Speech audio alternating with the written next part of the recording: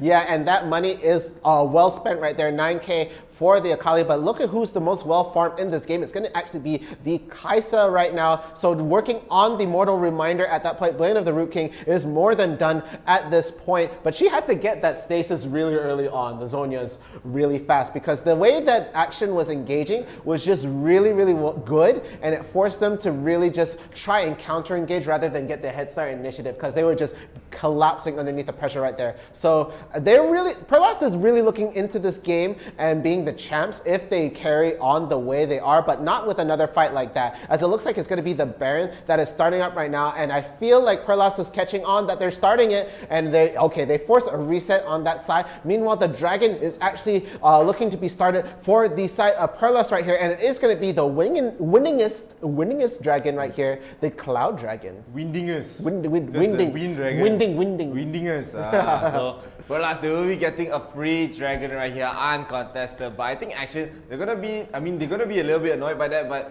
they can't really fight this, as they do need the Baron to actually get back into this game. Maybe the Elder. This Cloud Dragon is not really that important here, as it doesn't really affect if they do get it or not. Just a little bit more gold, a little bit more movement speed, but it doesn't really affect the game so much that they can just come back from that one dragon. But now Perlas, they are just going to be around the Baron pit. It's going to dewar, it's going to remove all the information around the pit here in action. They really need this Baron to really get back the momentum in this game. Even after that fight, Perlas are still having the initiative. They have the tempo. They are able to create the engages if they want to, as action they need to wait for a mistake, and this is really their problem in this state of the game right here. We even see Norman just harassing Burger. They're not really going to go in. They're not going to be a bit aggressive right there, but they're just waiting for the right time to actually pounce for this Baron.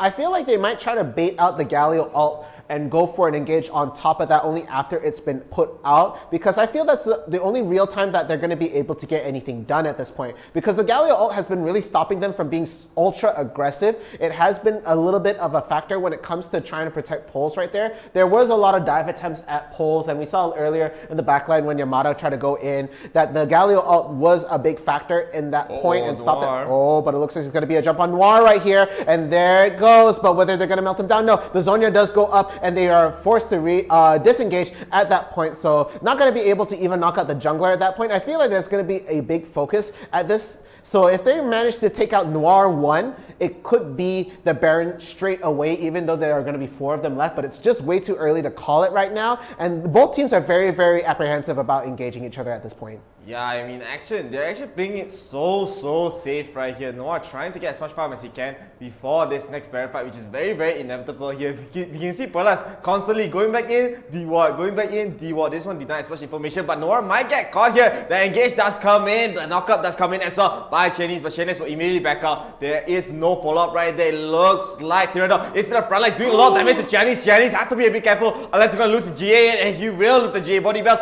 is on the sidelines, barely waiting for the nice casket to come in. He will do it, and he will get the kill onto Burger right there. So it is a 1-for-0 right now in this first fight. They are going to keep going. They want to find more, and with playing this 5v4 here, they're going to be a little bit more confident. But even then, I think Perlas, they can still find a way to maybe go for a steal as action. Now they are going to start it. They have vision. Perlas, they have vision in the pit, so they can actually go for a steal if they want. Shanice is trying to go for the flank, trying to go for the cheeky steal. The charm does come out. Yamada is going to go in, try to do the damage. The Baron is still a bit healthy, not even smite range. Akali does get taken out immediately. Apprehend on to 2, but it looks like the members of Action, they were able to get that barrier, but they instead getting wiped. It is an ace coming from the side of Perlas 𝐿. That was such a good fight right there. They didn't even really need the buff at that point. They didn't need the Baron. They just got the great engage on top of that, waited for the Baron to literally do most of the work in right there. So we see the TP coming in for Burger, even though he wasn't able to contribute anything. But now he's going to be the human shield in front of the Nexus at this point. And it is like 20 seconds until the rest of the team comes back. It's over. There's no chance they're going to come back in there. And there we have it. First game, Burlas is going to take it. So right now it's 1-0. Yeah, very, very well played, especially from that almost disastrous start. Yamada getting the triple kill right there.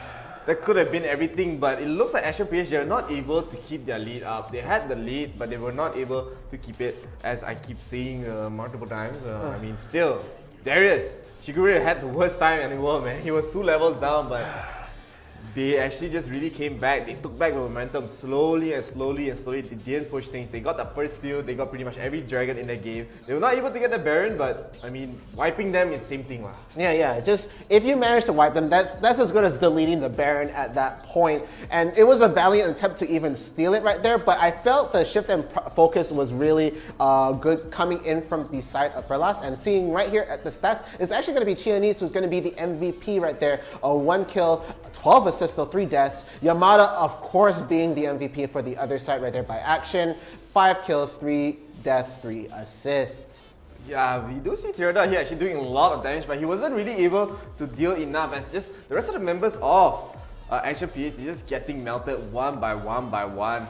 As I mean, just the engage coming from the side of Burlas and Silangan, it's just way too good right here. Wukong, if you can see, you can see from the gold graph, it was just flipping pancake. It flipped the pancake from red to blue and blue to red. Here is up, down. Yeah. Downstairs too. It was literally within any of these teams to get that game right there. Action was playing it so well. They did really well with the early lead, but I felt the engage at the top to just counter Yamada early on. It did take the effort of 2 people, but that's what your jungler's there for, man. You know, you need help. You're all alone in that top lane.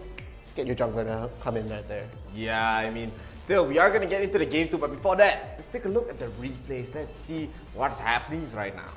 Yeah, and let's see, there's going to be an early engage coming in from the mid right there. Raffi looking pretty calm at this point, but no, it's actually going to be the scuffle for the scuttle right here that leads to the triple kill at this point, as we see Noir just gently tapping the scuttle at this point, but the rest of the team does want in on this, and there we have the great engage coming in from Bodybells, getting a 2-man knockup with the belly slam right there. He does go down, no, it's actually the Darius that goes down first. Bodybells does go down eventually right here, and 𝐒𝐿𝐴𝐴 tries his best, but Yamada picking up the slack right now, burning all the flash in the world right there, landing so many Qs, and the final hit landing that death. Yeah, here we do see Yamada being very, very aggressive to 𝐒𝐿𝐴𝐴. He knows 𝐒𝐿𝐴𝐴 is level 3.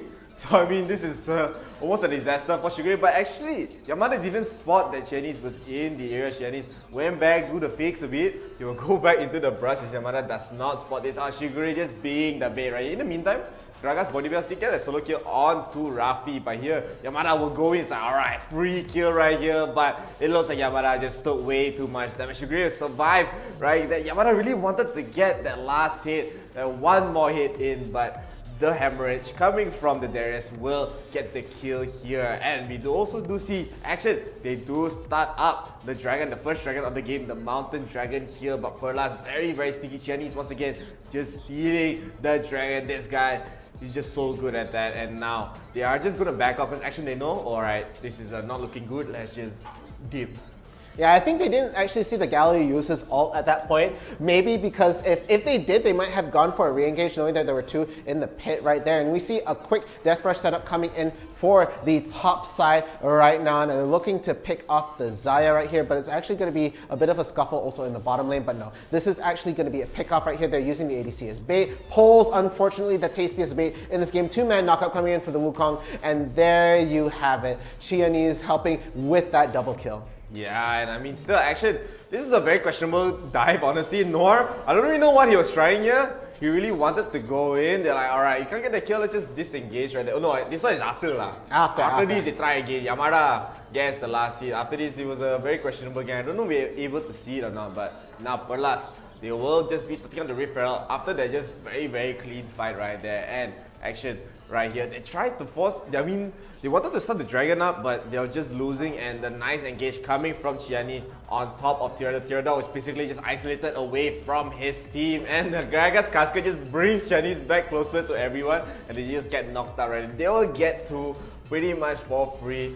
It looks like Janna just has to back off, and for us, they were able to get a free dragon once again in action. They were just losing momentum one by one. Yamada just tries to run away 𝐿𝐴𝐵 with the nice epi hand right there, but Yamada going for a very cheeky dive onto Pulse. Pulse, if he did not have the flash, he would not have survived right there. Just so close. Yamada, I respect that, man. I respect just going in after there's 5 people looking for you. Yeah, I mean, if that's the thing about assassin champions in this game, is because like if you die without getting a pick off, it hurts a little bit extra at that point, especially. Ooh. But looking at that, they're going to be able to just push off this offense right there. 𝐻𝐻𝐻𝐻 left all alone. The GA does not proc just yet because the Zhonya's goes down first. The re-engage coming in from Burger right there just to get the knockup does help take out the Janna, but the backline again, Pulse was looking so low on health here. This was a really shaky fight. So it looks like Yamada is able to sweep the line right there, and that was a really good equalizer. This was the look. This looked like to be Action's game from this point on after that engage. Yeah, I mean, still, actually they are trying to play this game very well, but after this they're still not able to get any momentum going as now. But last, they're gonna engage once again onto Noir, and Noir all alone. 𝐻𝐻𝐻𝐻 will just go in. We tried to get the knockup onto 2, but it was just baiting Action to try to come and join the fight here. 𝐻𝐻𝐻𝐻 is very low as well. His GA will be taken down here, but they don't really have any follow-up. As per us, they're just kiting so well. Look at that, just Rafi just throwing out these spells. They will get the kill onto Burger though, so per us, they just have to back off, but they're not fully backing off. They're just making Action think, alright, this time it is going to be very safe to take this Baron. But per us, they were here, they're all here actually. Burger, the only one left, he's still in the fountain, but they're just gonna go and look at Rafi, flashes in, gets the charm onto the members of Action. They're trying to go in, they're not, I mean, they were able to still get the kill onto the Baron, but it doesn't matter if your team is just getting ace, right? A triple kill for Pulse, a double kill for Shigure, and they will just get the ace, and not just the ace, they will just end the game.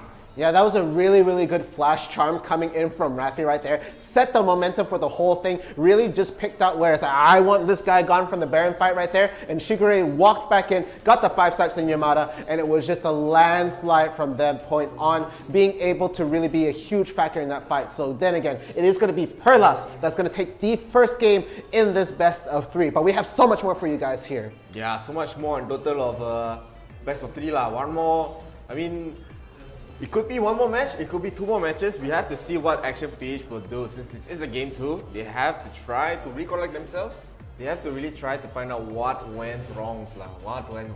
Yeah. I really think that Yamada, he did play very well. I wouldn't be surprised if Perlas they actually ban out Akali straight up, because Yamada is kind of scary, especially if they try to build a comp around getting the Akali a lot of farm right there. Even 𝐿𝐴𝐻𝐻 wasn't really able to do much. I mean, Noir, he was just a little bit too aggressive, especially on the bottom not side. his best performance It's not his best performance that game, but he really just needed to get the early game tempo, and it looks like the members of Perlas, 𝐻𝐻𝐻 was able to get the tempo instead, as Wukong is still so strong, especially in the team fights, and hopefully I might want to see them like do a more team fight oriented comp. Yeah, because they definitely were very afraid for the comp coming in from Perlas. They had such a good team fight mechanic right there. They're going to have the Galio to literally back up Pulse if he was overextended, which did happen once and delayed enough time for them to come back in. So it's really going to be, I feel like a Galio ban might also be something up in this instance. Because they did ban Camille.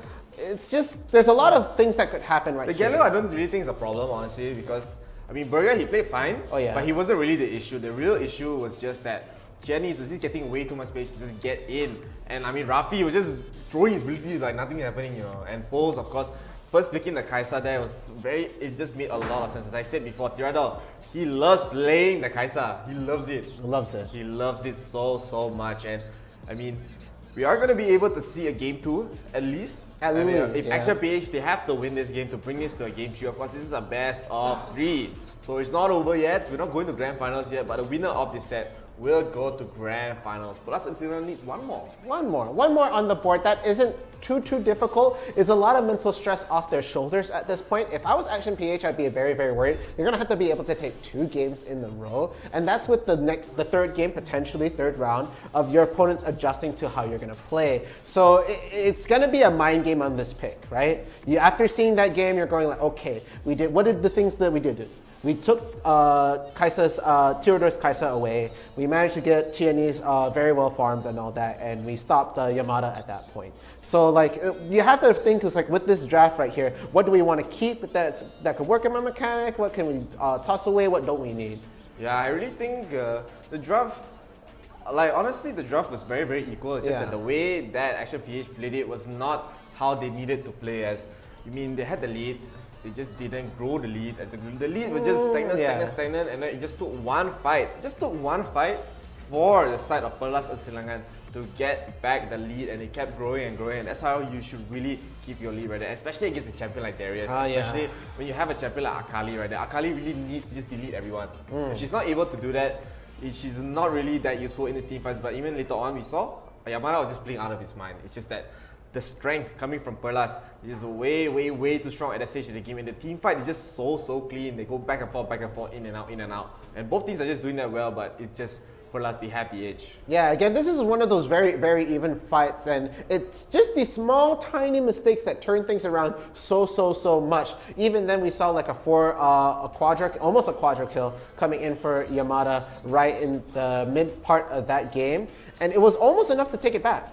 It was almost enough, but again, action, not enough action maybe in that part. Couldn't really swoop in and take that lead commandingly. Again, it's going to be very difficult when you're fighting a team fight comp right there. You're going to have to, and the fact that 𝐿𝐴𝐼 was still left alive in that fight, it was just so much for them to consider, and just like, I can understand why they went for the Baron right away. Yeah, I mean, they really just had to go for it because they're like, alright, 5v4, this is the gamble. Yeah. But just the team fights coming from Perlas are just so nice. I mean, Rafi, this guy no fear lah. All these RV players no fear, man. Serious. They're so good. What was it? The 𝐷𝐻𝐴? That was another one, no fear. No fear Ari as well. We've seen so many flash charms fail in our ranks. Yeah lah.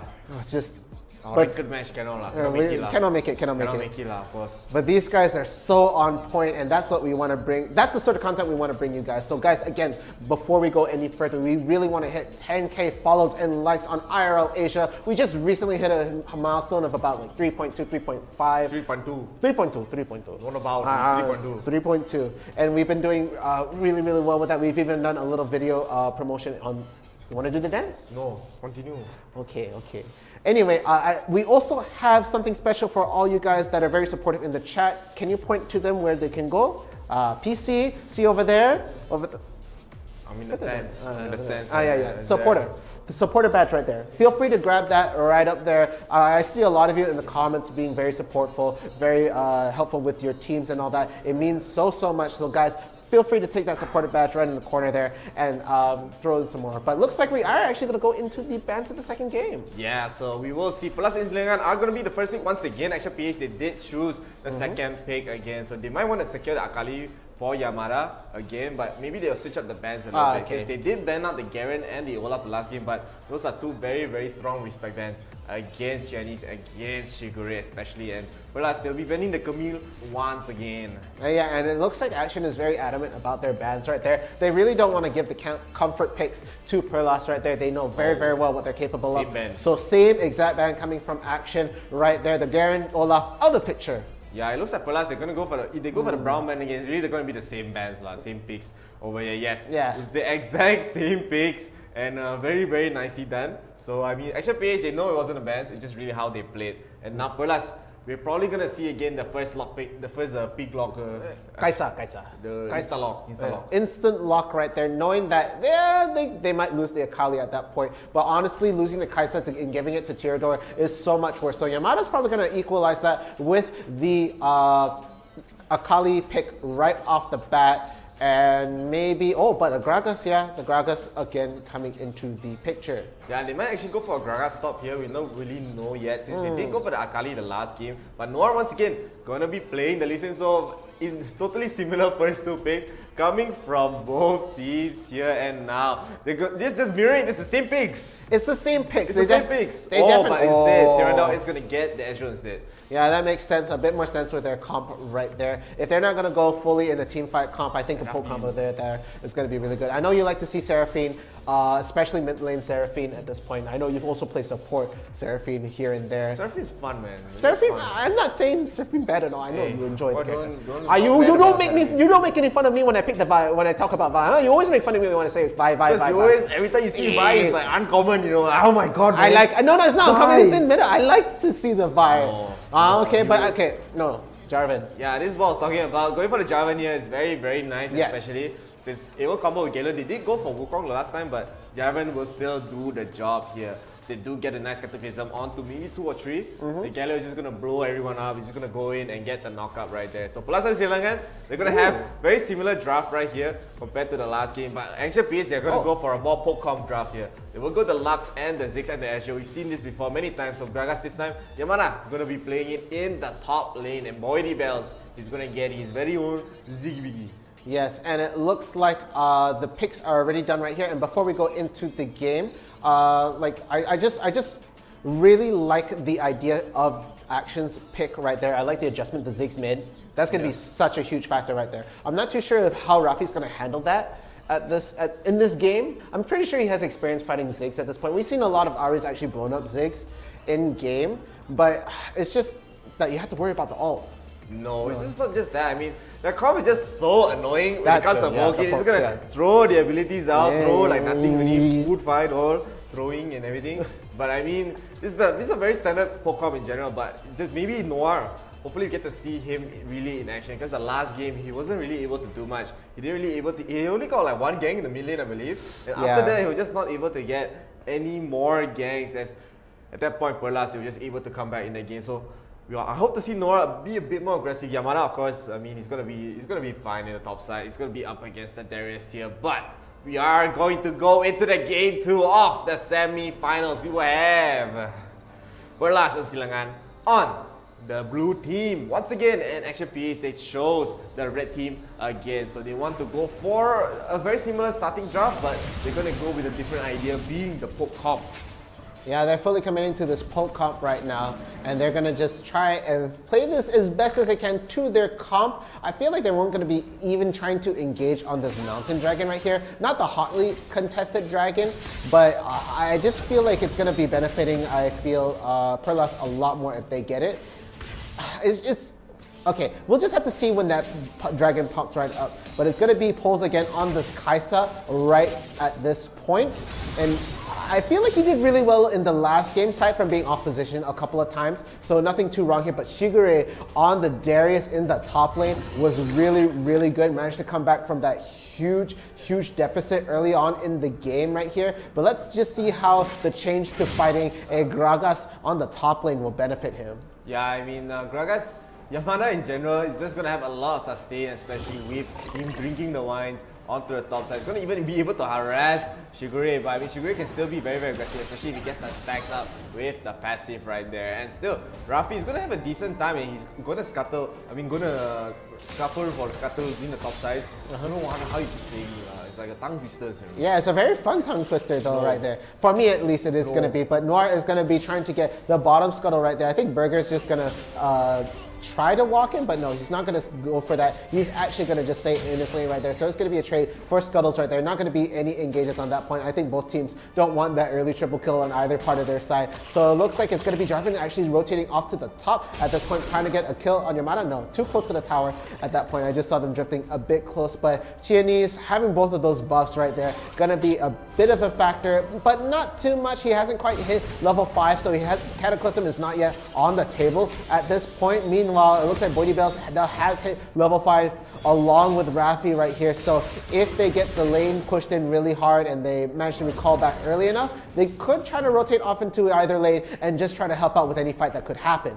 Yeah, I mean, Yamada, of course, he did have to use his flash in the top side right there, so It will. I mean, for us, they're gonna be okay with that. They don't increase any summoners. They know Yamada has no flash, so Yamada has to play a bit more careful here. But Noir is gonna get caught in the top side. I mean, in the tri-brush with it, as he will be spotted by the wall. Burger might go for a cheeky recall cancel, but Noir actually baits it. He actually knows that they know he's watching, so he's a big brains on the mix right there. And actually, they are going for cheeky plays, but still, it's gonna be a very even game so far. It looks like, of course, the first fight will be the dragon, but now Chinese is here. He flashed for it. He really wants to kill onto Yamada. Yamada has the barrier, but now Chinese is stuck under the turret, and a big misplay right there. Yamada will get the first blood. Yamada said, man, I'm not threat for you. You threat with me. But now, Noir wants to go for the return. Shigure has to just run away. A nice inside kick coming from Noir, and Shigure was just trying to run away. The last ultimate will come in as well. Shigure will get taken down here. Very nicely done coming in from Noir, and that's a very quick 2 kills onto the top side. Almost like a recollection of what happened in the last game, except it all went down at the top lane. A botched fight coming in. He's probably not very happy with that. Really wanted to get in the kill. Greedy a little bit too hard right there, but Burger actually going to be exploring the top lane right here. But it's going to be 10 seconds till the Mountain Drake does pop up. It's going to just help with the rotation right there, but top lane is pushed in, so top laners will have to return for the side of Perlas to try and get that. Meanwhile, the Scuttle is going to come down for the side of Action, so they're going to have vision in that pit right there, and Burger's hiding in the sidelines, but is going to get spotted by this ward. It looks like it's going to be a very hard dragon for Perlas to contest this right there, but Chinese is ready. He's going to put it away. He has the setup right now. He's waiting for the rest of the team. Well, and he goes for it. He is going to get the hit on the dragon right there, but no, it is going to be Action's dragon right there. The pickoff does go down onto the Galio right there. Chinese a bit too far back, not going to be getting the engage, and almost with that combo getting poles in that exchange right there. But they're going to be happy walking away with 1 kill, but Yamada also falling down. Yeah, I mean, Perlas did not have the Cataclysm ready for that fight, so they're not going to steal, but Noir going for the backline start right there. Dragon King's trophy in 2 pointy bells, but Noir, I think he will get killed. He's actually almost got the kill onto Chinese right there, so very well done coming from Noir. At least he got a kill in the backline, especially on poles, the ADC right there. So pointy bells now, he has to be a bit careful. Looks like Burger is in the sidelines, maybe wants to go for a cheeky gang. But no, Body Bells would just recall away. But this game is still very even, but just a slight goal lead towards the Action side. We even can see from the items, actually, Ezreal has a lot of farm, but the one that actually has the most farm is Ari Rafi. 4.8 thousand right there. He already has the Luden's Echo going for the next item right here. But you even see in the top side now, Perlas, they want to group up and go for a little bit of rotation, but I don't think they're going to get it as, I mean, if they get the Cataclysm onto Tyranor, he can just Arcane Shift away.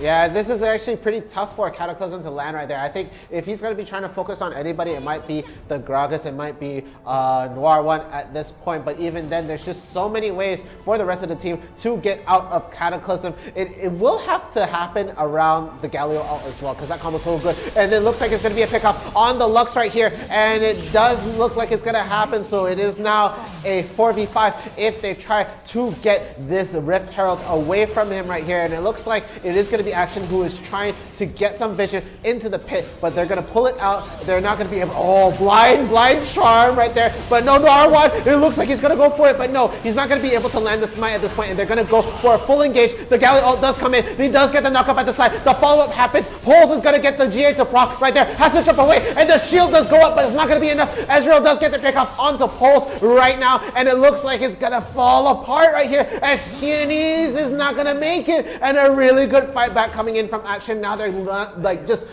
climbing up with these kills right here, and with that, that's going to be a free top tower for them. That is going to be the first tower of the game. The first tower gold is going to more than equal this out, as they already have a 2k gold lead, but bam, another gold lead at that point. 4k. Poles, I mean, just he was just a bit too forward, man. He just ran in. He really wanted to kill Body Bells right there behind the barrier pit, but getting caught, especially everyone was just so low, especially after the big mega death bomb coming from Body Bells, and Tyranor just clean up lah. He was the janitor in that fight. He just clean.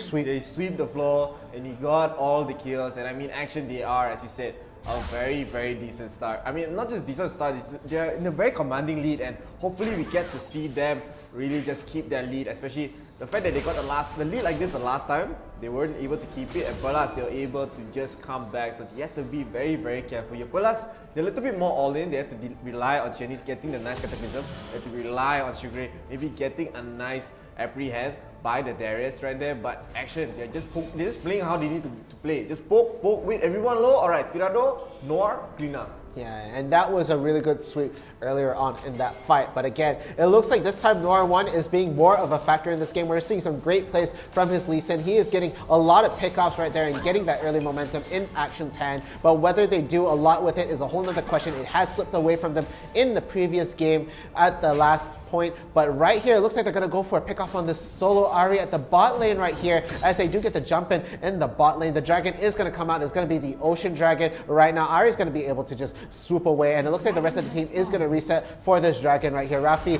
not looking shaken up from that assault earlier on from the rest of the team right here, but it is going to be the Ocean Dragon that is going to be the next focus of this fight right now. Yeah, I mean already it's gonna be the Ocean Drake, but Yamada might go for the body slam. Oh, to 𝐿𝐴𝐴𝐻. 𝐿𝐴𝐴𝐻 is all alone right now. Noir will not pull the trigger and go in with a Sonic Wave, but I mean Action, you don't really need to contest for this Ocean Drake if they want to, as it's not the most important Drake. I mean, Perlas, they still have to be worried about their mid turret, especially 𝐿𝐴𝐴𝐻. He's just gonna melt the turrets right there. The Rip Herald will not get anything, as 𝐿𝐴𝐻, the timer probably ran out. So now Perlas, they really want to try to contest with this Ocean Drake, but the Scuttle Crab will be taken away by their side. So it looks like Action, they're not really worried about this Ocean Drake being taken, but they're just more worried about these turrets right there. And the Mega Typhoon does come out to clear the minions. Raffi taking a lot of damage right there, but Burger is in the front lines. He is stuck. He will use the Justice Punch to run away. So now Perlas, they were trying to get this bottom turret, they were not able to, and now it looks like they might just have to back off here as Action. As I said, they can just give up this dragon if they want to, but they are going to be able to get it. 𝐿𝐴𝐻 does have the Cataclysm though, so they have to be a bit worried, but now Action, they are taking that dragon one by one. 𝐿𝐴𝐻 gonna get hit with a nice binding. The cascade pushes 𝐿𝐴𝐻 away from the final spark, but it looks like Perlas is just way too low to continue the fight, so a slight miss synergy coming from the side of Action, but still they were able to get the Ocean Drake, and they're probably just gonna get this mid turret right here pretty much for free, uncontested. Such a heartbreaking thing. They were getting the pokes all on 𝐿𝐴𝐻 so well, being able to melt them down to such a low amount of health. That final spark should have more than finished him at that point, but the casket, so unfortunate. Gonna actually save his life at that point and push the rest of the team further back. So no, they're not going to even get a kill off of that. But look at this lead. It is slowly slipping towards Perlas right now. It was a 4K gold lead right there. It's more. This is not slipping, man. Action are still keeping up the momentums. Yeah, it looked like it was slipping back and forth right there, but it's still very much in Action's hand to take this, and it hasn't gone up any higher than the 4K at this point. But another slip up like that, Perlas is more than able to take it back. I mean, they were still able to get the dragon after all, and that gave Perlas, they couldn't even join the fight. As they know that it's getting poked out. Another nice binding again coming from 𝐿𝐴𝐻 right there. I mean, still this poke-up is just so annoying. They don't go in. Look at Tirado being so aggressive. He knows he has the arcane shift. He knows he has the flash as well. He is just gonna poke out onto 𝐿𝐴𝐻 right there. Tirado does land onto poles, but no follow-up. But Burger is in the sidelines though, so Action, they have to be very, very careful. He's charging up the thought. He won't get a thought onto Tirado. Tirado does not get charmed up. A nice flash. Very nice reactions coming from Tirado, but in the back, Noir is here. We get the Dragon King onto 3. They will get the kill onto Burger as well. It looks like 𝐿𝐴𝐻 just has to run away, but now Action, they are just going to start up this Baron, and it looks like 𝐿𝐴𝐻 just has to recall. I don't even think it's going to be enough time for Perlas to even try to contest it here.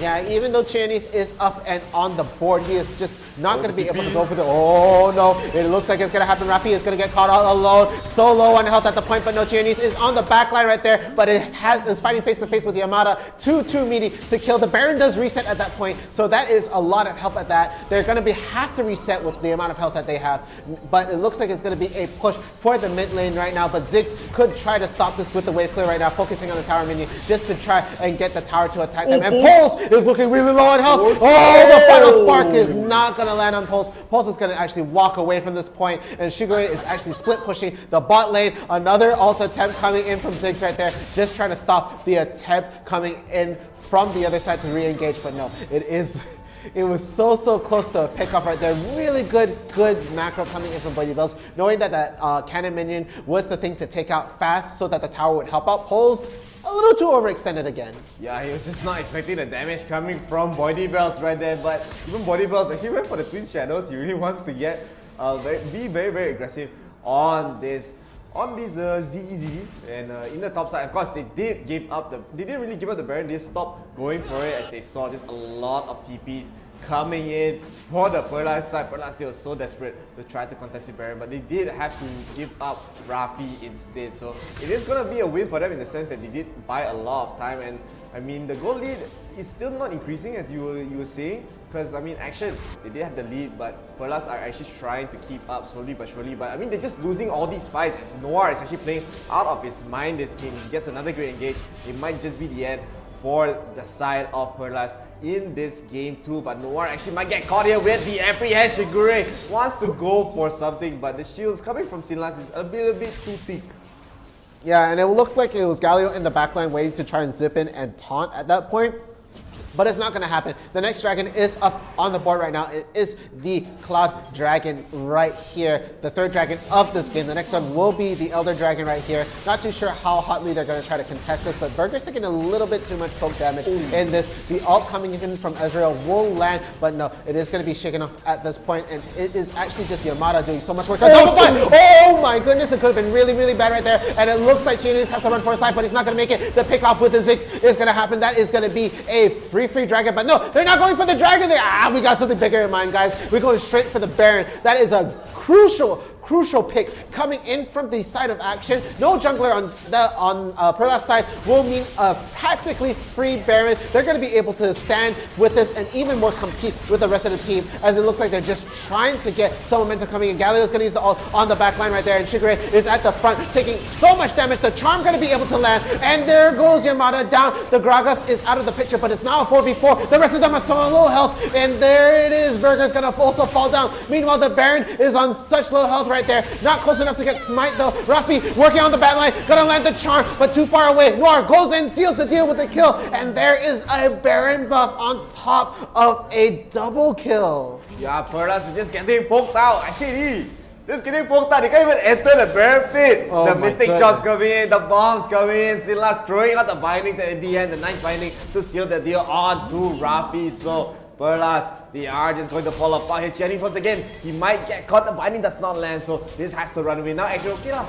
Time for the Cloud Dragon here. We gave it up just now, and now we are just going to get it. They didn't spot the other ward in the pit, but Perlas, they know that they can't fight this. They have the Baron buff. They have pretty much everything in this fight. So now Action, they're going to get another dragon under their belt. They're going to go for one. The Twin Shadows does come up. Might get the slow. You will get the slow onto Poles only. And Shigure a little bit too fast right there. So looks like Action, they are going to start pushing in. Yamada will be on the top side, buffing the minions with the Baron buff. But the rest of the team is going to be splitting their forces. Then Noir on the bottom, 3 in the mid. But it looks like Perlas, they might want to go for something. They still have the Cataclysm, and Burger is going to try to run out with his Russian Glory by taking so much damage from Tirador right now. Yeah, the scaling is so hard coming in from Actions right there. And finally, we're seeing a huge lead. And the GA does proc on Pulse. A good ult follow-up right there. They're trying to throw everything in right there. But the ult coming in from the Gragas is, not Gragas. The ult coming in from the Ziggs right there is going to actually help push so much in, and actually there's nothing they can do at this point. It looks like it is all Action at this point. They managed to even get another kill. Down goes the Nexus, and there you have it. There is game number 2 going to Action. Yeah, and I mean, it was very well played. They did try to go for a similar concept with the Gragas CC at the start, and going for the Pokemon is just so effective right there. Chinese was not able to go in. Shigure was not able to go in. He's just getting kited and poked out, and they'll just keep dying from. They're not even in the fight, but they're dying. Yeah, jungle diff. No, don't talk to Chinese. I know. I'm just joking right there. Again, it was a huge factor. Wait, stop with the pose. Calm down. Noir was a huge factor in this game and really helped shut down. Don't make fun of Chinese. No, not making fun of any player right there. Again, I'm just making fun of the terminology, okay? Calm down. You will take a look at the stats when they do come up, okay? And then you can see where exactly everything's landing. Speaking of which, you're already up there, huh? Tirador died 0 times this game. You will be the MVP here, but honestly, My MVP, of course, is Noir. He played this game so well. He bought so much time for his team, especially with the nice inside kick. Delicious, man. Damn nice. And of course, Rafi is the SVP right there. That's the most damage, and look at that. Just see the damage lah. They can't get it. 3,000 for 𝐒𝐮𝐲𝐬, 4,000 for 𝐒𝐻𝐼𝐺. Burger has more damage than 𝐒𝐮𝐲𝐬. This was a very tough game for the side of Perlas Persilangan right there. So very well done. Of course, this game is more one-sided than the last game. No flip-flops, no pancake. And it was just all action PH. They just played this game so well. Very nicely done. Yeah, again, you were mentioning how they were very confident in their picks and bans and all this, right? It was just a matter of how they play the game. And Action was so confident they even, because we usually have the losers pick which side they're on right there. Whoa, what happened with your hands? So again, they managed to pick out the red side. But it looks like we're going to go into the replays of the second game. Let's take a look back on what exactly happened. Yeah, so in the top side here, this is the most botched gank of all time. 𝐒𝐮𝐲𝐬 even used the ultimate outside the cataclysm, but was not able to get the kill right there. So 𝐒𝐮𝐲𝐬, I mean, 𝐒𝐻𝐼𝐺 is going to be unhappy about that. A very big mistake by Noir. He saw the opportunity. 𝐒𝐮𝐲𝐬 saw that Noir was walking in the wall, but way too late right there. Boom! Instant, man. Instant, a beautiful inside kick. As Neon Pay calling the cockroach kick, because he's scared lah. We don't say the C word around him, yeah? We don't say that word. Good thing he's not here at this moment. And looking at this they weren't able to even take this dragon right there. A really good attempt coming in from Genius to try and steal it, but no. The smite does come out from Lee Sin, and they're able to finish it off. Final Spark going to be able to get the help with the pickoff right at the back line right there. Yamada does fall, but it's going to be a 1-to-1 exchange at this point. Even Pulse was so low in health, and Pulse didn't actually, yeah, there's the pick. That's what I was about to say right there. Because he does fall at this point. Noir, so big right there. Head very big, try to go for another kill. Almost getting out 𝐒𝐻𝐼𝐺 at this point. The Rift Herald does actually go to Perlas in this point, but Noir really close to taking something away right there. They're throwing everything at him. They even tried to get a pick off at this point, only getting the GA to come down. The Final Spark does help out a lot with the kill onto Poles right there, and it was just the collapse. As look at that, 𝐒𝐻𝐼𝐺 is not going to be able to escape the wrath of Noir. Yeah, I mean, Action, they were just, as I said, poking out so well, and Perlas, they were just not able to even enter any of these fights. As the moment they entered, they're already so low, and then a nice pickup onto Burger. 𝐒𝐻𝐼𝐺 was able to escape with a sliver of HP. Burger tried to go for a very cheeky taunt in the brush, but here, very nicely done coming from Action. They saw the TP was coming in, they didn't want to give up a 50-50 right there. The chub does go onto Noir, he loses the GA, but Rafi is so low. He does get taken down, I believe, with the red buff in this situation. And still, Action, they're like, okay lah, no need to really force it, we just back off, do not give away a free 50-50 here. And Perlas, they tried to go for something very cheeky once again, but here, they're trying to contest for this Cloud Dragon as the Baron spawn, but the binding once again, but a lot of Yamada's ultis were kind of questionable. It's very anti-synergistic with his team because the binding it helps the team a lot. Beautiful bind, beautiful everything, beautiful ult follow-up, but no, the casket just sort of disrupts that, but they're getting able to get some crucial picks,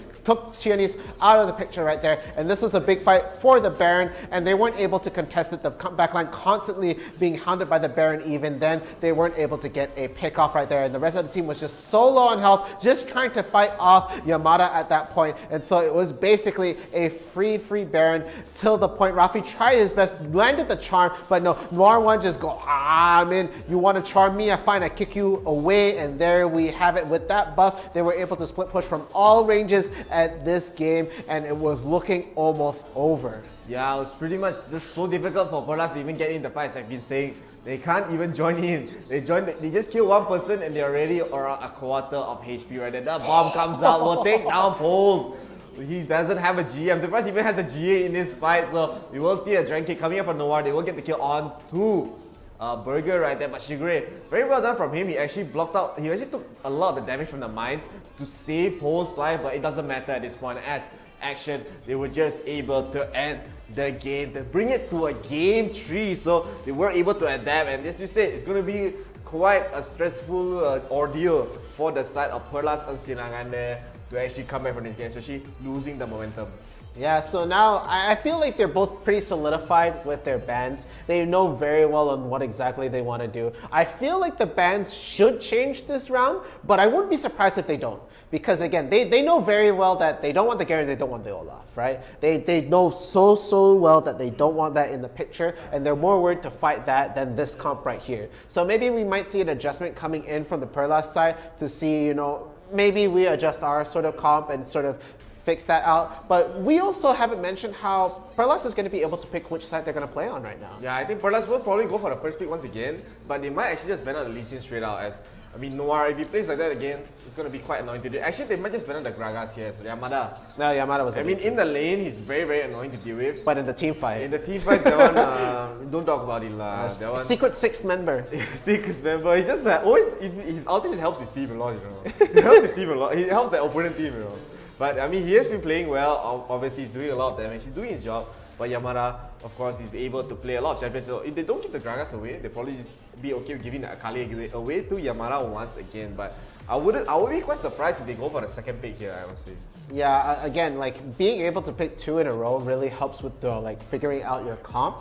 But that first pick mind game is so strong right there. So Perlas might still stay with the blue side. Really hard to tell. Again, these guys are probably gonna just like relax a little bit, try to figure out exactly how to adjust. Again, game 3, very stressful for these guys, you know? It's gonna be pretty tough. You know, since we stressful all, let's take a look at the comments. Yeah, I haven't actually taken a look at that. Hey, damn far.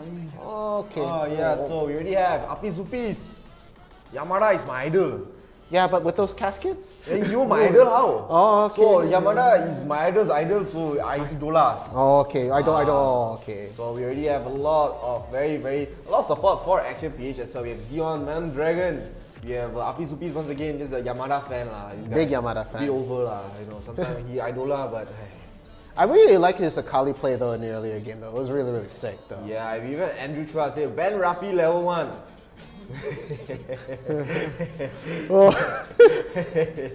Rafi played very well, you know. And Apis Zupis also give a nice fun facts, you know. What's that? It means Pearlas Selangor means Pearl of the Orient.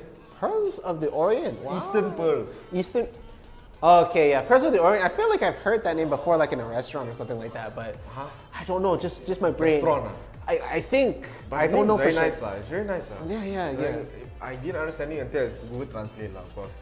But it would explain like all the, again, I feel like the Perlas and 𝐒𝐮𝐬𝐬, we've seen their members before. You can literally see the like the little bits of it. We don't see the okay, we blind close eye, blind. Close one eye, literally. Close eye. The other eye only can see the. Yeah, we just see Shigoro. Yeah, we know. Yeah. I mean, they have a lot of different members, of course, but I mean, still. They are just still playing very strong, of course, returning champions lah. Multi-time returning champions for their side, Shigure. I think we might be able to even see him go for the Akali instead. It's still the DRFierce. The DRFierce, especially against the Pokecom, if they give action another Pokecom, the DRFierce is not going to get anything going here. Yeah, so it might be a big adjustment coming in from the top lane again. There's so many champions that can play the top. Just pick the Gragas themselves. Yeah, the Gragas themselves does make sense, and then they give Yamada the Akali, and even then the chemistry is a bit better at that point. But again, it comes down to, you could win with the champion on paper, but it comes down to these people's skills. Again, we saw Yamada on the Gragas earlier, really good in the lane, and then having trouble with that team fight comp right there.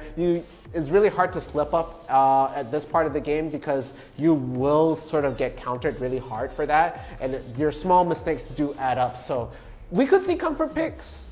We could see just like, oh, this works and this better in the meta pick. It's really hard to say. You know, it's like, I think it's going to be quite interesting because they might actually just go for a Kai'Sa ban, honestly.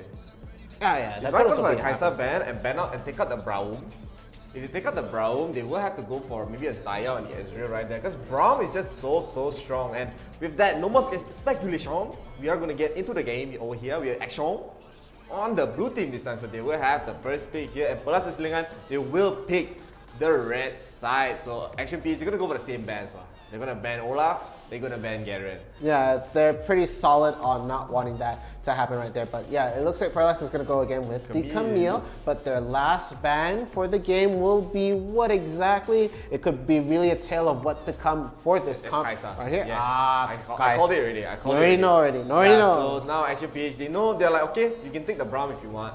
But now Action PH, they still have a lot of choices to make, as they still have the one more pick. I think they should just go for the Garen lah. Yes, Garen. So now Action PH. They might just go for the Gragas again. They might just go for Lee Sin's, the Noir's Lee Sin. But I do think Gragas is just more of a solid pick since he can flex, can go jungle, can go mid, can go top lane as well. But now Pelas and Silangan, if they do first pick Gragas, they can just go for even Braum. They can go for Braum Akali. Braum, yeah. There's just a lot left on the table right there, but I think everybody really knows what they want to pick right there. First pick going with the Gragas right now, and then the Braum immediately being picked up right there. But there we have it. Looks like Noir will not have the Lee Sin in his pocket, as Xianese is going to be the Lee Sin of this game right there. Again, the 2 picks coming on that side, actually really, really good. But losing that first pick mind game is a bit hard. But they knew there was going to be the Gragas at that point. They knew with the bans that they had set up. Yeah, they of course knew. But Action PH looks like they want to go for another Pokemon here. So they want to secure the Ezreal Ziggs. So very, very similar concept right there. They're probably going to go for the Lux once again. But Braum is actually quite good against this kind of comp. His shield will just block out a lot of stuff. He can block out the Trisha Barrage. He can block out the Binding. He can block out even the Ziggs first skill right there. And Pelas and Silangan, they want to go for Shiguri's Darius once again against this Pokemon, maybe a bit more confident, and they look like they want to go for they're gonna go for the Fiora here. They're assuming that Gragas is gonna be on the top side, but now a few more picks to go. I think Gragas, if they are gonna pick the Yasuo here, Gragas will be the jungle. Yeah, so they tricked me lah.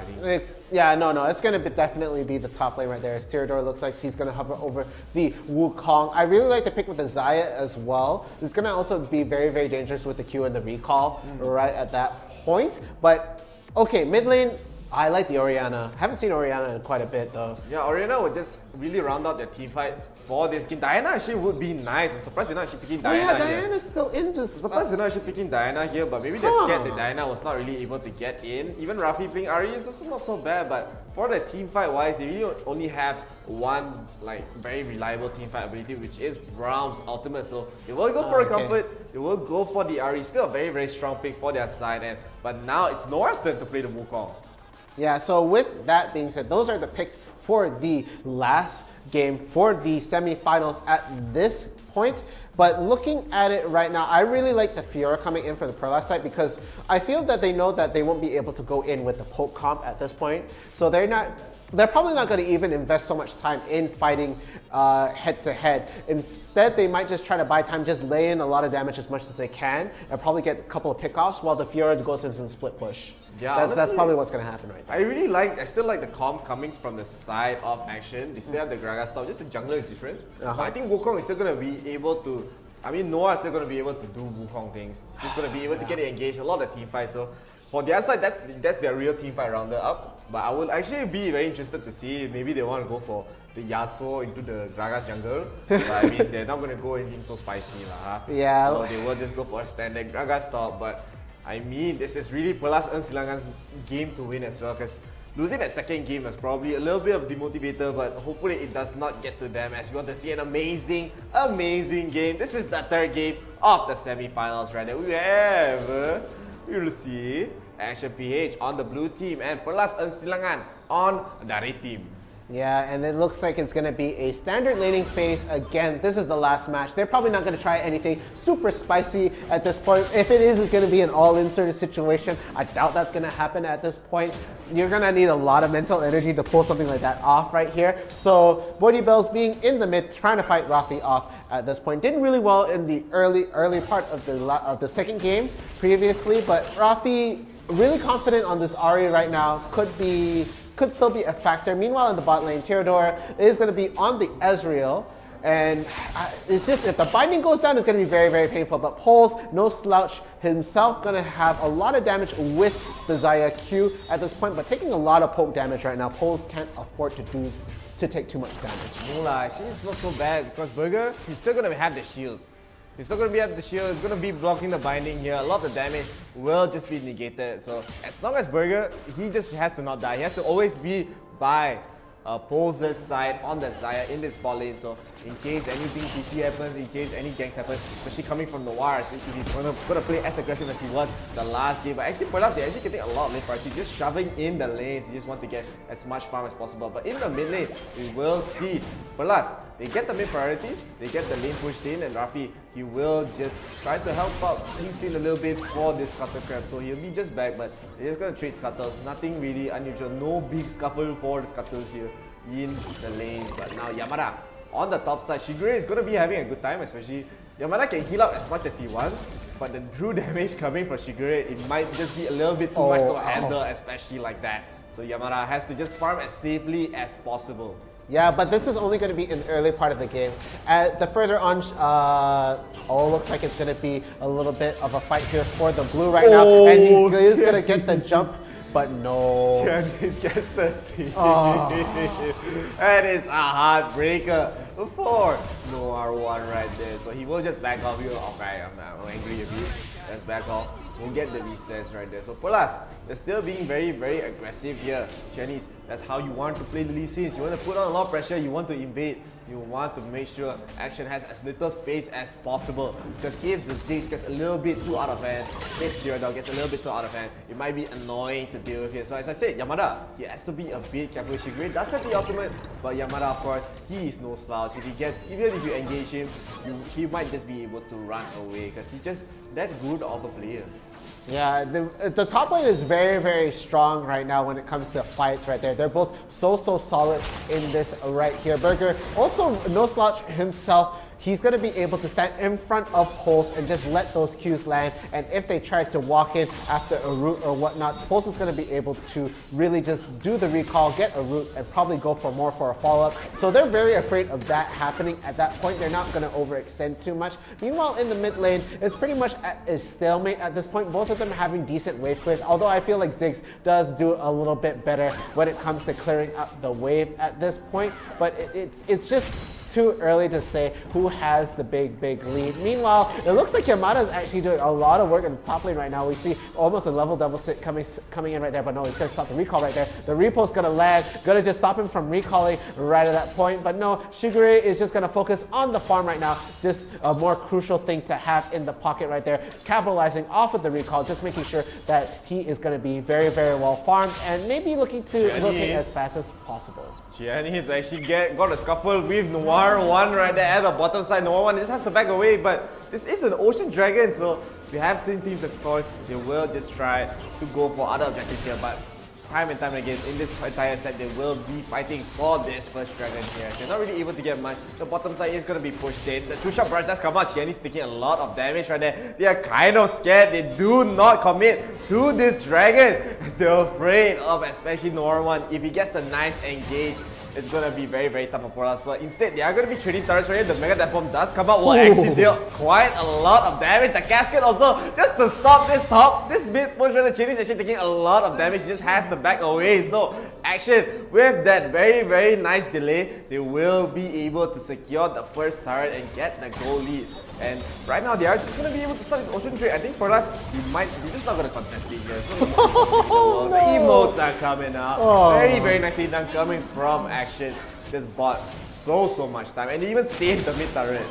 Yeah, that was such good landing of the ults right there. A little bit all in, but it forced the rest of the team to recall, and they confidently is the word, got that dragon right at that point. But the second dragon is going to be Infernal, and that's also a very important dragon, in my opinion, right there, if you want to do a lot of damage. But looks like it's going to be mid lane. They really try to push it hard, not going to get it go, and it's going to be the Ziggs who is going to be able to clear this wave before they get any more momentum in the mid lane.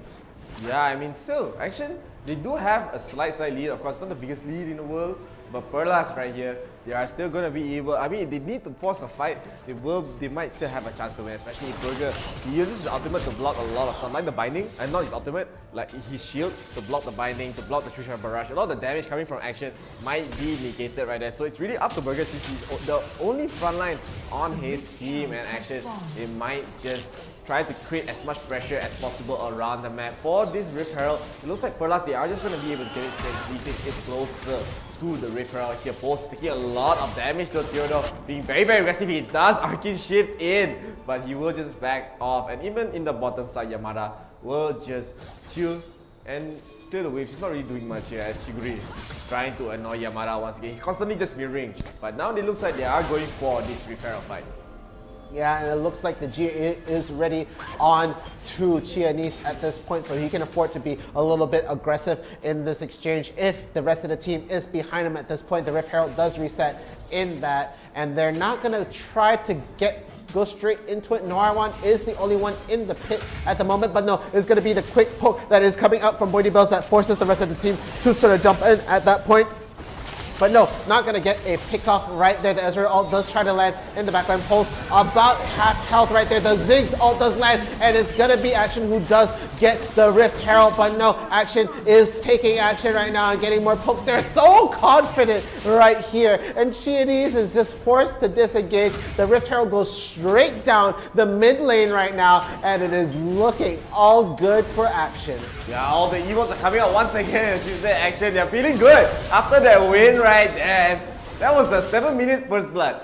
7-minute first blood, it took that long. The teams are just playing as slow as they can, and now Action, they're gonna be very, very comfortable with this lead. Perlas, they need to be able to get the jump, they need to be able to get initiative. 𝐒𝐻𝐻 tried to go in deep in the back right there, but was not able to get a pick up with the Dragon Kick. And now Action, as I said, going to be very, very happy with the lead that they have, especially they're just dealing all the pokes once again. It's just the same thing over and over, but now Perlas, they still haven't found the answer. They still haven't found the engage to turn this game back into their favor. Even 𝐒𝐻𝐻, he cannot even go in for a gank. Every single time he's just being spotted by a ward. Every single time Action, he's just grouping up so well, and this is just a masterclass of macro. Yeah, but it looks like the eyes are on the Dragon Pit right now as they try to get some priority into the bottom lane. Looks like they're trying to shove it in all the way, try to take out that first tower, but no, they are going to get spotted by this. And the Ziggs ult does land on 3 of them, so a lot of damage running right there. And the ult just to clear this Canyon minion right there. So they are forced to disengage to not take any more tower damage right there. BodyBells being such a nuisance together with Silas. He's very nice. Yes, but the Lux basically. Yeah. Dude, I love that final spark just for that Canyon minion. It was so smart. Look at them, they're not engaging, you know. They're not engaging, just poking out. The bind does slam, but Burger, he does have the shield, so he will be able to survive that. So Action, they're just guerrilla warfare, bro. Guerrilla warfare, they're just poking.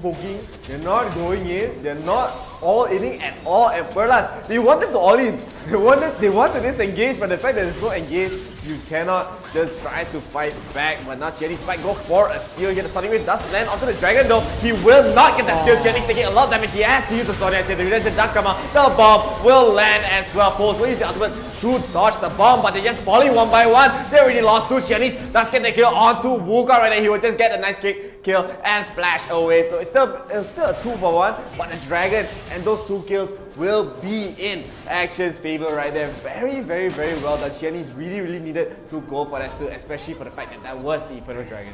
Yeah, and again, Action, the way they're playing right there, they're just sort of keeping their lead. They're not trying to grow it. They're not trying to be over aggressive with it, and they're doing a really good job of it right now, as they are just trying to get a lot of these towers down at this point. And just looking at the game right now, it's just being such a nuisance to Perlas in this game. And even look at this, Gragas right there, 6.7, but the most farmed one right now is of course the Ezreal coming in from the side of Action. Meanwhile, on the other side, I don't think anybody has hit 8K yet. The closest one to going there would be the Fiora right there, but still too far away. It looks like it might be a death dance coming in for the Fiora.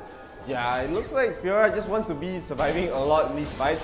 𝐿𝐿𝐻𝐻 is not really able to get online at all. I mean, Yamada is just so annoying in this bottom lane, but he might just go for it. He can't even go for an engage because he knows Yamada just has so much sustain, he has so much disengage right there. So, I mean, Perlas, they're not able to get not even an inch of momentum. It's just Action. They're taking it so slow. 3-1, 10 minutes in, 2 dragons down for the side of Action. The goalie is actually even not that far, you know. It's not that far, you know. It's 2,500 around there.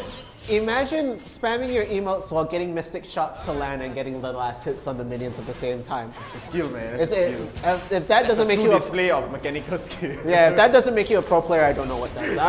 Clearly at this point, and it looks like Action has gotten that down to a T right here. As we saw Tirador just, you take the Kai'Sa away from me. Doesn't matter, man. Doesn't matter at all. You're still not going to walk in right there. And Yamada isn't even going to finish his Thornmail for the side of action right there. They might get a jump on Burger, but You can't get it. what are you doing? What are you No, doing? but he's just What are you making a doing? nuisance, you know. What are you He's doing? so annoying because plus they know they can't go in as well because they're just gonna get poked out. The shields are so thick coming from the side of Sinelas. And I mean action, they're just trying to, this is a slow burn for their side. They're not overextending, but Pearls are actually gaining back the lead as the goal lead. It's not 3,000, it's going back to 1,000 as action. They were trying to slow down the game, but Pearls, they're taking as much advantage as they can to scale up, to deal all that damage. But action, they are still taking, I don't make that joke, taking action, okay? But they will get that top stunner right here. They will get the bite onto Rafi. Rafi's taking a lot of damage once again. And the Mega Death Bomb will land, but will not get any kills. But still, this is just how the poke comp is played. They can't go in. If they go in, they might just get disengaged with the Gragas. The True Shot Rush comes out just for the Raptors and action. They are just trying to get, they're basically trying to bait Pearls into going in and overextending.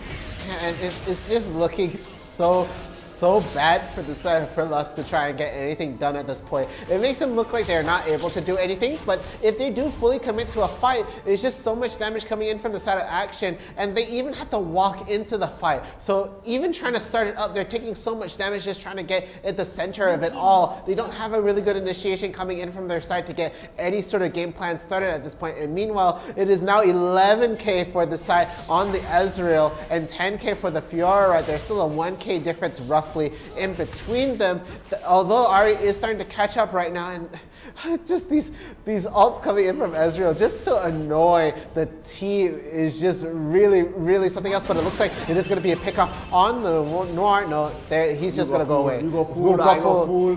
But as you can even see on the goal, it's pretty much even. The only one that's really down in goal compared to their counterpart is Pulse on the Xayah right there. But they will be trying to get the Dragon for themselves. And action, they're not going for it. They're not even going for the steal except for Noir. Though Noir has to be a bit careful. He's all alone in the pace. We'll get a 5-man knockup into the teleport. Gragas is coming in. The GA that's come out now. Noir 1 is gone. Noir 2 is here. He will get stunned up though. He will just flash away. Cherish really wants his kill, but he will get it. And now Cherish will have to use his GA. He's stuck along the pace. Burger will use the shield, but he will get fighter egg taken down. And so Yamada taking a lot of damage with the charm. He will get taken down. It's still a 2-4-2. So Philo, Pearls, they're just trading kills. And this one is a 3-4-3. Pearls, they were able to get the Mountain Dragon, but not, I don't really think they were still able to get the initiative right there. But maybe with that fight, they'll be a little bit more confident into going for these next fights and trying to all in. Yeah, finally we're able to get a good, solid team fight going on. Pearls needed that in their pockets, but it's an even trade at the end of the day. And that gold lead has slowly evened out at this time. It's even. It's a slight, like by the hundreds difference, but that is completely negligible. At this point, Pulse is going to be back in right here. And the last part, just to clear the wave. Ezreal, so I don't want this wave, man. And you're also going to throw it in right there. I think Pulse got tapped by it a little bit. Gonna get damage from those ults right there, and it's just such a funny instance right here. It's 10 kills, and we're 15 minutes in this game. It is such a stark difference from what we're used to seeing. I'm not really sure what Action's plan is. I mean, they are slowing down, but the fact that Pearls are just able to slowly get back the farm, they were down quite a bit of gold, especially at the start. But Action, if they don't live up to their name, they're not really going to get anything going, especially against Pearls. They like taking slow, but the 5 will land on Chinese, but Chinese does have the dash away to run away. So they were really trying to get Chinese down before this next Baron fight here, but I mean, they're not really able to get anything out of it. Even in the bottom, Yamada is taking a lot of damage from Shigure. Shigure just, they're constantly just mirroring themselves in the bottom lane right there. And Shigure really wants to get the split push going, but no real, nothing's really happening in the bottom side. Yeah, it's a huge stalemate at this point, and it really shouldn't be. Action had a lot of the upper hand early on, but did not try to push it. The Ziggs out just to say hi to the Baron, I guess, just to double check. Hey, you guys doing anything over there? Nah? Alright. So it's just I can't really quite put my finger on this right here, but Action does not want to push their advantage at all. They're very content on just mirroring and keeping the their goals and their lead to themselves. They're not trying to be overwhelming and just try to take out the team in one fell swoop right here. So neither side is really willing to dive into this team fight right here. Sure, they try to get little quick picks, but nothing is coming out of it. The only big fights that we've seen have been for the dragon, and even then it was just that was half the kills in the game. Yeah, I mean, still no kills so far. Even after that first dragon fight, as you said, actually I'm very, very content. But now the goal lead, it's just not increasing. It's not decreasing. It's just going to be pretty dead even, right? They are in a stalemate, and no team, they want to pull a trigger. They're waiting for them to run into them. But now, with all that, the Elder Dragon has been spawning. It will be spawning very, very soon, right there. It will be the cloud. Crowd. Sorry lah. The crowd dragon. Hey, what crowds all? Look at crowd. Okay lah. It's the cloud dragon coming in 8 seconds, and Elder Dragon. This is a fight, man. This has to be a fight. We basically have been waiting almost 17 minutes, and it's gonna go into the final fight right now. This is all it right here. Sentinel's gonna come down for the side on Perlas. They're gonna have the blue buff on their teams, and it looks like a death brush setup, but honestly, they're not willing to walk in. Yeah, pose. Yes, I mean the members they're just showing their face, you know. They're not going in, you know. They're just showing their face. They're not really pulling the trigger at all. Noir will be as close to the dragon pit as he can. Both the dragon and the baron is up, but this dragon is a lot, especially when you're dead even. What really differs the team is the baron. I mean the Elder Dragon buff, the dragon buffs are here, and they are very, very smart. Actually, they're trying to sneak the dragon out. The Scuttlecrab will not spot them doing the dragon at all. Oh no. This is very, very smart coming from Perlas right now. They might have noticed it, as they will see Silendas will be spotted right there. But actually, they're sneaking the dragon and they won't get caught. Very nicely done coming from their side. And Perlas, they were not expecting that at all. So well done coming from them, but them having the Elder buff might not be everything though, but instead what could be everything is this kill onto the top side. But it looks like 𝐒𝐿𝐴 will just run away, but they're still taking it as slow as they can. But maybe Perlas, they will try to sneak the Baron for themselves. They will be spotted by the ward though, but no lah, they tricked me once again. Yeah, trick. Yeah, that was an espionage simulation thing right there. What a thrill! That was so sneaky, using the blast cone to get at the back right there, and what a thrill! They're gonna be able to really just sneak, and really just take that dragon out from under their noses. If I was Perlas, I would be a little bit shaken up. Right now, the goal lead is now in their favor right at this point, right? The goal lead at this point, it doesn't matter anymore. It doesn't matter because everyone is going for the 6th slot already. They are finishing up all their items right here. Look at that. Look at that, we will see as well. Just one more item away. Yamada as well looking for, I believe, the Force of Nature. Or it was, not the Force of Nature, the Spirit Visage. He wants to get the Spirit Visage. Thank you. And he just wants to be as tanky as he can. But they're just, I mean, Action, it did pay off, especially getting that sneak right there. But I still can't get over how smart that was. Just under the nose of the Scuttlecrab. Who thinks of that? You could play Mission Impossible music right there, and it was just beautifully done. That was definitely a highlight right there, but still, no one is pulling a trigger. We thought that the next fight, the Elder Dragon was going to be the biggest fight of all. But I mean, 𝐿𝐴𝐴 just high mechanical skill right there, emoting while throwing the mystic shots. And look at that, they're just in a stalemate, you know. In a stalemate, you know how the cowboys? Yeah. They waiting for the right time. But no one told them that the clock was broken, so so the chime will never ring. They're waiting for something, you know. No one is doing pretty much anything. But I do think this game is going to favor Action side, honestly, because when the 𝐒𝐿𝐴 and the Tyranno just gets the full slots, the members of Perlas, they're not able to just withstand the damage. And even if they want to push in the minion wave, they want to try to push, they want to siege the turrets, they're just going to get the minions just cleared up one by one, and wave after wave after wave, the minions is just going to disappear. Especially with the True Shot Barrage, that's final spark. The Mega Death Bombs coming from Boy D Bells right there, but still, they are not really going for anything. Yamada and 𝐒𝐿𝐴 constantly just dating, I think. Yeah, they're just back and forth, you know, they're together at one moment, then they're gone, then they come back, try to get things patched up together. Very beautiful and romantic. You know, but I don't know if things are meant to work out that way, but maybe they can work something out at that point. The rest Meanwhile, of the members social distancing. social distancing. The one down there dating. Ayo. And it looks like the supports are going to even be max level soon. I can't even. Basically the next fight is gonna be both teams at their peak, you know. Yeah, they're gonna be at peak efficiency, and again, it's gonna be, of course, the Lux that's gonna be able to max out the level for the ult at that point at 13. But no, wait, is it 14, 13? 13. What? 13. 13, yeah, 13. So max out level for 12. now you're messing with 13. me. So. Ayo, but basically the support's pretty much style. Okay, they just say hi bye, you know, cannot touch each other. Very, very dangerous times, you know. You wait. They touch Baron because in the hold on.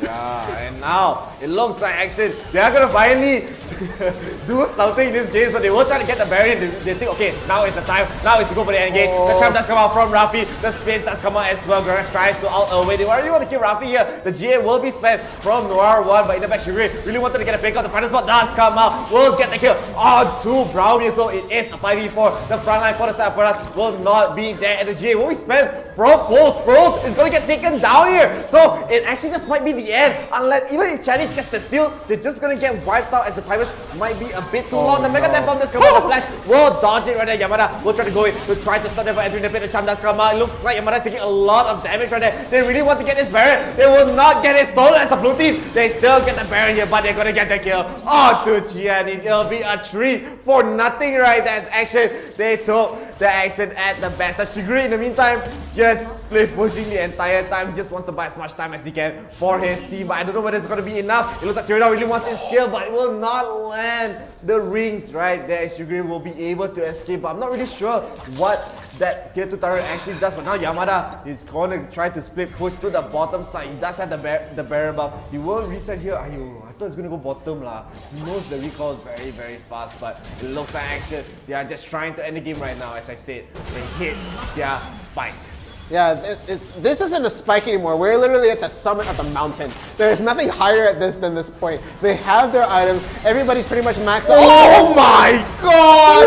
Oh my god! This is what I said! I said this already. When you give for these LCFR, they're just gonna end the game, and just with that, what did I just see? Oh my god! Deleted. Oh, just 2 ults. Oh, gone. Bye bye. What happens, man? It's not even 2 hours and the final spot only hit 1 person, you know. It's the one Mega Death Bomb, you know. Changed to nuke at that was point. a nuke. That was a nuke. Gone. That was a nuke. Before we knew it, they took 1 Baron and they end the game. And congratulations to Action PH. They will be making it to the grand finals. After that point, the title of the next game that's going to happen in the grand finals changed to Fallout New Vegas. Nukes already landed, all gone. Everybody died already. Oh my goodness gracious me. What the? What the bells? What the? Okay, honestly, he hasn't even finished 6 slot, you know. He's going for one more item. He hasn't finished it yet. He's going for one more item, you know. He wants to get the Leandries. Oh my god. Okay. This is whatever. It's just, can you look at the damage? Honestly, let's look at the damage. Damage. Give me your damage. Let me see the damage. Oh my god. Look at the damage done by the members of Perlas, and look at the damage done by the members of Action. Difference. This difference, you know, it's a lot, you know. So much. Right there, look how much Burger had to tank up with it. 20k. This is the goal lead also. This one wow. Honestly, this goal lead was pretty much even, okay? After that last point, Action was like, alright, it's time to go in, man. It's over. Stop farming, time to get Baron. Even the Baron was alive there for like 10 minutes. You know? Has their support gone into max level yet? No. Leveled, maxed out for the ult? Okay, we're good enough to go. Pew! One fight. It's just 1 fight, you know. I don't know how many replays you're even gonna have. Oh! Serious. And I think we're gonna be able to see all the replays as well, but yeah, not that many lah, guys. It's just such a compact game. Let's take a look at the replays, man.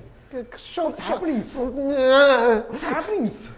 Perplexing, but a lot of the fight actually stand out from his top side. Chinese getting a very cheeky steal. Yeah. Where's the emote? But There I you mean, go. Norwan didn't let it get to him. Norwan, he came back very, very well. This first dragon, I mean, this is the first dragon here. Action, were just able to get the dragon pretty much uncontested. They're not even contesting for much here. And even if you see Chinese really wanted to get the kills here. But I think this is the first time. This is where we're gonna see the first blood of the game. Look at the timer, 7 minutes in. They really want to steal this referral. The Mega Death Bomb does slam Burger. Does use the ultimate onto Noir. Noir does have the GA though, and Tyranor will get the first blood onto Burger. Everyone else, they survive. Max APN coming from Tyranor, being able to spam the emote while now landing mystic shots, while throwing out rings as well. Just really test the skill. They were not happy that Chinese threw out that emote right there. It's, we can do it too, but we can do it while we're kicking your butt right there. So look at all of this. I think in every clip you're going to see Tyranor. No one die and Tyranor emoting. Have to. Yeah, and Chinese really wanted to get the steal, but the bombs will come in. His GA will come out, but we realized they were still able to get, I think, one return kill onto Noir. Yeah, they will get the return kill onto Noir. Chinese just tries to run away. As it's still 3-1, look at the timer. There's now 7 minutes, time skip to 12 minutes here. They were trying to fight for this top turret. Really, nothing is really happening here. They really wanted to get the final spot onto Rafi. So Rafi, he couldn't catch a break. The Mega Death Bomb does come out as well, not really even getting a kill. And for last year, they were able to get the Mountain Drakes for themselves. No contest pretty much for action, but actually, Noir is in the pit. He was like, wait, the Dragon died, okay lah, let's get a 5-man knockout. The TP does come in from Yamada as well. The Mega Death Bomb only lands onto one. The Cascade tries to pull everyone back in. They will be able to get Noir here. I believe Chieni just barely gets Noir, but look at the damage coming from Boydie Bell. My god. And Braum just gets melted down. They'll just trade this fight actually 3 for 3. It's pretty even. Okay lah. They both shake hands, they accept their fate, and they just back off. That was like, okay, that Ziggs at that point was like fishing, with bombs. And they're all tiny barrel. This one is like the big brain play. Oh, big brain. Let's see. Okay, so what they do is they went to the back. They were like, okay, this blast code will be ninjas here. Actually, Theodore just jumps into the right back, and from there, the scuttlewalk really cannot see anything. Yeah. So it really doesn't even know if the dragon is even being hit or not. So that was Mission Impossible lah. Mission Impossible, and they didn't even realize, They didn't even realize up to the fact that Selenas walked in. And down goes that's the end game already. End game. 21 minutes in, 22, I'm sorry, looking at that timer right there. They're gonna go fall in for the Barons. They're trying their best right there, but scaling, they're at the summit of the mountain. This is Mount Everest in terms of scaling right here. Everybody's at peak condition, ready to fight. Noir does go down in the back right there with the Guardian Angel, but look, Final Spark does land. Boydie Bellside hasn't, I don't think he's thrown his ult. I think he threw it in earlier, but the rest of the team is not able to contest this at this point. Too much damage being taken at the back line. Shini's so low on health. They even get the pick off on the Xayah for extra insult to injury. And like Chioni's is at the background. He does really want to go for the skill. He does have to flash the ult though. He goes in to try to get the steal. Zhonya's gets popped first, then the GA, and it is all over. By the time he comes back, nothing is left there, and he disappears as the mines that are just left. And this was disgusting. Take a look. How do you know how to just, instead of photoshopping a character out of the thing, you know what else you can do? Look at this. Wait for a second. Right now. They were left with literally a sliver of HP. Seriously. They were left with a sliver of HP. Noir is going in for the kills. And the Nexus. One hit, They slapped the Nexus, Bad. Not even one, just like the backhand, backhand, done. They bullied the Nexus, man.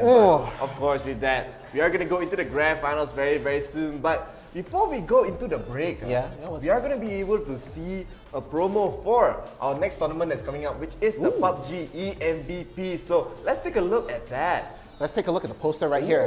Yeah, looking really clean right there. Again, it's only open for people under 19. That means 18 and under. It is a 2K prize pool. That's quite a lot, of course. If you are under 19, if you are interested in trying out PUBG Mobile, please do register, as we will be having the registrations very, very soon. It will be on the 21st. It'll start on the 21st.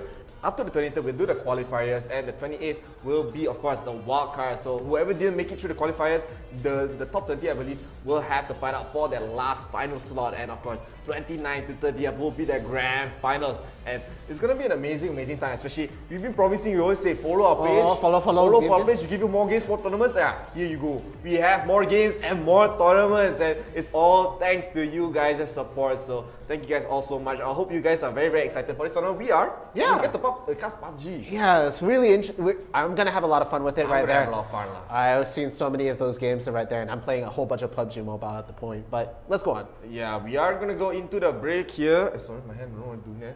So we're gonna go into the break here, and do not go anywhere. When we come back, we're gonna be back with some grand finals action. So until then, do not go anywhere, and we'll be right back. I'm American. If they playing with this fire, I'ma burn them. Murder, it's a murder. Disrespect if I'ma spark it, I'ma burn them. And I'll be searching, I'll be lurking, I'ma hurt them. And all these bridges that I'm building, I'ma burn them. Burn them, burn them. All the money that you making, I'ma burn them. Burn them. Rooftop party, jump party, bomb party, rooftop party, jump party, bomb party, rooftop party, jump party, rooftop party, warehouse party, rooftop party, jump party, rooftop party, like to get naughty, rooftop party, jump, rooftop party, jump, rooftop. Make it clap.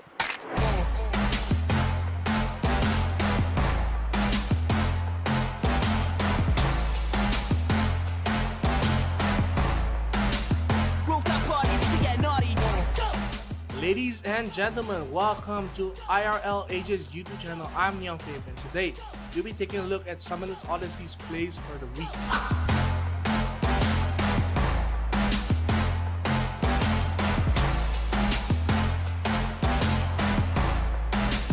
Rooftop party, we get naughty.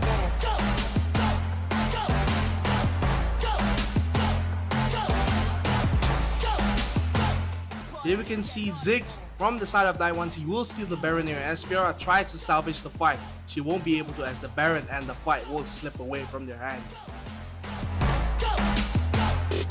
Naughty, naughty.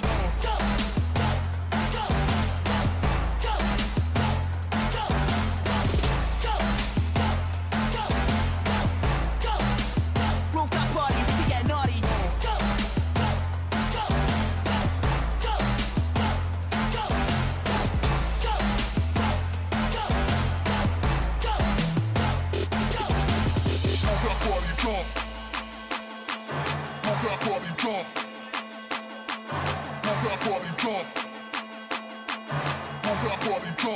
There was some fantastic plays this week for Summoners Odyssey. Remember to subscribe and like our YouTube and Facebook page for IRL Asia. This is 𝐸𝐸𝐿 signing out, and I'll see you in the next video. Make it clap.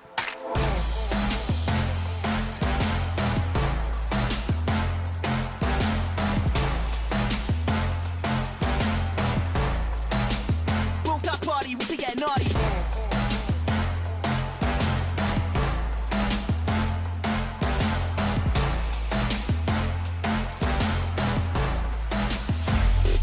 Naughty, naughty.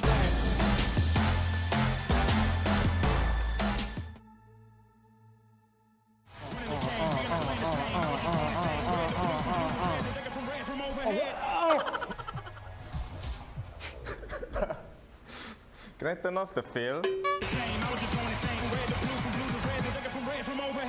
Wait, apa benda? Apa benda tu?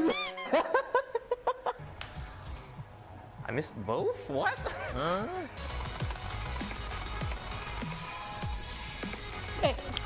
Oh, sorry. I'm a dirty. Alright, let's play some Beat Saber. Let's go. Itu easy lah. Game.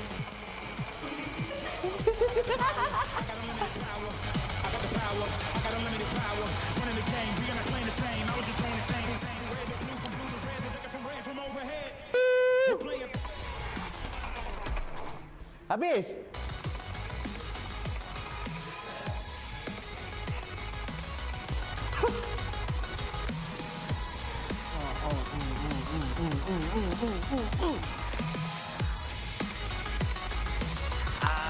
missing way too many. Okay, I'm missing out. Okay.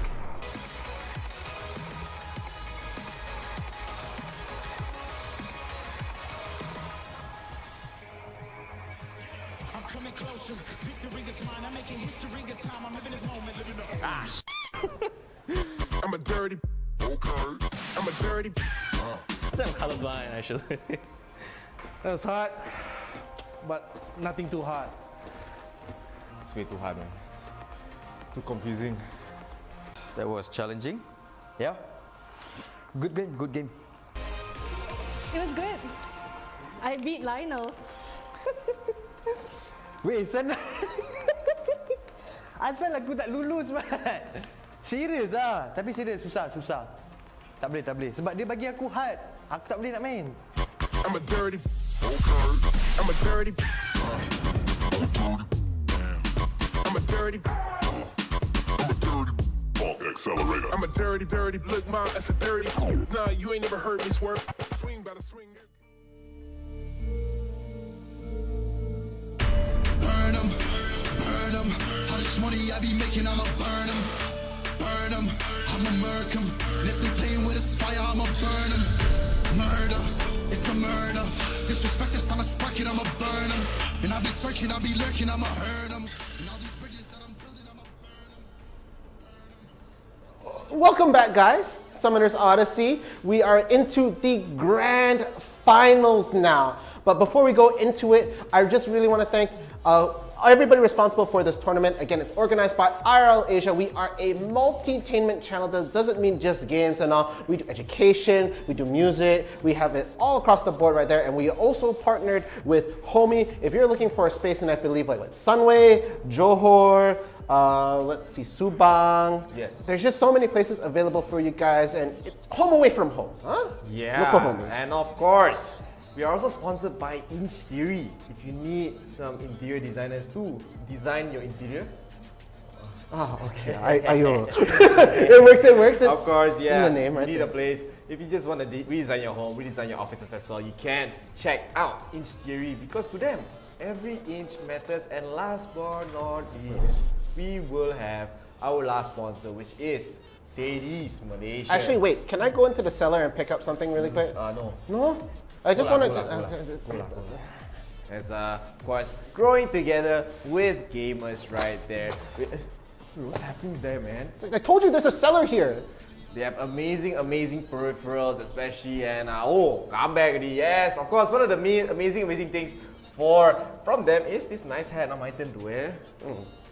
Yeah, it's a nice hat. Very nice hat right there. Of course, looking very stylish. Yeah. Stylish. So please do check them out. Of course. Thank you guys all so much for supporting our stream. Runway again. Hey. Told you, this place is cluttered. This is where I was when Sagi was up here, guys. Huh?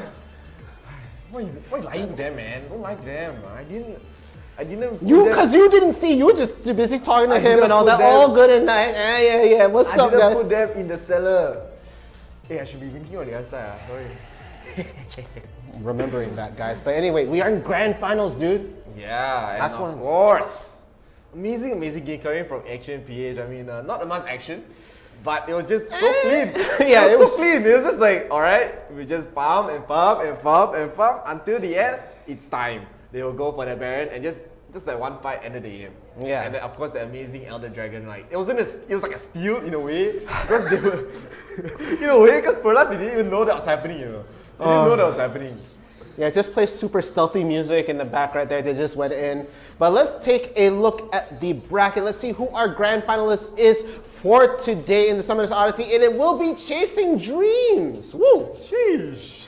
As we do see Chasing Dreams. They beat out MGF Aces right there. So they will be trying to chase for the title of the Wild Rift Summoners Odyssey Weekend Edition. Of course, this prize pool is 332 ringgit. It will be a best of 5.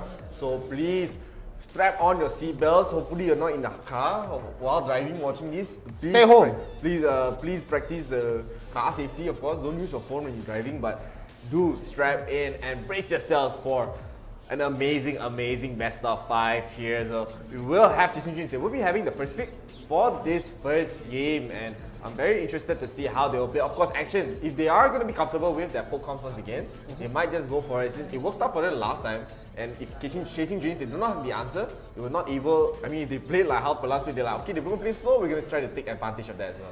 Yeah, so it's just really up for, they were able to probably watch a little bit of that game as it went on, but them having the first pick could be a real tell of how they're going to play this game exactly. But Chasing Dreams, they've been really close to taking it. Even on the weekday edition ones, they've been quite a strong team. Top 4, but this will be their first time into the grand finals though. And up against Action. Action has been looking super, super strong. They play with a certain confidence that, you know, makes me laugh. Every now and then, you know, it's just like 𝐬𝐜𝐴 just so confident. Macro king. He's the micro king lah. This one, like, the amazing, the APM coming from him. Looking like a StarCraft player. He's not APH or APM. APM, yeah, get the time. We are going to be able to get into that. So please do support your teams if you want Chasing Dreams to win. Put hashtag Chasing Dreams win if you want. If you want Action PH to win, put hashtag Action PH win. There will be a poll, I believe, in the bottom when we start the game. And of course, do not forget to like and share this page. We want to get to 10,000 likes and followers. They give you more games, more content, and more tournaments. Of course, we did mention before the break that we're going to have a PUBG tournament as well coming up very, very soon. So please do look out for that. It is going to be the EMVP League. It's going to be on the 21st of May. It's going to start on the 21st of May with the qualifiers right there. And of course, please do check it out because we're finally going to be able to watch some PUBG. Yeah, and there we have it. There's more details on this poster right there. Keep an eye out for the registration. It is up and available for all of you guys who are under 19. That's right, 18 and under. Feel free to join this tournament right there. You have the dates set up. We can't wait to see you guys come in and play PUBG Mobile. Yeah, of course. We are going to be casting as well. Yes. Yeah, so we're going to be casting for PUBG here. It's going to be a new experience. It's going to be quite fun, especially with a lot of new, especially the fact that it's going to be under 19. So it's going to be the young generation here. So we're going to see new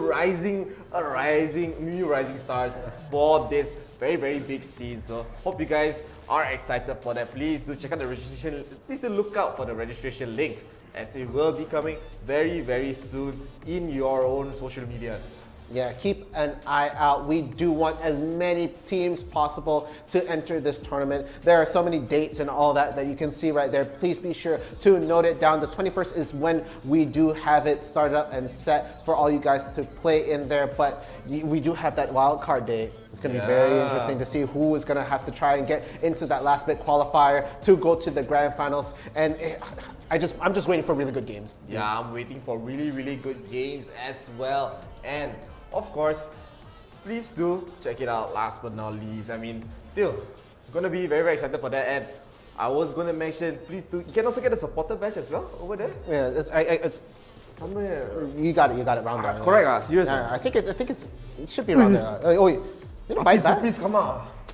Because Happy Supis is in the private group of all the supporters as well. So if you want to flex to your friends, hey man, I am a supporter for IRL Asia. Please do get a supporter badge. And last but not least, if you send stars, we'll be able to show you a promo video. Of course, we have new promo videos lined up just for you since we did hit the 3,000 follower milestone. So thank you guys all so much for that. Yeah, we also have a TikTok available for all you guys who actually want some more content from us. A lot of behind the scenes stuff, a lot of us having fun in the IRL Asia area. So be sure to look up at TikTok at IRL Asia to look for us. And we have a lot of our videos also there for y'all to see. I'm sure a lot of you will enjoy that.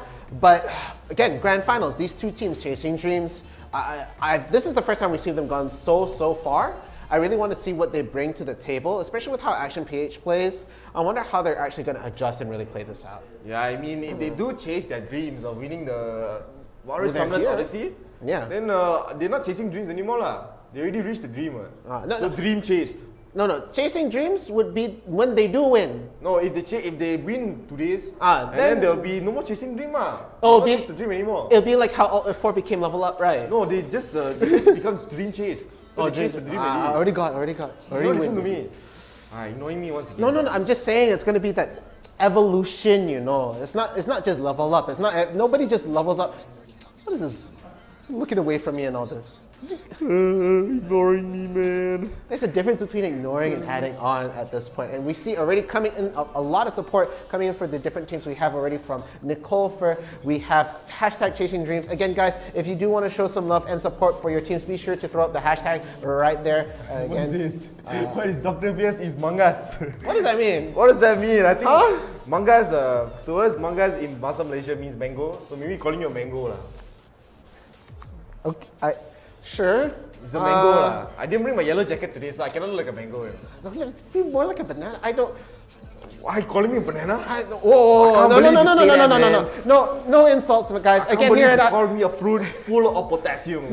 Okay, so it looks like we are gonna just wait a bit more for the teams to get ready. So on that note, we will be taking a 3-minute break until all the teams are ready, and hopefully we will be back to give you even more content. So guys, please stay in the chat, show some love, and we will be back after that 3-minute break. Yeah.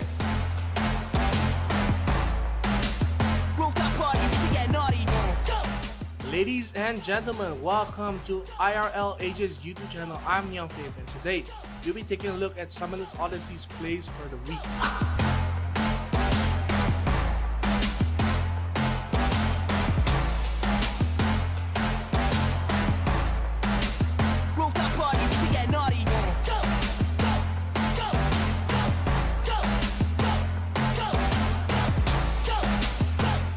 Here we can see Ziggs from the side of 𝐿𝐼𝐴. He will steal the Baron here as Fiora tries to salvage the fight. She won't be able to as the Baron and the fight will slip away from their hands.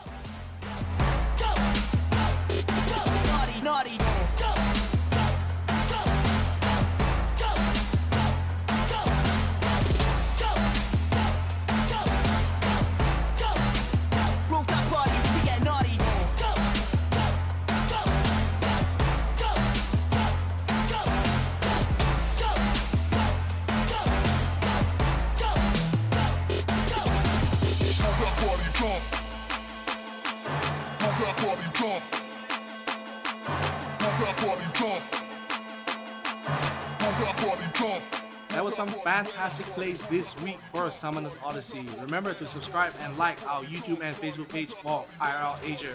This is 𝐿𝐼𝐴 signing out, and I'll see you in the next video. Make it click.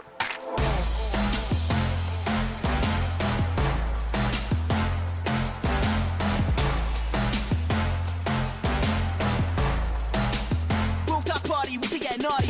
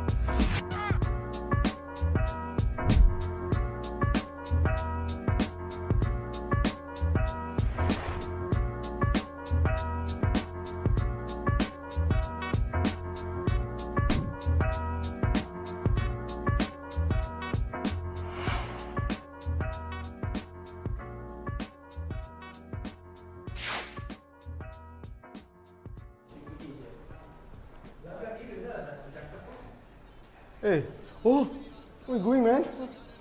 Let's just bring more stuff. Where you going, man? Look at the sellers.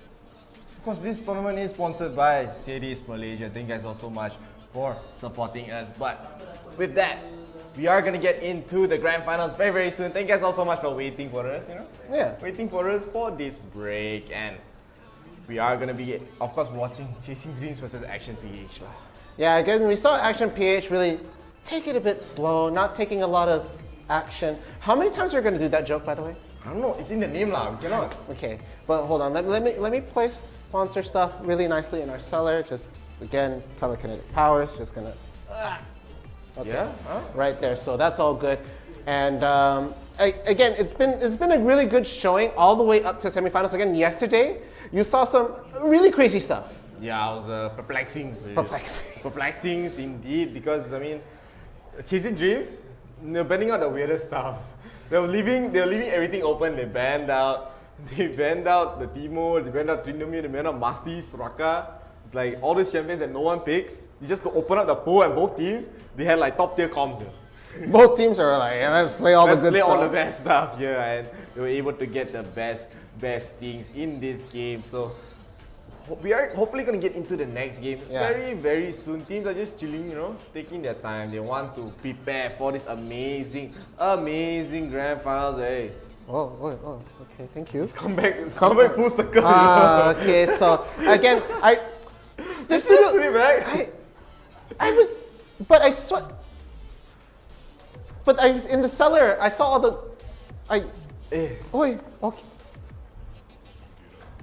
Interdimensional theft. What the? I don't know what's happening.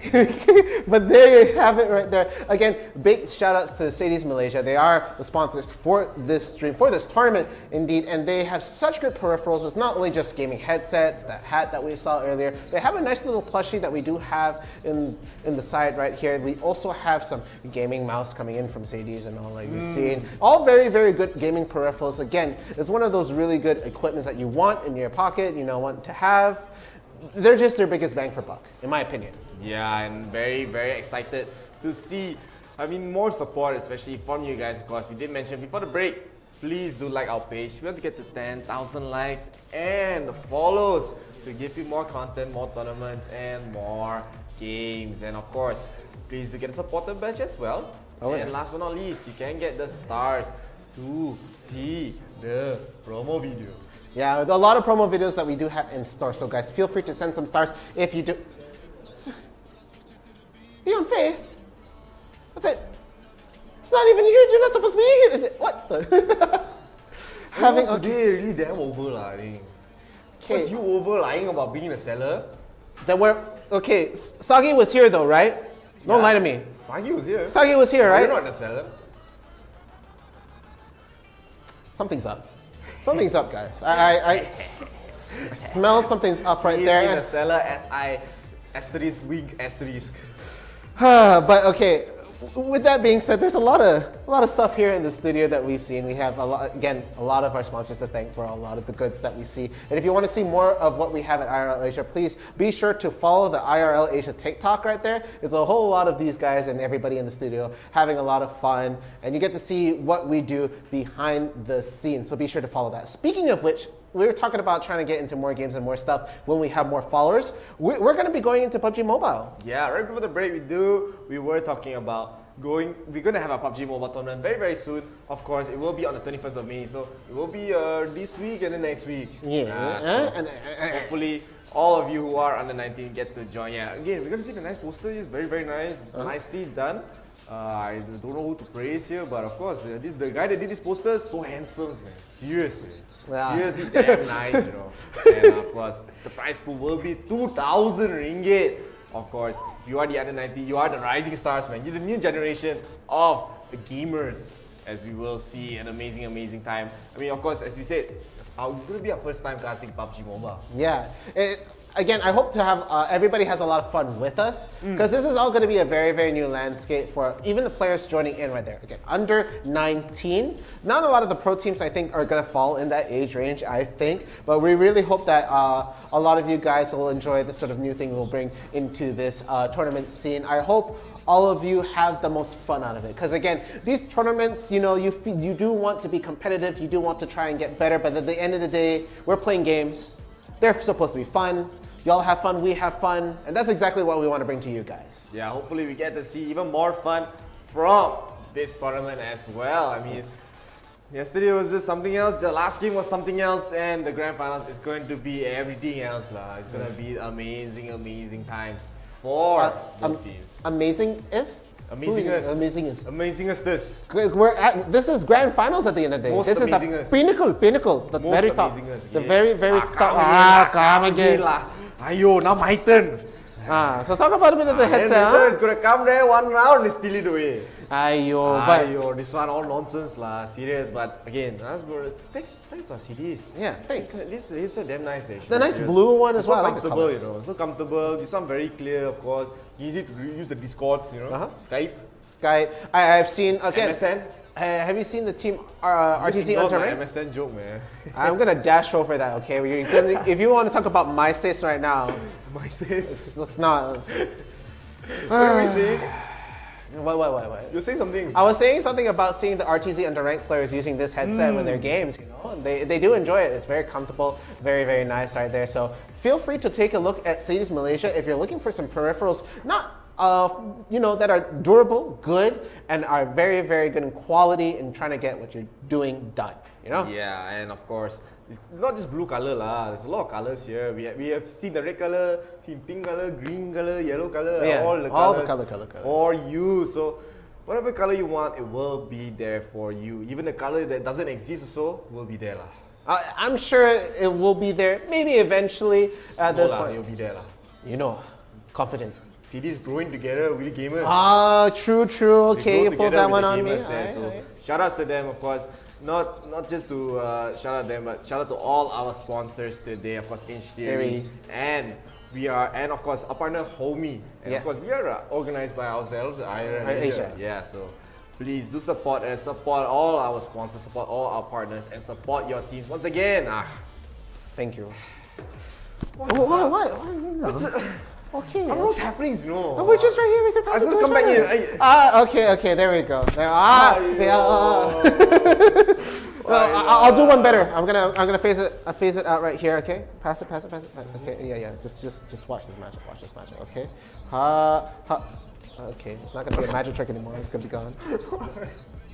What is he doing us to us, man? I just want to hold this nice 𝐶𝐬𝐬𝐻 headset that comes in multiple different colors. Multiple different colors. I think there's also different types. It's not just the spirits one. Okay. Okay lah. Okay. Yeah, hopefully that's the end of the bit. Oh, I told you the entrance to the cellar. Yeah, he just went into the cellar. Oh, the small. The hat. There's the hat. Oh, wow. Oh, actually look damn clean lah. Yeah, that's actually a pretty nice look. look. My baju raya today. Oh yeah, baju raya. What's your baju raya? You're willing to wait for a little bit? No. Don't lah. Hey, you gonna take too long lah. It's just down in the cellar. You know, it's because it's really time for the bands, man. Okay, let's get it's time for the bands. Let's go. Get excited because this is the grand finals, the first game of the grand finals. Chasing Dreams, they will have the first band. They'll be banding out the Lee Sin. So there is the first band coming up from Chasing Dreams. They really don't want the Lee Sin in the picture. And it's going to be the Graga's first band coming in from Action PH. They will have another band on the board. Again, 2 in a row. What will it be? I feel like it's going to be closer to the meta. I don't think they're going to do anything straight. Oh, Yasuo band? Okay. I see it. All right. I understand. I get There the could be picture. something here. Maybe Chasing Dreams. They have a very, very strong Yasuo that Action PH are worried about. So Action PH, they're more comfortable banning out the counter picks rather than giving a lot of strong champions away. Rather than banning out the strong champions away. So they want to leave their pools open as much as they can. Chasing Dreams are going to be banning out the Akali though, so they don't want Yamara to have the Akali in this game. So now Chasing Dreams, they have the first pick here. What would they go for? Instead of the Camille to go for, they can go for the Braum as well. And there's still a lot of strong champions for the taking in this first phase of the picks. I feel like it's going to be the Braum first pick. He is a very, very solid champion, especially in this meta, just being able to be an obnoxious shield to your ADC, going to be able to block out so many ults and a lot of CC attempts for that side. So I'm thinking Chasing Dreams might go for the first pick Braum. Otherwise, they might go for a Camille. Galio would be kind of out of the picture. You need a very good combination to work with him. But either way, Chasing Dreams, they're going to have to... There's a very strong champion pool left for them. Even Ziggs is still left on the board as well as a Diana. Yeah, I do think... actually, Chasing Dreams probably will go for the Diana first pick. Yeah, Diana. Yeah, V1 can go for Diana. But yeah, they're going to go for the Camille here. So Taloy can play the Camille. Chris2 can play the Camille here. So they have a lot of options left. But now Action PH, they will just snag up Kai'Sa or Theodore, rather. Theodore really loves this champion. And Yamada, what will he go for here? He will go for the Diana for it'll be Boydybells playing the Diana this game. So Chasing Dreams, they still have picks to go. They still can pick the Braum if they want. Yes, they will pick the Braum. They can go for they can even go for the Andrew if they wanted to as well, just to snag it up. But they want to secure the top lane because they know they're not going to be able to pick another AD carry. So yeah, they'll just get the top laners. They want to get the mid laners as well, and they will snag up the Braum here. So Action PH, Nor 1, no Lee Sin means he's going to play Wukong once again. Yeah, we've seen him drop back to Wukong as soon as Lee Sin's out of the board right there. Again, we've seen assassin roles for the jungler as well. Rengar Kha'Zix's not in this pool for today for this tournament. Wukong. Ooh, Alistar. Ooh, but an Alistar pick coming in for the side of Action PH looks pretty good right there. And then again, no stress coming in for the ADC. The Ezreal is the one that's left in the pool at that point. So Ezreal Ziggs, I really like the side coming in from Chasing Dreams right there. They're just going to be able to really throw out a lot of damage. Garen and Braum going to be able to lead that front. Camille going to just be really good at locking somebody down, and Kennen. Sorry. Kennen? Yeah, I don't know why I keep saying And I mean, Chasing Dreams, they are going to go for a Pokemon here with the Ezreal Ziggs, but I mean, they do have one for a long time being the Hextech Ultimatum. They have the Glacial Fissure as well. But Action PH, they're going all out with the team fights. They have the Moonfall, they have Yamada playing Cannon in the top side, and Wukong as well going to get the engage. Alistar is going to get the engage. Kaisa will just be in the backline dealing all that excess damage, the extra damage right there. So Chasing Dreams, they have a more poke-oriented comp, but Action PH, they want to go all in. They just want to go in, get the engage, get the knockups, get the CC, and hopefully they will get the kill as well. So they're pretty much gambling at this point.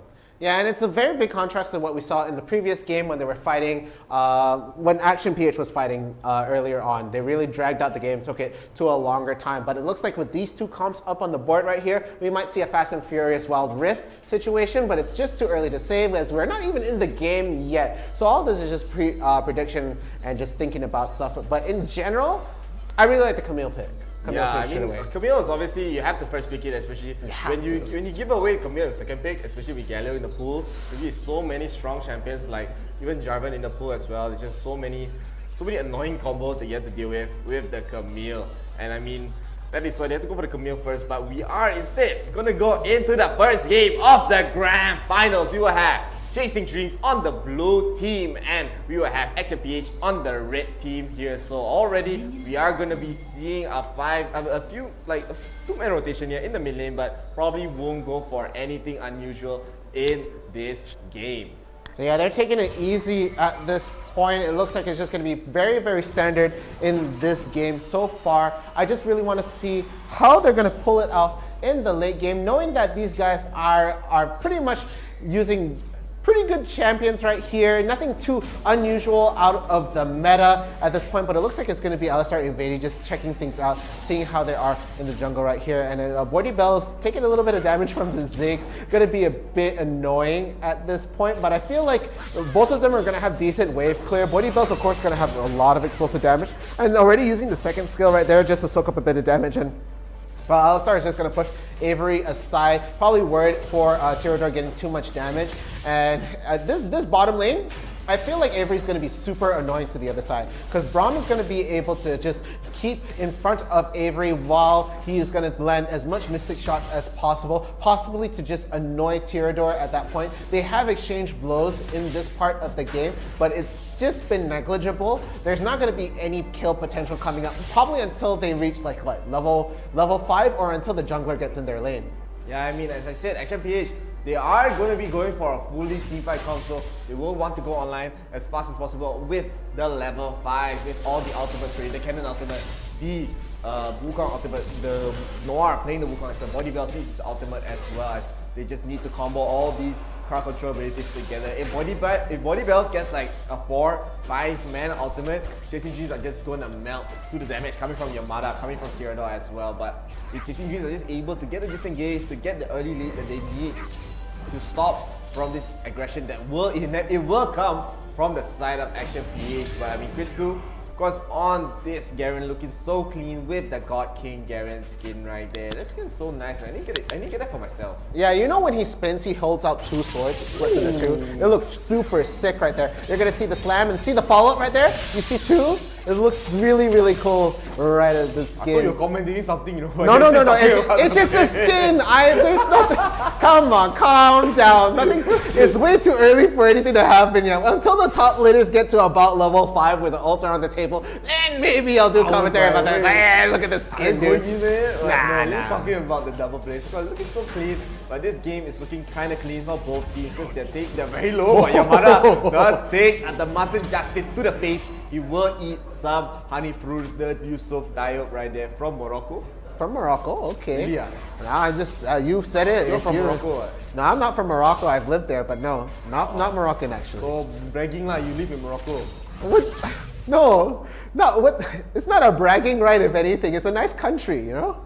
Hey, then what's wrong with Morocco? Nothing's wrong with Morocco. I'm just saying it would be wrong for me to say I am from there.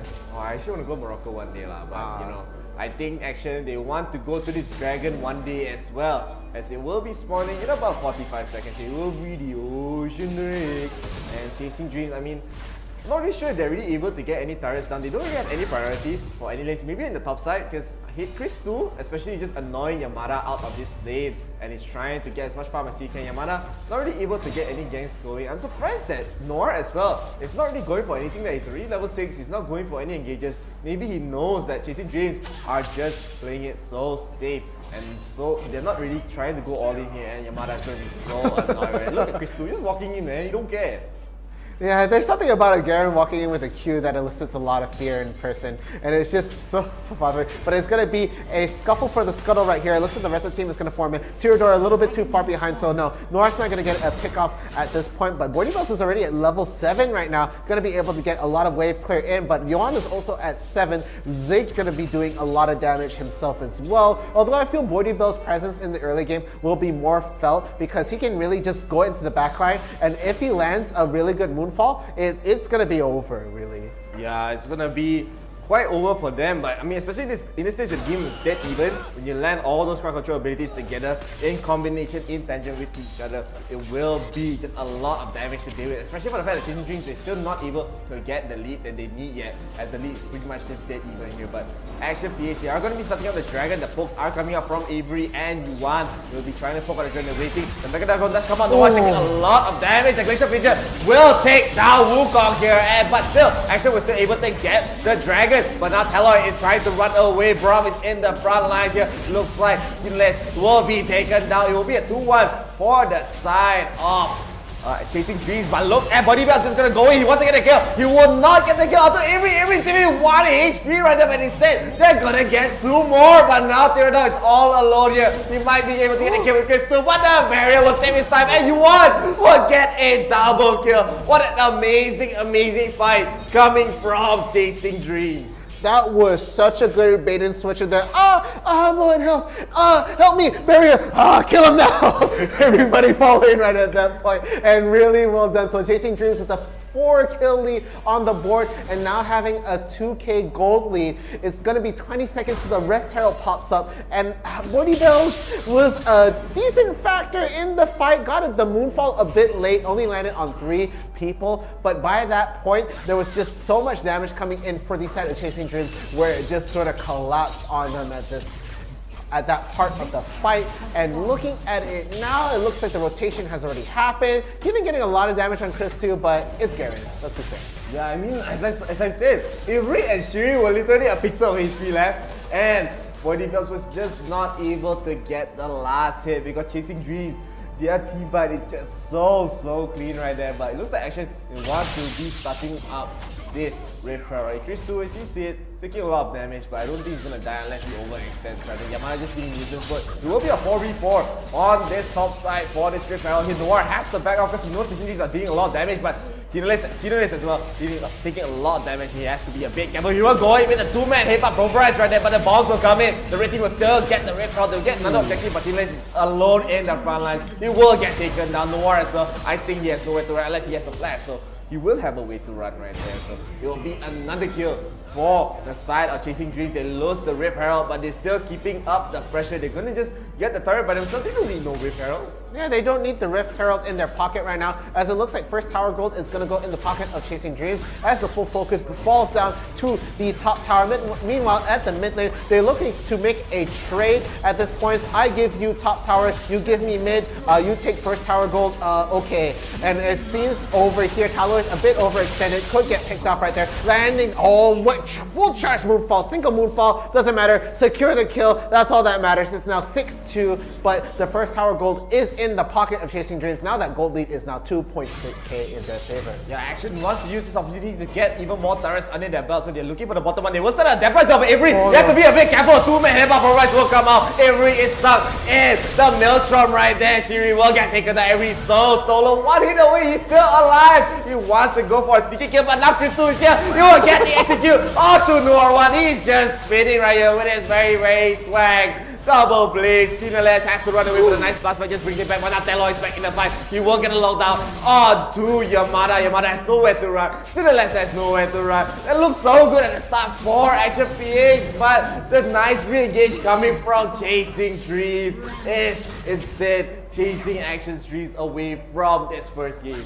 Such a good fight right there. Taloi being the sacrificial lamb in that fight, having to die at that point, but getting the Hextech ultimated to land on the cannon was so good. It's gonna stop him from running away even with all that movement speed. Mid tower is gonna go down. There is no mid tower standing in this for either side right there. All that's left is the tier 2s at this point. Bot tower is the only one standing for either one of these teams, but Avery is gonna quickly rearrange that right now as he pushed, but it looks like Keenan is gonna just wait in the background, trying to clear the wave, and the rest of the team is going to form up on him. Again, Avery was caught out much earlier, and that fight was actually taken by surprise, and Action had a lot of the initiative at that point, but Avery it just fell apart. didn't die though. He didn't die. He hasn't died this entire game. It was just, again, a sliver of HP every single time. But now Avery is just going to put on the pressure onto the bottom side. It's going to be 2 people out to the bottom lane if they won't be able to defend it, as it's very, very low. So now, I mean, they are going to be trying to start up this Mountain Drake here. It's not very contested, but there's no real turrets for them to take, so they just might as well get it. But Chris 2 just alone, tanking it up. He won't get a silence onto Body Bells. Body Bells might want to go for a re-engage, right? The bomb does go on onto one, just Diana. Cinelas tries to disengage. He has to use his ultimate and the headbutt for rush right there, but now Chris 2 is going to go in onto Yamada. Yamada is taking a lot of damage, and he will get Hextech Ultimatum. He will be taken down immediately in that fight, so a lot of damage is going to be gone, and now Wukon's going to get taken down. Cinelas will also get taken down here. It will be a double kill for the side of Taloi. They will just take 3 so quickly right there, but now there's just no one for them to just contest for this Mountain Drake. And look at Garen, just all alone, just trying to split, push the mid turret, and Action, they are just falling apart here. There's so much momentum coming from the side of Chasing Dreams. Yeah, and it's really working out right now. Chris 2, I think he's on something else right now. This skin might give you a god complex at this point as well, because he is just walking in on the Kaisa. He took like almost half health in terms of damage and just spun away. Some crazy stuff right there. But Yamada has not been able to get a decent game started out right now. He looks like to be the main focus of a lot of this Hextech Ultimatum, yeah? They don't want him running around, hiya, going around in the middle of the fight. So Hextech Ultimatum was surely going to be reserved just for him. And that little cage, hamster cage, is going to be put up constantly for him. Yeah, I mean, he has a lot of damage coming from the side of Action, and they have to rely on Body Bells especially to get the nice moonfall as well. If not, they're not going to have a lot of constant DPS, a lot of constant damage, and especially with the ultimate, you're able to get that lockdown as well, since it does have the stun if you pair it with his abilities. But Chasing Dreams, they are looking to get this 7,000 gold lead right here. They're not, I don't think they're going to go for the Baron this early on. They know that going for the Baron right here, it will be kind of a 50-50, but they're just trying to remove as much information that they can from this Baron pit in Action. They know they're worried. They don't want to get the Baron snuck under their nose, but instead they're going to set up a death trap once again. But they know Taloi is there. Taloi is just walking very confidently in their jungle, so no action coming from Action. Yeah, the Stargazer walk coming in from Camille is a strut and a half indeed. It's something to fear. Oh, but look, it's going to be a quick tactical sweep onto Noir right there. Going to actually force them to fall back, but it looks like the focus is going to be on the top tower right now, as it is a 3v3 face fight at this tower. But just seeing it right now, it looks like it's not going to break out into a fight. They're going to give up this top tower and maybe look to press on the mid as there's only 2 people left. But the rotation coming in from the top lane, the Ziggs ult landing, going to force them to really go back. But no, Alistar is going to get the knock-up, but knock-up in return. Braum's going to land the ult, and really good kill for the rest of the team. Braum being able to go straight to the club that the Kitty Rain was going to land to, going to be able to negate that completely. Yeah, now this is going to continue sieging because they have the pulse by Boy close to want to get the ultimate in, but instead it is their turn to get taken down. No one gets taken down. The Night Saber for 4. Sinalef, he will take down 2, so they were very low, very sketchy. Bodybuilder really wants to get his kill onto, they finally got the kill onto Avery, and the Banatala is all alone. They will have to use the Zonia. Chris2 is here, he will get the exit kill onto Tyranno, but now Chris2 might actually get multi-kills. He is quite strong. He will try to turn, he will try to get the kill onto Sinalef. It looks like Shiri is still here to help protect Chris2, but it looks like with that, they're just gonna trade it out with just 1 more kill. Very nicely done coming from Action right there. I really thought I was going for the worst since the members of Action were so low, but actually Bodybells was able to get that flank and deal the damage to the backline. Yeah, so really well played coming in from Chasing Dreams right now. It is now 14-7, double the amount of kills coming in from the Action side. And the gold lead is really and heavily in favor for Chasing right now. Action needs a really good team fight, and they have it in their pockets. They have the multi-knockup coming in from Alistar earlier on in that fight, but they came off with more kills, sure, but at the end of the day, they did lose some crucial players. Theodore falling in the backline from the Garen was a huge upset, and they were forced to not fight anymore, even though they tried to chase the Garen further into this. But it's going to be the Infernal Dragon spawning on the side right now. It's 20 seconds till it comes up, and both teams seem to be just trying to get some vision. And it looks like a Death Rush setup with Avery as the bait as they all go fishing.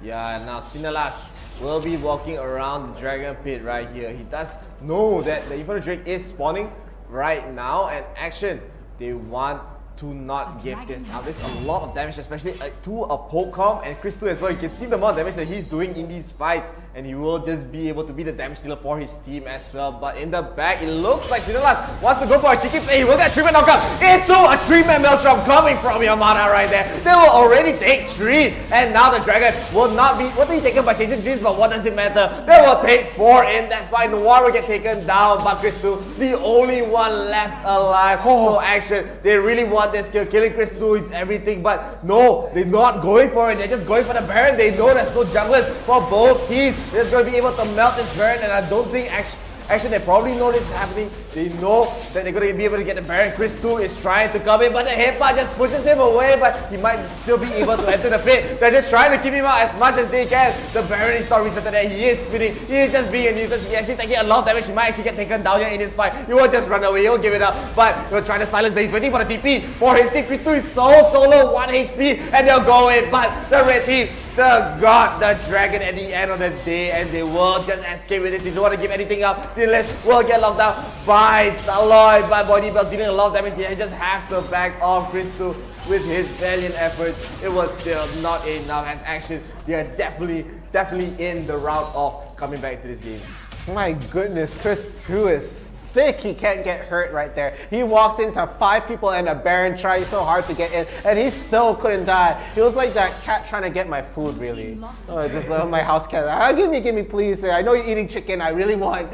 You push him away. You try to do anything. No, but Chris2 tried so hard to get in. Bought enough time for the TP, but still was not enough. And with that, Action is looking to bring this back right now, but still a 4K deficit. But with the pushing power that they have, they could try to take at least another objective, but I don't think it's going to be lasting long enough for them to take the game. No, I really think they are having the momentum here. This goal lead is not the biggest goal lead in the world, as you can even see they're actually losing the fight with one nice free fight from Bodybells.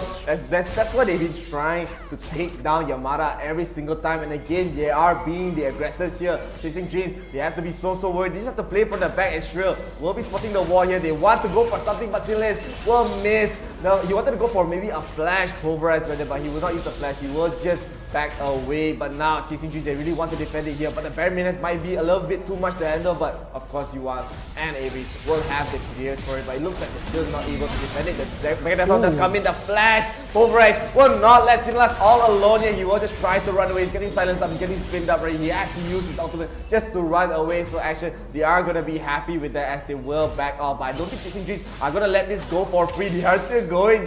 Chris still wants to get a chase. He is spinning. He's trying his best, but actually, they will be able to escape. Yeah, and that was a very good push coming in right there. Actually just getting a single tower. The Baron buff is going to wear out really soon. In fact, right now. So Baron minions are out of the picture.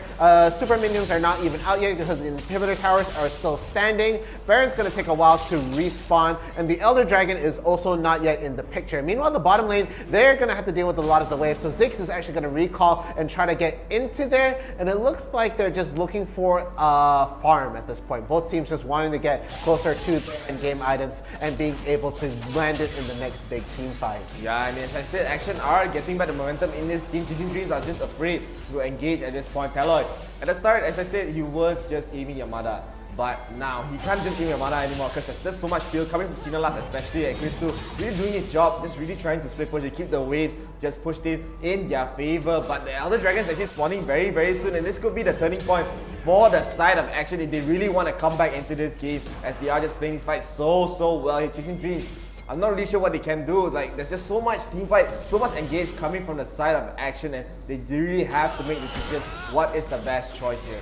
Yeah, but if Chasing Dreams does get a solid pick off of a playmaker like Cannon at the back, or maybe Boydisbell, it could really change the tide of the fight, and they might be more comfortable taking the dragon. But as it stands right now, I think both teams are hesitating on whether to pick it up. Meanwhile, Chris Two could get picked up right here, but so tanky. The Ziggs ult does land. Noir is really low on health. The silence does fall on Alistar right now, and the rest of the team is forced to fall back. Hextech Ultimatum does land on Yamada though, and that could be a pick they really need. The Hextech Ultimatum does not kill him, and it looks like it's going to be a pick off at the backline right now. Sinilas is down for the count, but Noir is still on the table, so that means as long as there's a jungler right there, I don't think they're going to be able to start the dragon. But with the lead in numbers, they might feel confident enough to try and start it up, as we see them start the Elder Dragon at right now. Yeah, they're not actually be able to even go for a TP. Diana is going for the flank. Bodybells really wants this kill, but Chris Two will be trying to keep them away. They will try to sneak in. Noir trying to TP onto Diana, but now Bodybells just has to run away. There's a lot of people chasing him down. The Mega Typhoon was coming in. He will flash away with the barrier as well. But now 𝐸𝐸 really wants to lock it in, but they have to be careful. There's a lot of people here. The Hextech Ultimatum does land after Bodybells. It looks like the Maelstrom does come up from Yamada as well, but not enough damage. Chris Two really tried to kill Tirador, but instead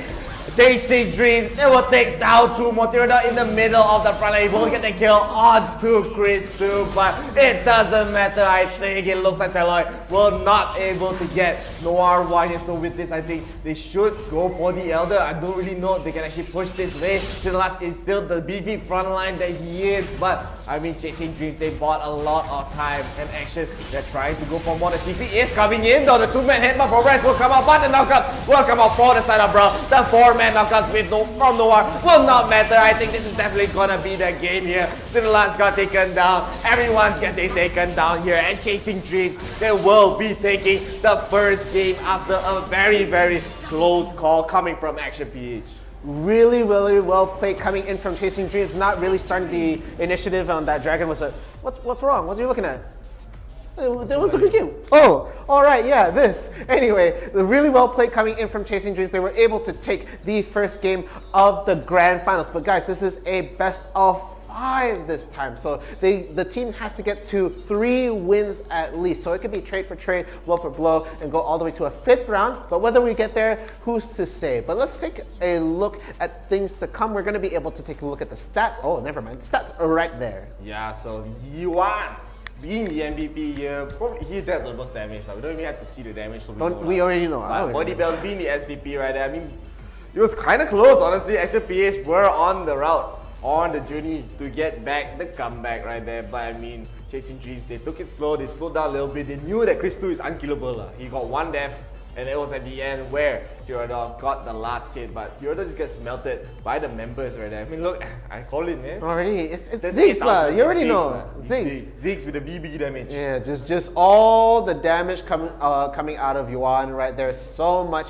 indeed, but it's really spread amongst the team right there. As we see, the main focus of the damage, it did fall on a lot of 𝐶𝐼𝐼𝐿 of the Alistar and the other team, but you know, that's his job.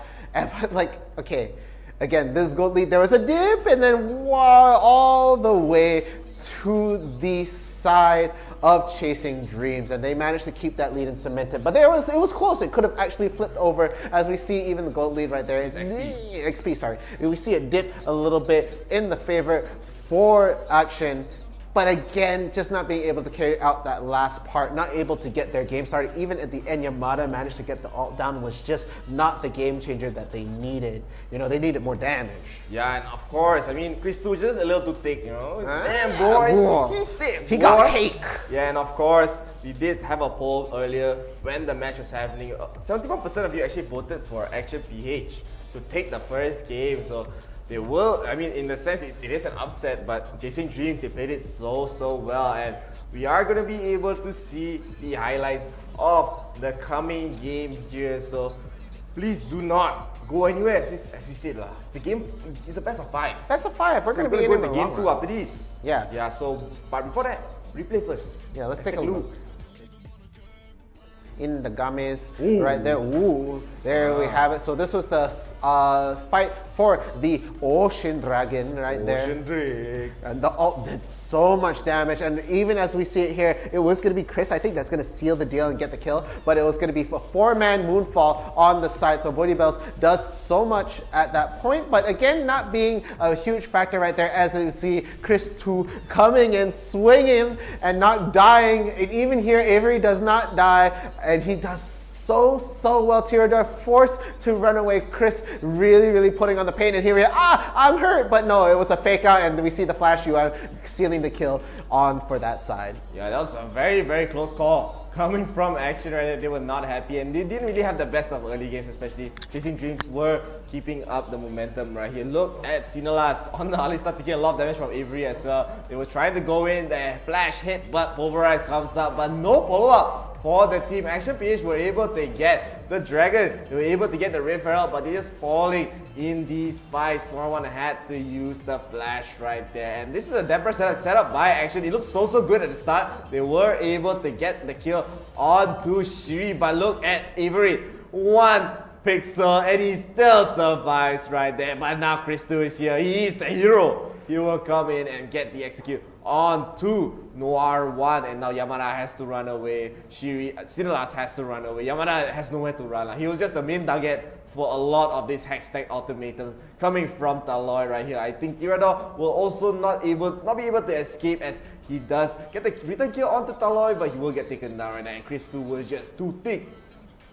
He was so thick in a lot of these fights. We see him walking up to 5 people right there. A really good Q follow up on the cannon right there. They're going to be able to take him down right away with the 𝐻 ultimatum. And again, Alistar out of the picture so fast, and the rest of the team is forced to fall back. And with that momentum, they were able to even take this Dragon right over here with almost no contest coming in from the other side. Meanwhile, we have 𝐻ris constantly being a threat at the mid lane right there, just pushing the lane in and being a complete nuisance throughout this entire game.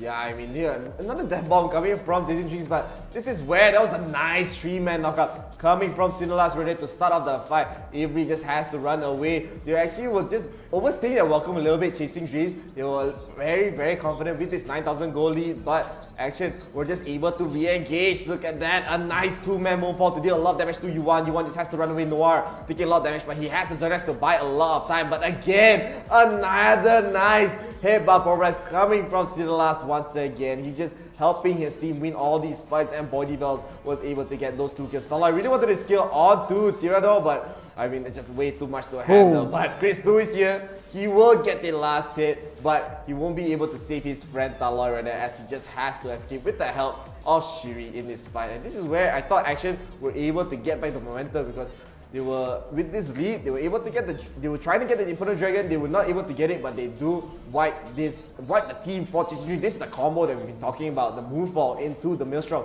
coming from Yamada, and losing the dragon is probably quite a big deal. But 𝐒𝐮𝐽𝐸, they had to lose the Baron, and that Chris tried his best. He was just running in. Yeah, just keep walking. I want in. I want under the Baron. You can't stop me. You can't stop me. It actually takes the efforts of 3 people to just push him back, and constantly they were just throwing everything in, kept knocking him out, but it was not enough time to kill him right here. And here I believe we see the teleport coming in for the side of 𝐒𝐮𝐽𝐸. He is so low on health, but look how fast he recovers. I'm back, guys. I'm doing fine. And he is going to be able to just walk back into that fight. Sure, they lose the Baron buff right there, but they force the team to really retreat back into their towers, and they weren't able to even push as far as they could with that Baron buff, only being able to take out this bottom tower. Yeah, and now the Mega Death does come out to clear the way. That's a lot of damage as well. But 𝐶𝐿𝐴 is in the front line. He's using the ultimate just to try to run away as Action. They don't want to lose this Baron buff, as this is the only way for them to actually get back into this game. But here, they will set another press. They will go on to Chris though, but Chris is so tanky. Probably not the smartest choice. They know that this man is thick. He will go in, but this gives Taloy all the opportunity to get the lockdown to Yamada. Look at that damage. The Glacier Fusion does land onto Tyranno though, but it looks like they will take down 𝐶𝐿𝐴 instead, as Yamada, he does have the flash. He was able to run away, but Noir just running for his life, man. Chris just so scary.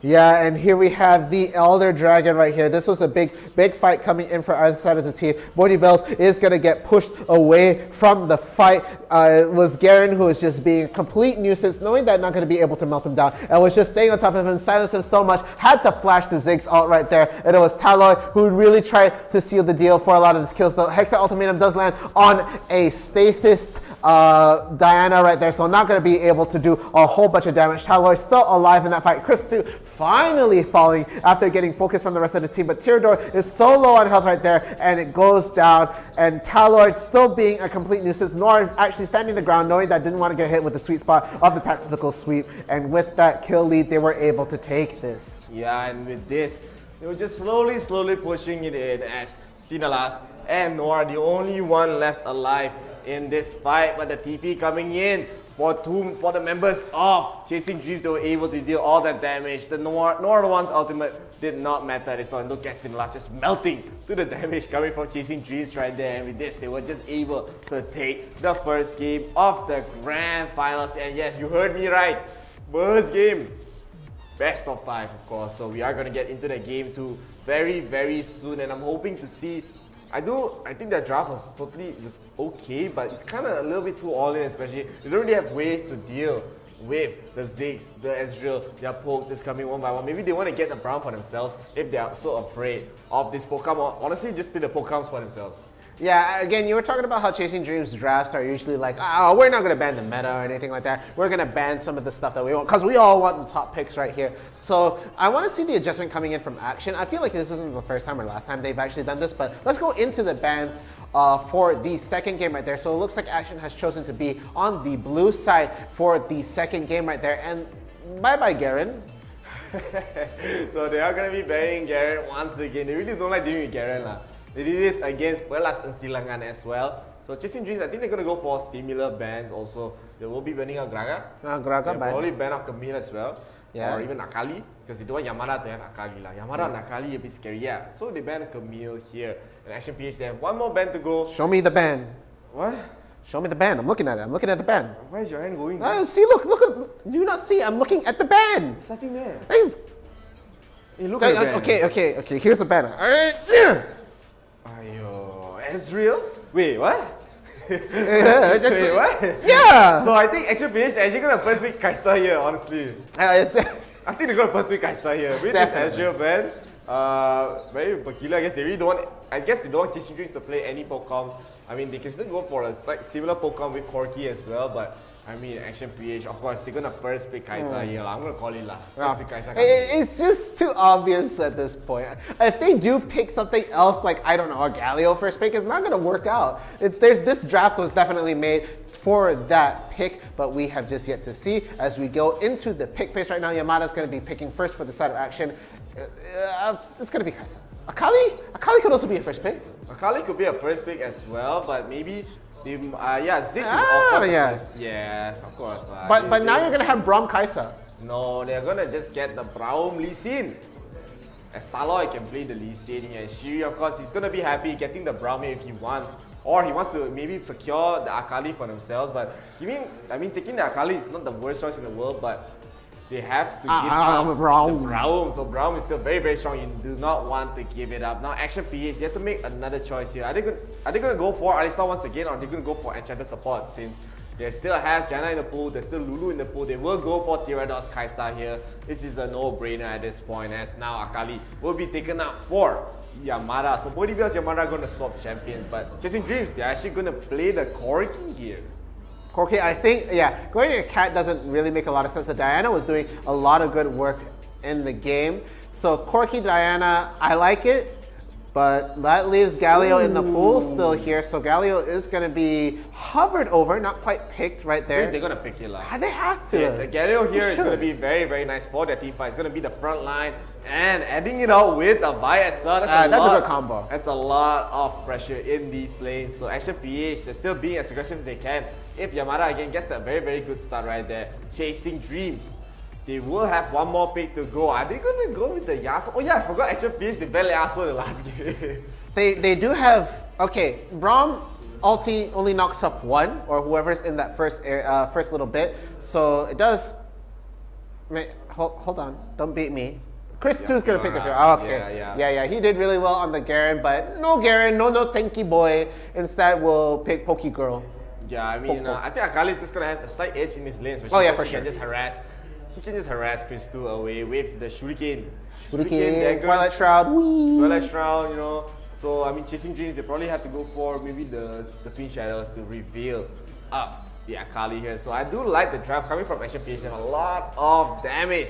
They have a lot of engage, but the team fights is really up to Yuan in this game, honestly, because he is the big CC for his team. Yeah, that Moonfall is going to be the game changer. If he does land a really good Moonfall in the center, of course we've said time and time again, that could be it. But again, we saw Yuan with the Ziggs earlier, landing nice and massive ults in the team fights, just to start off, just to make sure to start off with the Ziggs ult, make sure everybody's weakened, and then go into it. But guys, we do have a poll.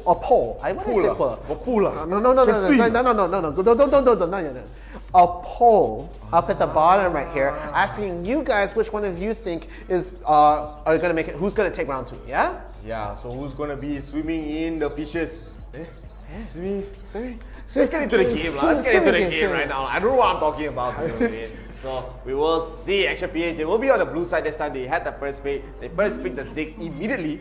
So they want to secure it up. I mean, Ziggs is still such an annoying champion. I wouldn't be surprised if Chasing Dreams just banning out the last game if Action actually wins this game here. But of course, we can't really tell. It all really depends on how they play their macro. Yeah, and right here, it's actually going to be Galio getting the boots first. Again, the mobility makes a lot of sense when you're trying to land that big taunt. No, you go for the boots. Go for the boots so you can rush the Gargoyle and Righteous Glory here.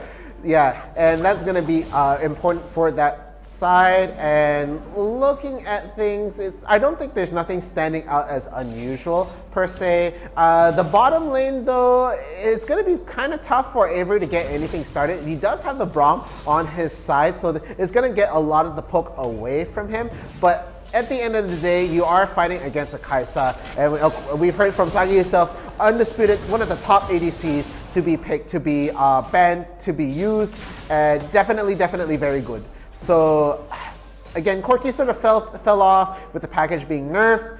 So just seeing how things go in terms of the bottom lane right there, I feel like they're just gonna have to stop Tyrador from really, hitting the strike, hitting that power spike at all. But again, as you were saying, the top lane, not gonna be fun for Chris Tue. Yeah, I mean, Yamada, look at that, just being so aggressive right there, and Chris Tue just has to run away. So, I mean, Yamada is a madman on this champion. Chris Tue is actually so low, he has to use the barrier in case or else. I mean, I wouldn't be surprised if Yamada tries to push it in as fast as possible, but it looks like Chris Tue just has to back away. So it is going to be a close call, but instead in the bottom side, Talo gets a nice gag, a nice counter gag actually onto this bottom side here as Noir 1 will get taken down. Very nicely done coming from Chasing Dreams. Yeah, and with that, they're actually rotating up to the mid right now. It looks like it's going to be a double scuttle for the side of Chasing Dreams right here, and I don't think they're going to even try to contest it. Meanwhile, ODYSSEY is just trying to shove the lane right now, putting a lot of pressure on the tower at mid, but against the Diana, that doesn't mean too much. One Q and maybe a W in between is going to clear out a lot of this wave right there. Even the passive being able to land in between is going to do so much, but looking at things right now, 𝐼𝐼 is definitely making his mark in the game. Going to be a complete nuisance trying to get those early fights right now and trying to lead the favorite into this side for Chasing Dreams. But it looks like 𝐸𝐵RY is really, really low on health as the bot lane is super shoved in. So a quick recall from 𝐸𝐵RY will be very, very well needed. Yeah, I mean, still, Chasing Dreams getting that start, this is how you should be playing Lee Sin in general. Being so passive is kind of boring, especially, you know. Yeah. But Lee Sin, he's able to put up so much pressure in these lanes, especially early on. Even without level 5, he's able to just do so much because he has the slow, he has a lot of damage, and he has the escape as well. So he can go in and out every single time. But now, I mean, the goal lead is still even after that first blood. Yamada is just getting a lot in this lane, especially. 𝐶𝐿2 just playing as safe as he can. Doesn't want to give a free kill to Yamada. Yes, Yamada, we see how well this guy plays, even from behind. Yeah, and it's going to be a huge factor in a lot of the team fights too, because if they leave their backline open for Yamada to jump in and swoop in, it could be a failed team fight for the side of Chasing Dreams, because that is going to be the big factor to get rid of in a lot of this. And Fiora might not even be present in a lot of the team fights, having to split push or just being a nuisance to the other team. But it looks like it is going to be a bait setup for the side. And look, fighting under the tower, the riposte happens, but it's going to be a kick on the wrong side, but no follow-up from Chris. And there you have it. They are going to get the kill on the Akali right there. Yamada is down and out. Going to take the fruit from his side too. You're not there, it doesn't matter. I'm going to take it over there. A really, really good repost coming in, and he's going to actually even out the level difference right now, but the rest of the team is going to collapse onto the top to try and stop the push. And I don't think Chris can actually recall back in time, so he's going to just walk behind his tower, but the rest of the team wants it. The flash is burnt though, and he has to retreat. I don't think the rest of the team is going to be able to fight him under that. Meanwhile, at the mid, a little too much damage is coming onto Yuan, but no, it looks like it might be a fight at the top right here, as we see the rest of the team is collapsing on that point, and the package does go down, but he's not going to get a drop on the other side right here. Noir really low on health. 𝐼𝐼 going to be pushing him back, and it is just going to be a trade-off right here. Meanwhile, it looks like ODYSSEY is hanging around the mid still. I don't think he wants to hang around too long, knowing that there is 4 people on that side of the river. Yeah, I mean, still, actually, they really wanted to stop turret, so they kept grouping up. But now Chasing Dreams, they might actually just go for another flank, as Silas and Tilador are all alone. They might get flanked right here. Shrill really wants to get the stun on to Tirada. Tirada has to out the way, and he will try to run away here. 𝐼𝐼 has the flash, he might go for an insect kick. He will not overextend, so it's just a little bit of pressure for that side. ODYSSEY actually doing a lot of damage to Yuan, though Yuan has to be a bit careful, but Chasing Dreams are here. A lot of the members are in the mid lane. Only one not here is 𝐸𝐵RY, as they're making their way to the Cloud Dragon. So action, they are just trading it up for the top turret right here. I do respect that play, but this Cloud Dragon is still going to be quite strong, as it is the winningest dragon, but it's only winningest if you find a way to make it winning. Yeah, again, that move is but the ult is going to still go to the side of Chasing Dreams though, but they have to recall right after that. And they might even lose their tier 2 right here. That was so much damage coming down. It's going to be the 3 of them pushing it down, and that's going to be a lot of gold coming in for the side of Action right now, as it is going to be a 2k gold lead coming for the side of Action PH right now. Chasing Dreams at a deficit just in the terms of gold though, but 2 kills on the board. Yeah, I mean, that's so worth it coming from the side of Action. They were able to get 2 turrets from that one dragon right there. That's gonna be a decent trade for their side. I mean, they probably don't have that much importance towards the Cloud Dragon right there, but now the Referral is gonna be spawning, and 𝐼𝐼 will be starting it up. They'll pull the Referral out. I don't think Action, they are going to be contesting it out. Instead, they are just trying to contest to the bottom side here, as Fiora is all alone. 𝐶𝐿2 is under the turret. They might go for a dive, but now they will go in. The Taunt does not land, but the ultimate coming from Vival. Like, 𝐶𝐿2 is so low, but Tirada is here to use the ultimate to get the kill. But with this, they are going to try to get a re-engage. A nice flash by Tirada to dodge the Glacial Fissure right there. So it will be the first kill for the side of Action PH. Yeah, and a first well-deserved kill. That is a Fiora down, and they're defending these towers to the death at this point because it is so low on health at the mid side. They might try to just go all in and push the bot, but there is no minion wave to push together with. Meanwhile, it is only Taloi in the mid lane alone, having to fight off these two guys. The tower's only at 200 health. 𝐒𝐿2 is in the picture right now, but it is not going to happen. I feel like they might just split their focus and go all the way for the mid tower, but I really like the rotations coming in from Action, just pushing on all fronts and making a win at 1 at most. Yeah, and still Action, they are going to be up a bit of gold, but I mean, most of the goals are from the turrets, right? Like Chasing Dreams, they are just trying to get as many kills as they can, so Action, they're just poking them out, they're just trying to play as safe as they can, as they just do want to scale up like how they did against 𝐸𝐻𝐻𝐶𝐿ANGAN. Maybe that's a similar game plan that they want to go for, as even Chasing Dreams, they're trying to go for even more ganks, but they're not actually getting it as Action. As I said, they're playing very, very safe here, but Chasing Dreams, they're just trading, they want to start hitting on those turrets. The Mega Duckdown does come out to clear the minion wave. There goes the minion wave, so now you have to back off. That actually bought so much time, but I mean, there will be the referral here, but instead in the mid lane, it looks like Yuan will be very, very aggressive in this mid lane, right? He wanted to get a solo kill onto Body Bells, but the cavalry is here. Yeah, and then I don't think they're going to really push for a fight, and it's just been a strange battle coming in for the side at bot right here. The Fiora will have to recall. The 𝐾𝐲 will come out victorious in the sense that there is a tower down on that side. So the tower in terms of objectives, it looks like Action is very much in hand at the strong point. The Infernal Dragon is popping up very, very shortly, but Chasing Dreams is still so solid when it comes to the team fight right here. But Avery looking very close, almost tried to run away from it. You can't run away from Vi's ult. The package going all the way to downtown, but he's going to be able to come out alive. They throw everything down on Taloi right there. The Glacial Fissure will buy enough time for him to come back from the GA, so it's still not going to be a kill on the board, but they do burn Brahm's ult as well as forcing Corki to retreat and a GA. But at the end of the day, it's still not a kill. That gold will not go to him, but Yuan is looking very dangerous right here, having to fight Yamada, and the rest of them, the 3 people, gonna land the 3-man moonfall on his own, but gets melted at the site for the side of Action. What do I feel like? I've actually seen that exact thing happen before. I don't know about you, but I don't know about you lah, huh?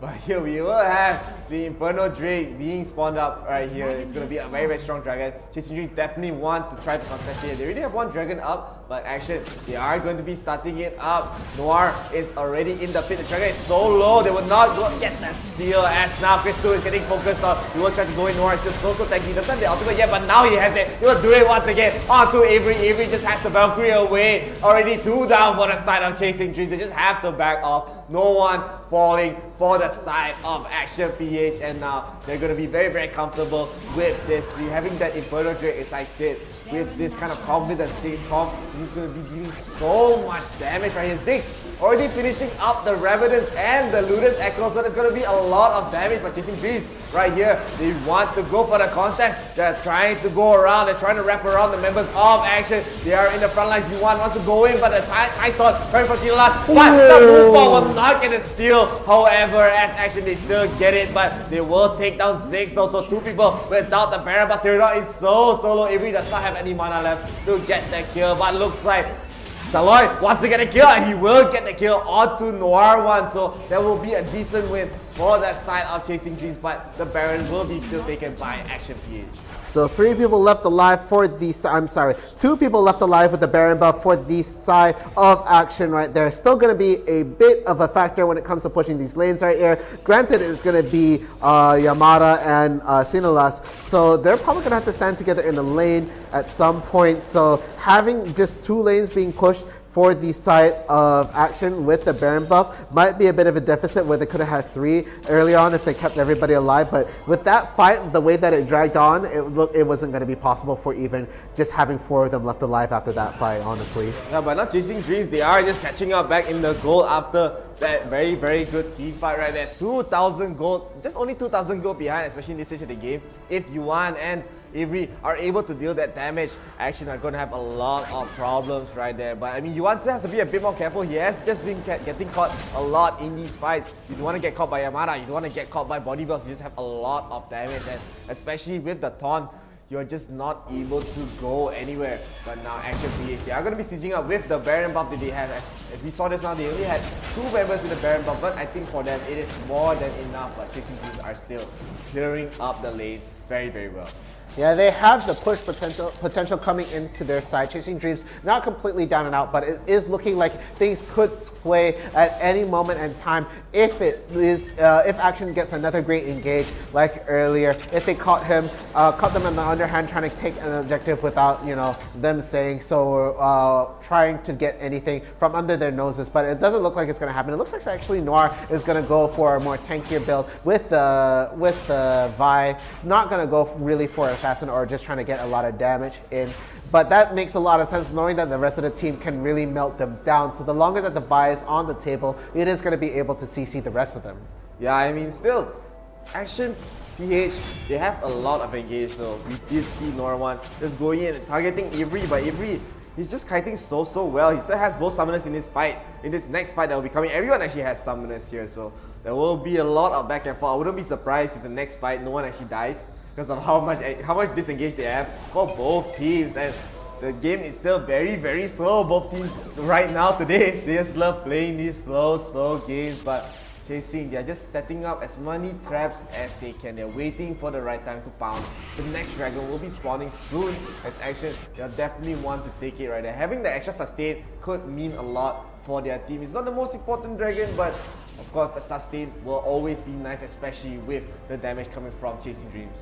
Hermit buffs should not be looked down upon right there. The dragons are a key factor. Again, it is going to be the Omnivan coming from the Ocean Dragon. So again, not the best buff, but definitely a great buff. Action was able to take the Inferno away from Chasing Dreams earlier on. They had the Cloud Dragon in their pocket for the side of Chasing Dreams right here. So it looks like there's just going to be vision put down. It looks like they're just trying to catch another team trying to start the dragon if they do, but again, it's just an attrition of information right there. Ward, scan, take care of the ward, and then they're just trading wards at this point. Yeah, and we now should count the Chasing ward Dreams. Chasing Dreams right now, they are going to be starting up the dragon as you said.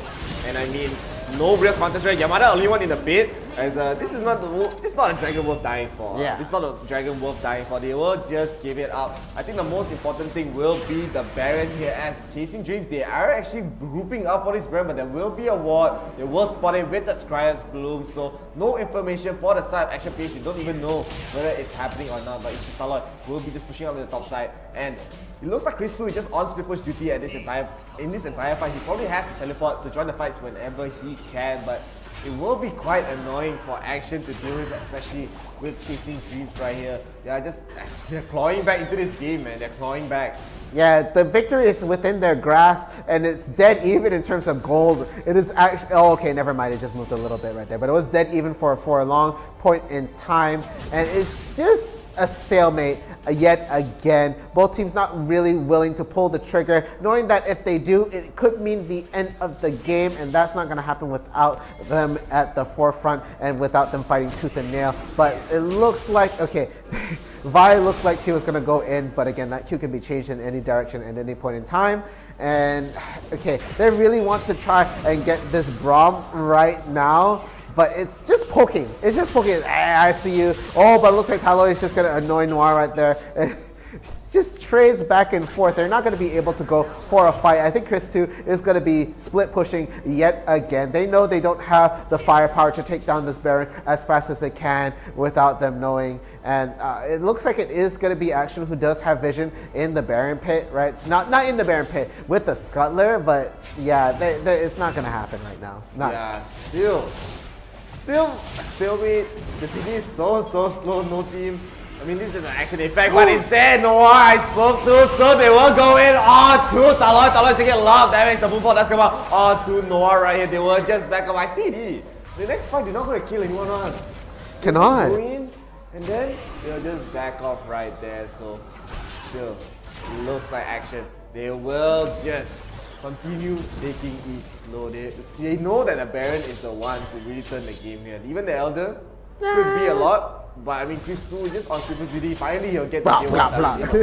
Finally lah. Finally, and it looks like Yamada's not too happy about that. Might just poke him out of the recall with the Q. But actually, I'm kind of afraid to engage at that point. But it looks like the ult is going to come down for the Fiora right there. Going to be eating a lot of food. Going to get another poke. And so much damage at this game right here. And it's still not going to be a kill. Still won't. Yeah. There won't be a kill, and we're stuck in the single digits into about a 60-minute game. Yeah, so there's just gonna be a lot of stalemates in this fight. I mean, this is how Action played the last game, and it might work for them again this game. They still get the scale up. They're gonna be like, alright, it's time. Let's go for Baron once again and end the game right here. But they are maybe looking forward to get this Elder Dragon. But again, Noir is just gonna go in onto Talo. Talo still has the GA. The hero's pursuit does come in. They will try to go for more, but looks like she'll get a lot of damage. They will take down Shiri. Oh, no. That's going to be 1 kill at least, but they're not going for more. They're just getting that 1 kill and backing off. But 𝐿𝐴 is in the air, and Mike just want to continue his push towards the top side this time. And I mean, it's just been 4 turrets for Action, 3 turrets for Chasing Dreams, but the next dragon. He has to be a fight in the next dragon. It has to be. There has to be, if anything, right there. And we just saw a completely whiffed Moonfall coming in from Yuan at the back end right there. Really, really heartbreaking stuff. But Kai'Sa's pretty much set. Kai'Sa is set. Zeal, Static Shiv, Blade of the Rune King, Mortal Reminder, Infinity Edge, and getting the static Zhonya's basically, right? She's pretty much stacked. She can't get any more stuff at this point. So there has to be a fight for this Elder, and it's going to be the side of Action that is starting it right now. Talo is in the ranks waiting for the rest of the team to go in. Elder Dragon's at half health though, so they have to make a move right now. Are they going to let it go? Do they even see it? Wait, what? Oh no! Wait, they didn't know that it was happening, so they just let it go, and now Action just got a free Elder Dragon for no reason right there, and now Chasing Dreams. I mean, I think they definitely wanted to contest it, as they had to contest this next Baron as well, as they cannot give it up. 𝐿𝐴 is in the flank though, but he will be spotted by Noir here, so it's going to be so helpful, especially with the Elder Dragon burn from 𝐿𝐴. You know, if 𝐿𝐴, he gets one ultimate, everyone's just dying. Okay, so it looks like they're going to start the Baron right there. But there's the ult. The package does go down, and it's going to be Noir who's trying to jump in, but the Moonfall does land on 3, but it's not going to be enough damage for the follow. They are not going to be able to get the kill. Tyloi, the Guardian Angel, does come back up, but no, immediately deleted again. And with that, that is the Baron buff for the side of Action right there. So they are looking to take this game with the lead that they have right now, as it is all 5 members with the Baron buff. I can't believe Action were actually able to get that Baron after that, but now with this, that's it. With the Elder Baron buff, just melting from this DPS, and look at that, it's pure damage burn right there. This is gonna get slowly melted down. Chasing Dreams, it looks like they're gonna fall in this game too right here. Action were able to take this combat. Look at that damage, man. There is enough to be said. And now, Action, they will take this game too and bring it to a game 3. Of course, it's going to be a game 3 lah, but it will be at least a 4-game best of 5. What are these guys, ninjas? That's like what, the second steal that was all stealthy, you cannot see me. No, this one is like just straight up, they just walk in and they steal it. This is what he did. Just walk in, just like, and bind, and then walk away. So completely now the score will be 1-1. 1-1 right here, so of course, it'll be like a best of 3 again lah. Yeah. Best of 3 again lah. So first 1 to 3 in this situation, but looking at it is going to be Noir who's going to be the MVP. 8 assists coming in from his side. Avery going to be the MVP for the other side. Didn't die once. Yeah, didn't die. I mean once, but he was not really able to get much out of it. This is a very low kill game. Bodybell still wanted to finish his Oblivion stuff, but he was just not able to get it. But he still dealt a lot of damage. Right? I think the most of the damage did go to Bodybells. I'm pretty sure. Let's take a look at the damage. Yeah. Already, it's always 𝐿𝐴. So I think next game they're gonna ban 𝐿𝐴. I feel that the 𝐿𝐴 is too much of a factor right there, but it could leave it open for like the way they do the bans right now. It could be a Diana first pick, it could be a Kylie first pick. There's just so many things out there. They didn't want to even pick the Braum first pick right there, and yeah, Mountain, no, it's gonna go up and down, up and down, up and down. This game was just, I don't really know. I mean, Action, they just love playing these kind of slow games. They just want to scale up. Okay, 𝐿𝐴 scale up, they will just end the game. But I mean, I really think Chasing Dreams should just ban out the 𝐿𝐴 outright, because 𝐿𝐴 is just too annoying, especially when you do not have the first pick. Exactly. And it could even just be action, just betting on the Ziggs as well, since I think Chasing Dreams, they want to get the second pick here. So very, very well done coming from them. We will take a look at the replays of that last match.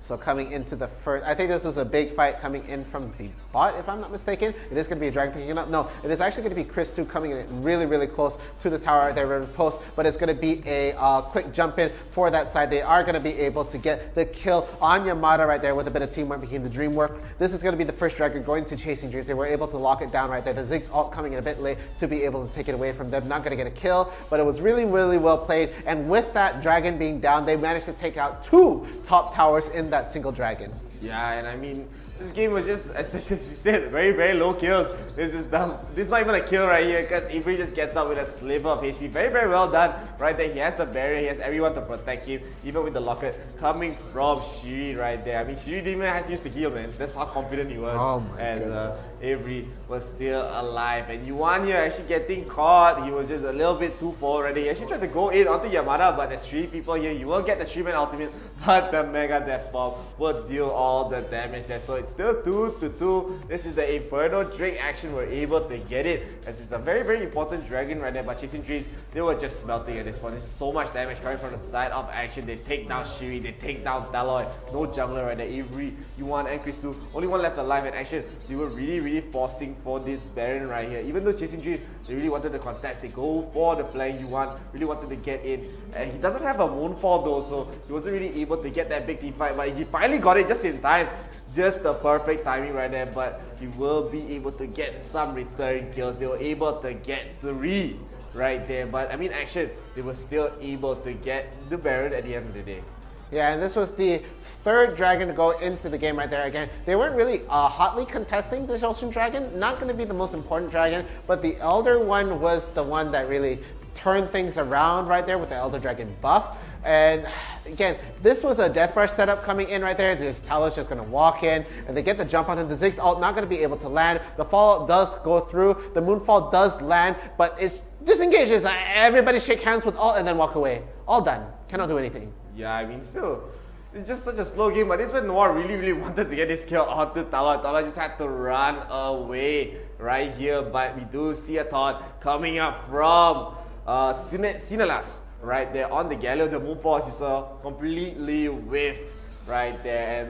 And this was a very perplexing, this is a very confusing play. Chasing Dreams just gave up this Elder Dragon. I mean, they didn't have vision after all, but I mean, they could have at least tried for it. This Elder Dragon is so good for that side, but instead, they will 50-50 for this Baron, and it will get stolen. Very nicely done coming from Noir 1 right there, getting the steals, and they were just able to wipe the members of Chasing Dreams. There was no real way for Chasing Dreams to defend this game. You want to so low, living with a sliver of HP, with the Baron buff, with 5 people alive, just able to slowly, and actually not slowly, they actually push down the lane very, very fast. They were done with it. They got the Baron buff. It's like, win conditions met. Waited long enough, run it straight down, and 20 minutes would be the time to end the second game. As we see, they're just unable to defend this. They just straight away push the rest of the members back into the fountain right there. 𝐸𝐵RY will not die. They do get the pick off. No, they don't even get the pick off on the zone.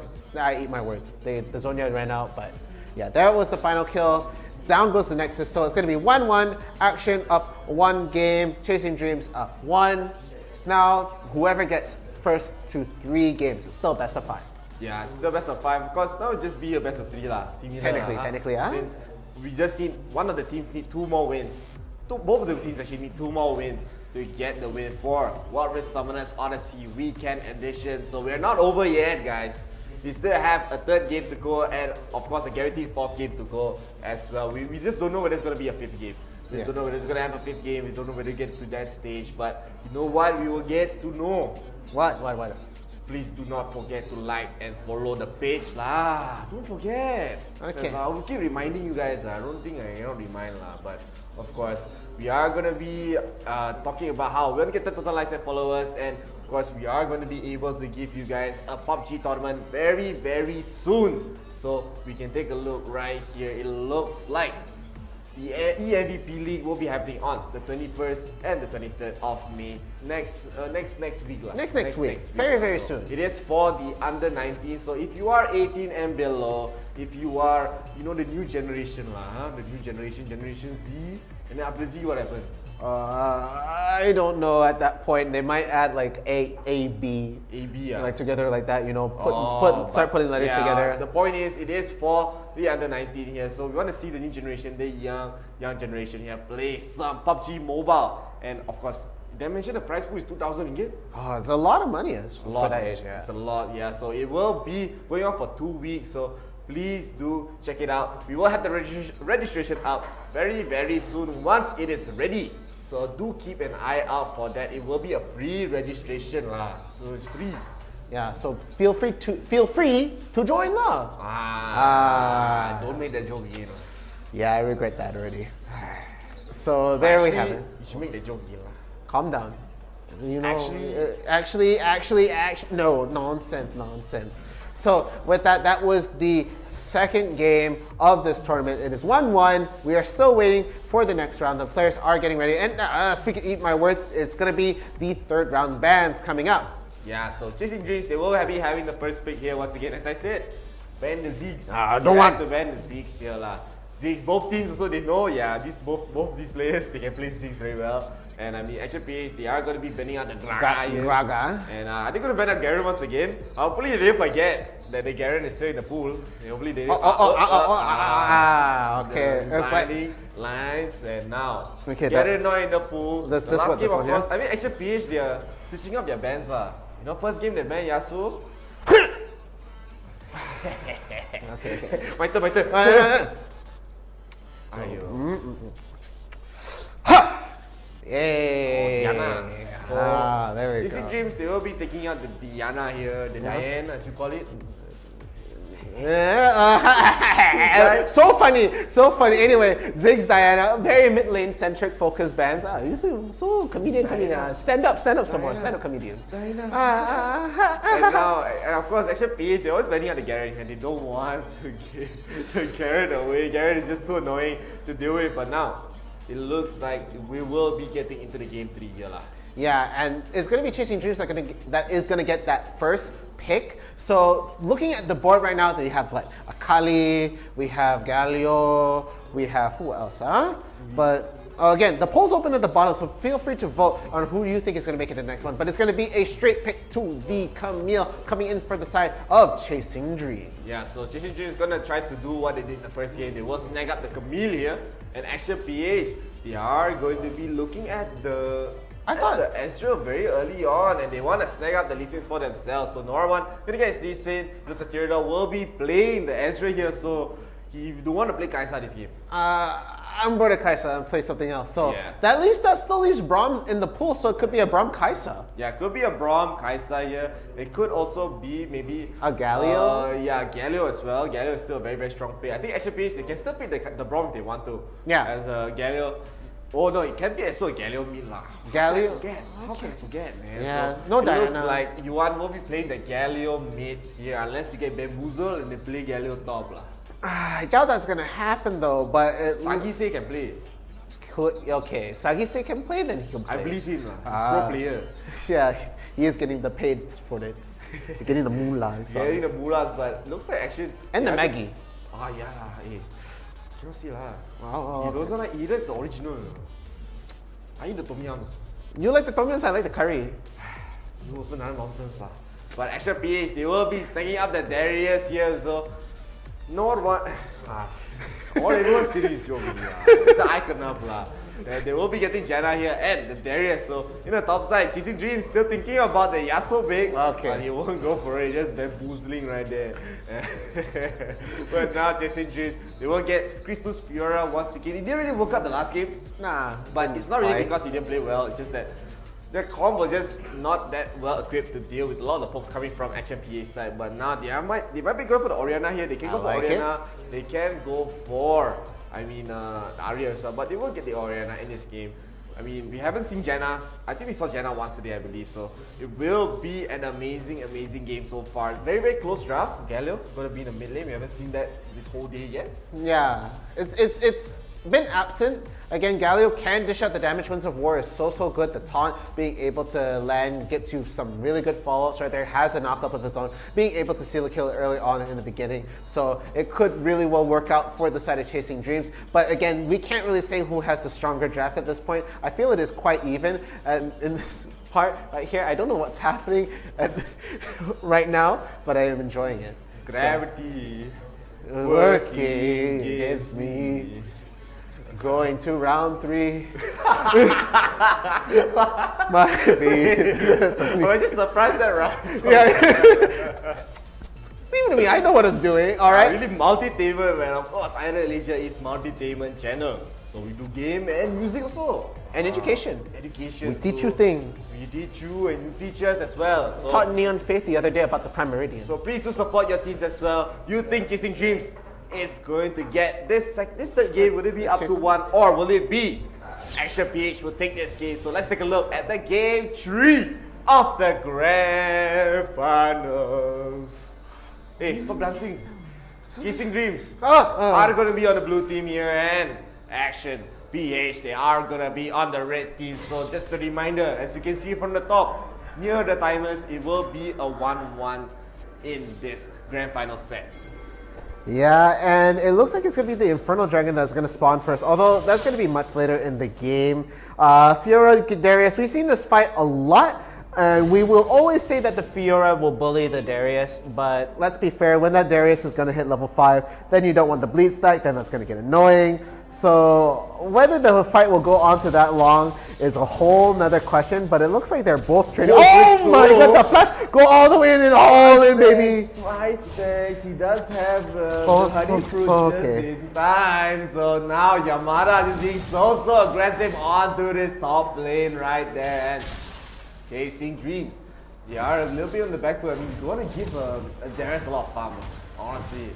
Yeah, it's just as annoying as Garen can be in the fight. Standing too close to a Darius will make you bleed somehow, and a lot. You don't want to get that ult landed on you, and then looking at the rest of your team having to run away from a Darius, it is quite heartbreaking because that's almost a win condition that Darius has. I hit you 5 times, I hit the jackpot button. If you die, I keep doing it, baby. And so another apprehend. Look at Chris too, man. Getting bullied out of this lane. Once again, Yamada is just doing such a great job. And I really think the Darius pick here is almost a checkmate at this point because Chasing Dreams, I don't know if you noticed, but they have 5 melee champions right here. But we also see Talon try to contest for this turtle crab. It looks like he will try to get them away. Yuan will get a nice 2-man taunt, and it looks like Yamada will almost get taken down. He's still alive though, Chris too. So low, the ward, and the last hit with the red buff will get the kill right there. So it will be a first blood coming to the side of Action, but it looks like Talon will get the immediate trade onto Noir 1. So a very decent start for the Action side. Yamada didn't have to lose his life, but Crystal losing his life there might be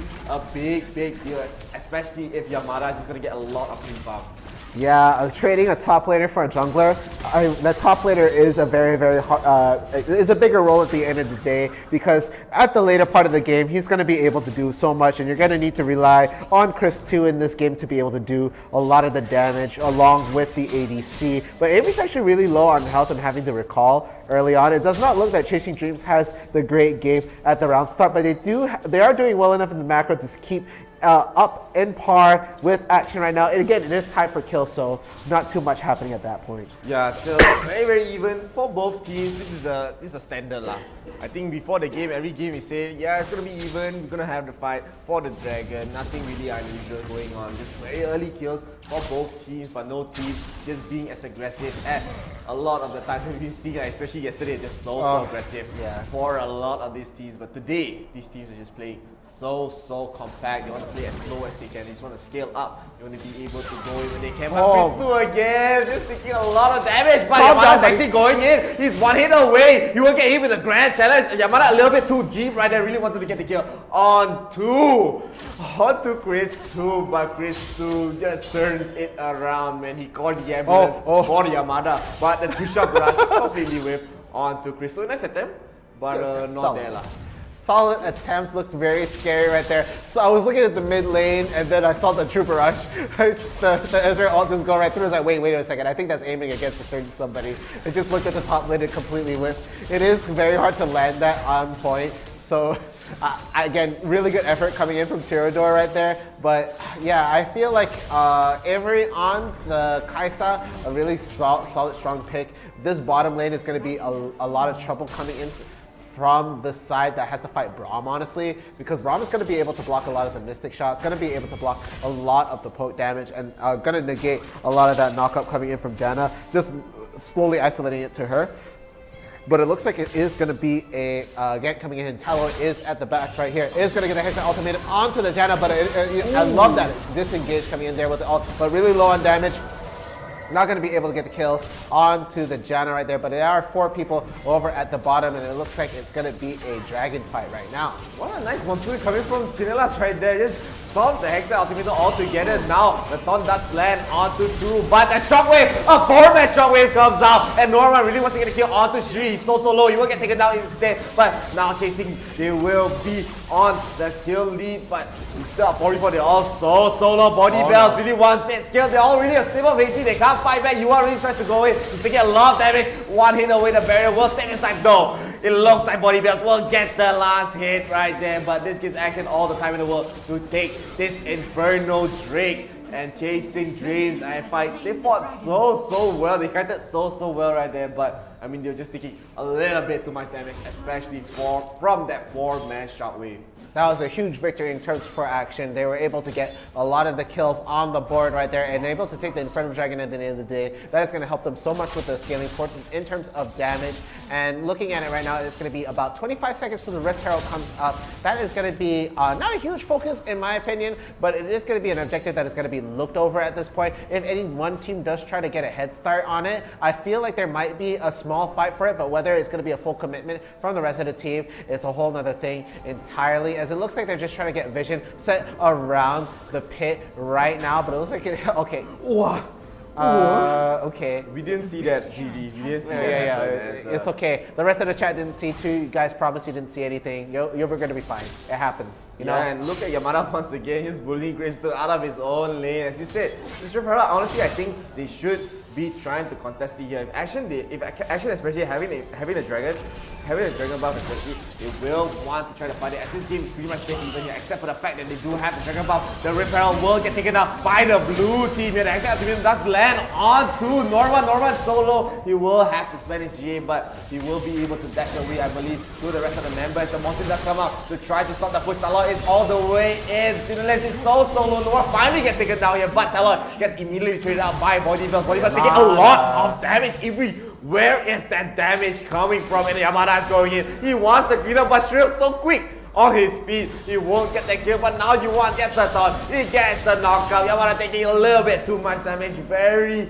nicely done coming from Chasing Dreams. Just kiting them so well. Tirada almost gets taken down by Chris too, and that was just beautiful kiting coming from Chasing Dreams. Yeah, they really have a good flow and control of the fights right here in the game. Chasing Dreams is going to be able to take a nice lead in the following of that fight right now. But again, it's way too early to call a victor right now. As we see, it's still very strong potential for Action to come back. They do have the team fight. Oriana is so solid. Body Bell's actually landing a 5-man shockwave much earlier on in the first fight. So they're gonna have to keep an eye on that. They can't group up too tightly and get hit with that ult again. So they're gonna have to keep an eye out for that. But it looks like it's gonna be a push coming into the bot tower, coming in from the side of Action right here. They're gonna set up a death brush. Oh, but it's gonna be Shrill. No, they're gonna poke it out. The Kaisa is going to be able to see, and it looks like a head start onto the bot, but the tornado is going to be hitting Avery, but no, it's going to be a close call. The rest of the team does not engage, focuses on the tower, and they're going to be able to take it away. Yeah, I mean, Avery is a little bit smarter for that, man. He's not going to get caught by those shenanigans, but you know what will get caught? This mid turret right here getting hit butted by Jelly right here, and Exile Ultimate immediately used onto Sinelas, but Sinelas is just so good with the monsoon, just trying to push Talon away. But I mean, Chasing Dreams, they will get anything that they can get. They were able to get that mid turret, however. So Action, they're still fighting as hard as they can, but Chasing Dreams I mean, the goal lead is honestly still very, very even so far. It's not the biggest goal lead in the world, especially in this game. Like, we can even see from the goal. But you know, even the nice start coming from Yamada, Yamada's actually down in the goal compared to 𝐶𝐻2 right here. So it's not really looking good for him. He's probably going for the steroid gauge for this next item. But I mean, 𝐬𝐤 is looking pretty good, but 𝐬𝐤 is below the Orianna in this game. But there's a lot of farm being spread out a little bit, but it really does matter. It really doesn't matter at this point, as it really depends on how they fight in these team fights. If Chasing Dreams were able to kite like that once again, looks like Yamada won't even get to play this game. Yeah, again, you were saying how the Darius might have the upper hand because the majority of them are melee champions at this point, but with kiting as good as Chasing Dreams, it could be very, very difficult. Hexa Ultimatum is going to land on a Stasis Orianna. The rest of the team does collapse and they're not going to get to pick up the barrier. Going to land, going to be so good on top of the Orianna, but no, they're going to get picked up eventually right here. 𝐶𝐻2 being such a huge factor. Yamada only coming in right now, and right here it looks like it is going to be the end for Yamada right there. Solid team fight coming in from Chasing Dreams, and with that, that is the Dragon for them. That's a lot of damage coming from 𝐶𝐻2. What the hell? This guy is just so strong right there. The only one to survive, of course, is Noir1. As he's not able to even join these fights already. As I said, Chasing Dreams, he just have a lot of damage, a lot of catch. And if Yamada, Darius, if he's not able to get into this game as fast as he can, he's just not going to be a unit, he's just going to be a walking meteor at this point. He's getting kited, he's getting melted. The damage coming from Avery is insane. I hope we can even get to see the items as well. I really want to see how farmed Avery is. He has 9,000 gold up, he's almost 2,000 gold ahead. Ahead from the Ezreal Theodore right here. He's just so farmed. He's so strong. He's melting. He's melting pretty much everyone on the members. Everyone off the side of Action PH. Yeah, and I don't understand from 𝐶𝐻2's side that it was just a Trinity Force and half the components coming in from the Death Dance. But he's doing so much in terms of this fight right here. Oh, the upper hand coming in from Yamada right there, but doesn't matter. He's going to just be able to walk away and take the scuttle. It's so annoying when you have people that slippery fighting it as a Darius right there. You're going to have to really predict when you have to use the upper hand to get the upper hand on a lot of the fight, but it's not going to work out for the side of Yamada right there. And looking at the top right now, looks like it's going to be a bit of a scuffle right there. 𝐬𝐤 going to get a single knockup, but it's going to be on Noir. The GA is up on him, so they're not going to fully pull the trigger as they're a bit close to the tower. Going to actually hit Voidy Bells in with the slow, but they're a bit grouped up. The shockwave does land on one, and it is going to be the Braum. He is going to get melted down in the backline. Zhonya's is going to be used straight away. Noir has to just walk back, but looks like they are going to disengage entirely. But 𝐶𝐻2 is in the backlines right now. They are one man down, but it does not really matter because if they fully commit, they will trade champions. But whether they come up on the higher trade, it's just not one of them is willing to do that trade right now. Yeah, I mean, still, Action PH, they just have to throw out so many things just to defend that one turret in the top side. And once those cooldowns are down, Chasing Dreams will have the advantage. They just need Avery to use his Arcadian Read and everyone just melting at that point. 𝐶𝐻2 can just run in and do his thing as he can just get all the vital points down, just melting like butter at this point. And Yuan especially, he's just so strong in these fights. The taunt is such a nuisance to deal with, especially the two-shot barrage. We just barely missed once again, but of course, he was not aiming for that. He just wants to get the minion wave. But still, Chasing Dreams are up 5,000 gold. They're looking very strong in this game. They're just getting in and out. Losing the Braum is not the end of the world, especially. But Talon might want to go for a Romeo, but I don't think he should even go for it as Noir. He has a lot of his members behind him right there. He will be spotting out Sinelas. Avery will be in the front line, being used as a bait. Talon will just show his face with the sweep right there. But I think they'll just be backing off. They shouldn't be trying to go for Warrior. They should be waiting for the next Dragon. They should be setting up for this next Baron fight here. They are being spotted by a ward right there, so they need to be a little bit more careful as Action. They are being so defensive right there. So any little bit of mistake will go into Action's favor if Chasing Dreams, they make a mistake. If they make a mistake is the key word to say right there. Again, the Ezreal ults are really focused on the wave right there, just trying to get some more priority in the mid lane right now. They are down quite a bit of towers right there. They've only been able to knock out one. Meanwhile, on the side of Chasing Dreams, they have been able to knock down 3 for their side, and it's just an uphill battle really for the side of Action, but it's very well within their limits right now. They just need a really good engage, and they have the power to do that. Voidy Bells is so good with the Orianna being able to land really decent shockwaves. Every shockwave he lands, it is guaranteed at least 1 kill, but it has just been both teams not willing to commit. honestly not willing to commit. Chris2 being a constant pain, getting these really good split pushes, really just negating any push that Yamada has been putting out, and it's been a huge pain in Yamada's side, and that's what Fiora does. That's Fiora's job. Yeah, I mean, still, as you said, ODYSSEY, even if he gets a 5-man shockwave, there's a lot of disengage coming from the side of Chasing Dreams. You need to be able to catch a big target off guard. You need to be able to catch Avery off guard. You need to be able to catch, not even Tala, Yuan off guard, but Yuan's going to be quite tanky. He will just be backing away. The Ocean Drake has been spawned, but action, it's not really worth the fight for this dragon here. Chasing Dreams, they can just wait. They don't really need to go in because they don't need this dragon. They are strong even without it, especially with this lead. But the Baron could be for the taking. Both teams just standing each other down the mid lane. They really want to get this turret down. Oh my goodness. They're just, this is the story of the set, okay? They're not gonna fight. Yeah, story of the set, they're not gonna fight. They're not going to do anything drastic right here, but right as we say that, it looks like they are trying to get a head start on this dragon right now, but the rest of the team is forming up on it, and it all is going to hit Taloy in the works of the Ocean Dragon right there. It looks like they are trying to form up. The ult does land on Noir in the backline right there, but there we have the Hextech Ultimatum. It is going to land on Boydie Bells right there, the main focus, the main target, but it is going to be the Zhonya's that is going to stop the push right now. As we see it right here, they are trading these fights blow by blow, but there's nobody who's falling down at the point. The dragon is still in the picture. The dragon does go down to Chasing Dreams, but the chase down happening at this point. They are not going to get a kill. They're going so close. And there we have it. The GA finally being procced on Noir, but the rest of the team is so low on health. Avery has to run away. The Zhonya's getting procced on that side, and they just walk away from that fight, just shaking hands with ults. A greeting if I ever saw one. No one really died, right? No one died. No one died. No one died.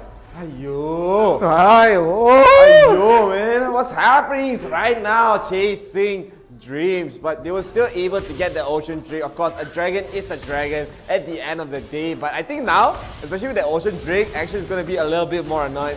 If, especially Chris2, if he has all that life steal, he has all that vamp coming from his abilities, just Yamada is not going to have a fun time, honestly. And now, Chasing Dreams, they are going to be grouping up around the top side jungle. They just want to go for more. They want to keep their lead going. They're actually increasing their lead by a lot, but Tala might get caught here. But he is a Camille, man. He's not going to get caught. It's going to be quite slippery here. So they will be just staring down the Baron. They're not leaving up any 50-50s for Action to take, as we know how strong Action's team fight is and how strong their comeback potential is for a lot of these games.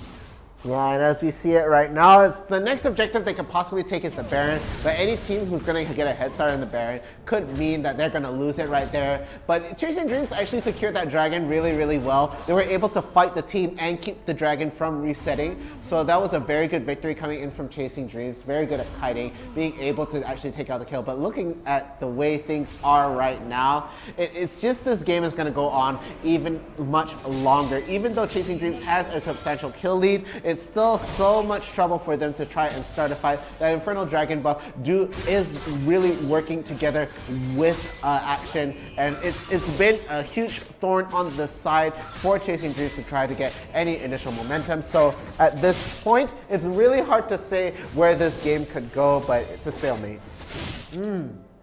Stalemate indeed, but I mean, it's not a stalemate in the sense that Action are like even in terms of kills or in terms of anything. It's just that both teams, they don't want to, I don't want to say Action. They don't want to take any Initiative. I don't want to use same joke over and over. Later you guys angry me lah.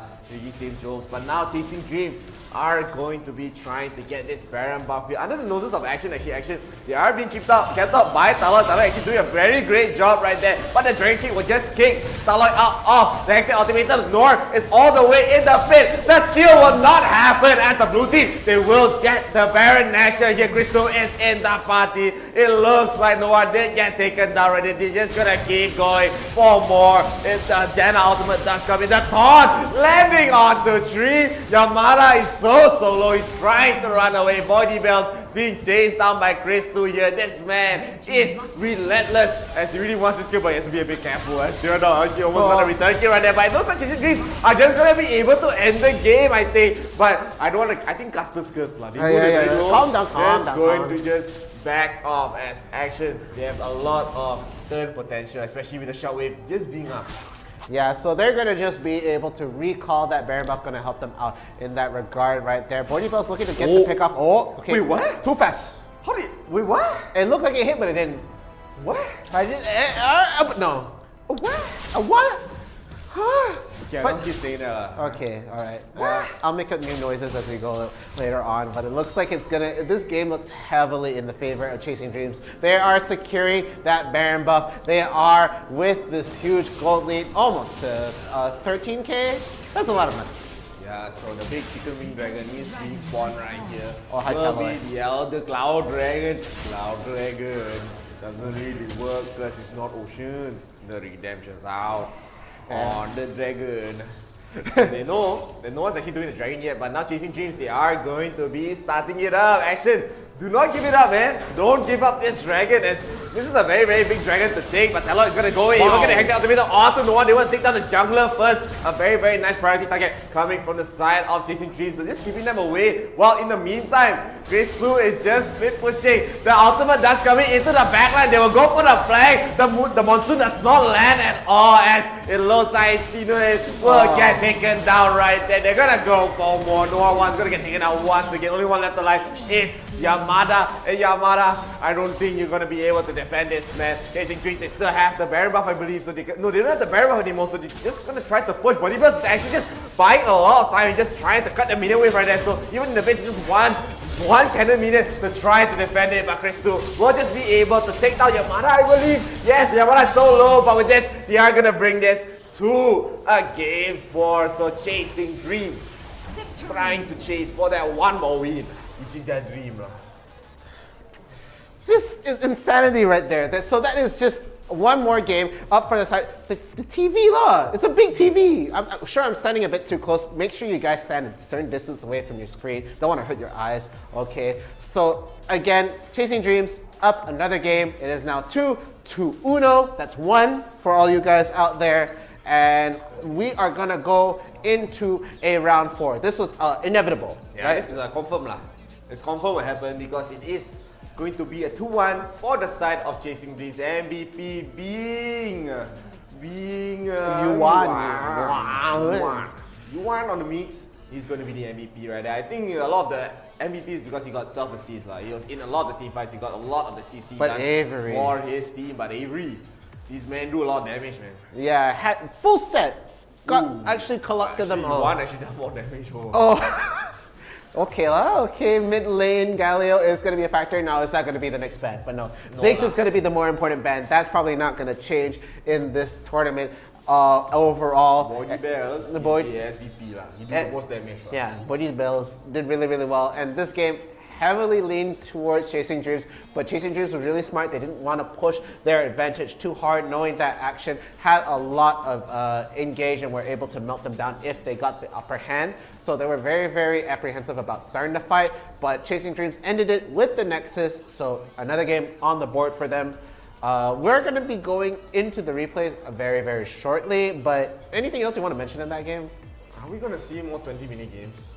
Calm down, buddy, calm down. That's I mean, a lot of these teams are just playing so slow. So slow. I want to see more action-packed, but you know what's action-packed? Dirty play. Yeah. Calmly. Replays over here, and 𝐻𝐿 here being very, very confident in this top side. But I mean, he's getting bullied up by Yamada here, but Chasing Dreams, they were trying to contest it. A nice splash into a 2-man taunt right there onto 2, but look at Yamada so low with the barrier. I think 𝐻𝐿 really thought he was gonna die right there, but he has to get taken out with the red buff. Noah one will trade his life for it though, so it will still be a 1-for-1 so far. ODYSSEY again in this fight, just trying to get in some more damage. So it's still 1-for-1 so far. This game is so even, but here Yamada this fight went a little bit too deep. The Yusuf Tayobs, the honey fruits, will get taken by 𝐻𝐿 to let him survive a little bit longer, as it looks like Taloy gets the return kill. Yeah, and this is the first fight for the Infernal Dragon. I believe it went to the pocket of Action. They were able to take it right there. The taunt landing on 1, but no, the follow-up coming in from the other side of the team. Got a 4-man shockwave and that back row. So no, Noir 1 does fall in this situation. but it looks like it wasn't quite over yet, so the fight does continue for the Infernal Dragon, and it was forcing the rest of the team to disengage. Too much damage being done on that side. They do get a kill coming in for the side of action, and with that, they were not able to contest the dragon, even though their jungler was still in the picture. It was just too risky to try and die for the dragon, but at the end of the day, it was Chasing Dreams who did eventually take the game, so the dragon in that instance was not the winningest one. Again, they managed to get the Cloud Dragon, so that was the win. Yeah, I mean, still Chasing Dreams. They're fighting back very, very strongly. They're locking down Noir as much as they can. They get the Guardian Angel off. Noir just has to run away. The knockup does not land, but Noir is actually taking a lot of damage. Talon just going in, and Noir finally gets taken down. But the return kill from Bolivar actually played this game so well, but that was like, what the hell just happened, man? Avery just melts down. Bolivar's in that fight. Yamada here again. A little bit too out of position. Shiri was just able to flash and run away. He keeps getting kited every single time, and it's a very nice catch. Coming from the Chasing Dreams side, they were able to spot out that Death Rush coming from the side of action, but Avery getting hit by the tornado, kind of scary, man. I think Noir, he had the flash and the drain kick as well. He could have maybe went for it, but playing it safe, playing it safe. Yeah, playing it safe was the title of this game. Was the title of the last game, was the title of the semifinals. But this one, it was the personification of it indeed. So they were just playing it safe. They did have a commanding lead in terms of a lot of things, in terms of kills and in terms of gold. But here we have a really good fight. They managed to get the Hextech Ultimatum onto Boyd's spells, but the immediate Zhonya's burn, they do get a lot of the barrier to go up. But no, a lot of the damage coming in right there. Look at Chris just melting people down. At this point, he only had a Trinity Force, but it was a nice complete Trinity Force. He was able to just melt everybody down in his way, and with that they were able to get the first dragon for their side, which was the Mountain Dragon. And this fight at the top lane right here, the Zhonya's being forced to burn for the side of Noir, but Noir still wanted to go in, wanted to get things going. Meanwhile, this Ocean Dragon does end up going into the pocket of, I believe, Chasing Dreams. It was a valiant effort to try and get a fight for here, but they didn't feel like it was going to be worth a full commitment to try and get it engaged. But we see a teleport coming in down, and it was Yamada coming in, but all follow-up coming in for 𝐸𝐸 was going to disengage the rest of the team, and the collapse in this side, they were able to go straight for the back line. Taloi trying his best, but no, it is going to be actually Yamada who does get a lot of the damage in the back line, and they try to get even more, but going all the way in, they are going to get the GA procced on that side, and they were not able to get a kill, so everybody just said hi bye, greeted with ults, and all walked away alive. Yeah, flashes for everyone, as Oprah Winfrey would say on her very famous show right there. So now, Chasing Dreams again, they're gonna get the focus on to Noir 1 right here. Noir 1 could not catch a break. He really wanted to go in and go for the steal. It was so close. The smite does actually miss by Talor, and that could have been a big mistake, as Noir 1 didn't get to use his smite. That could have been a 13.4 action, but it was not, as Chasing Dreams were able to take down a lot of the members of action right here. A nice two-man taunt coming from Yuan. Yamada in don't know where is he going. Looks like Chris 2 does get taken down in the base right there with his GA, so he just has to run away as a with the barrier buff. I thought they were gonna end the game here, but I forgot. I didn't realize their HP was quite low. So with that right there, they were able to take, they had to recall, and it's okay, sorry. Are you okay, man? Yeah, okay, it's okay. So this was another fight for the Elder Dragon right here, but they had the upper hand in this. So Chasing Dreams was able to chase them out, was able to secure the dragon in their pocket, I believe. But no, they don't actually go for it. They go for the engage, and with that, they were able to go right back in. 𝐸𝐸 being such an assault to them. They're going to get the ult in the back line, the rest of them having the 4 Zhonyas, the GA being proc on the Lee Sin, not going to be enough. Yamada being on the front line, Body Bells is being displaced to the back, not going to be able to get a kill, and with that they were just able to bring the minion waves closer to the Nexus and melt them down. And right over there we see Yamada being forced so far back. He does get a 2-man apprehend, but it's not going to be too much. He won't be able to land anymore. They're just stopping the 5-stack bleed. They get the pick off on Yamada, and with that, that was the end of the game. So there you have it. Chasing Dreams, now open up the game. One more game. Are we T-posing? This is social distancing. No. No? Distance you.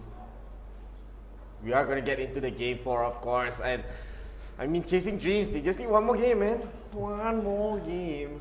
One more game. So please do vote in down there, like you can see down there, there will be a voting for you.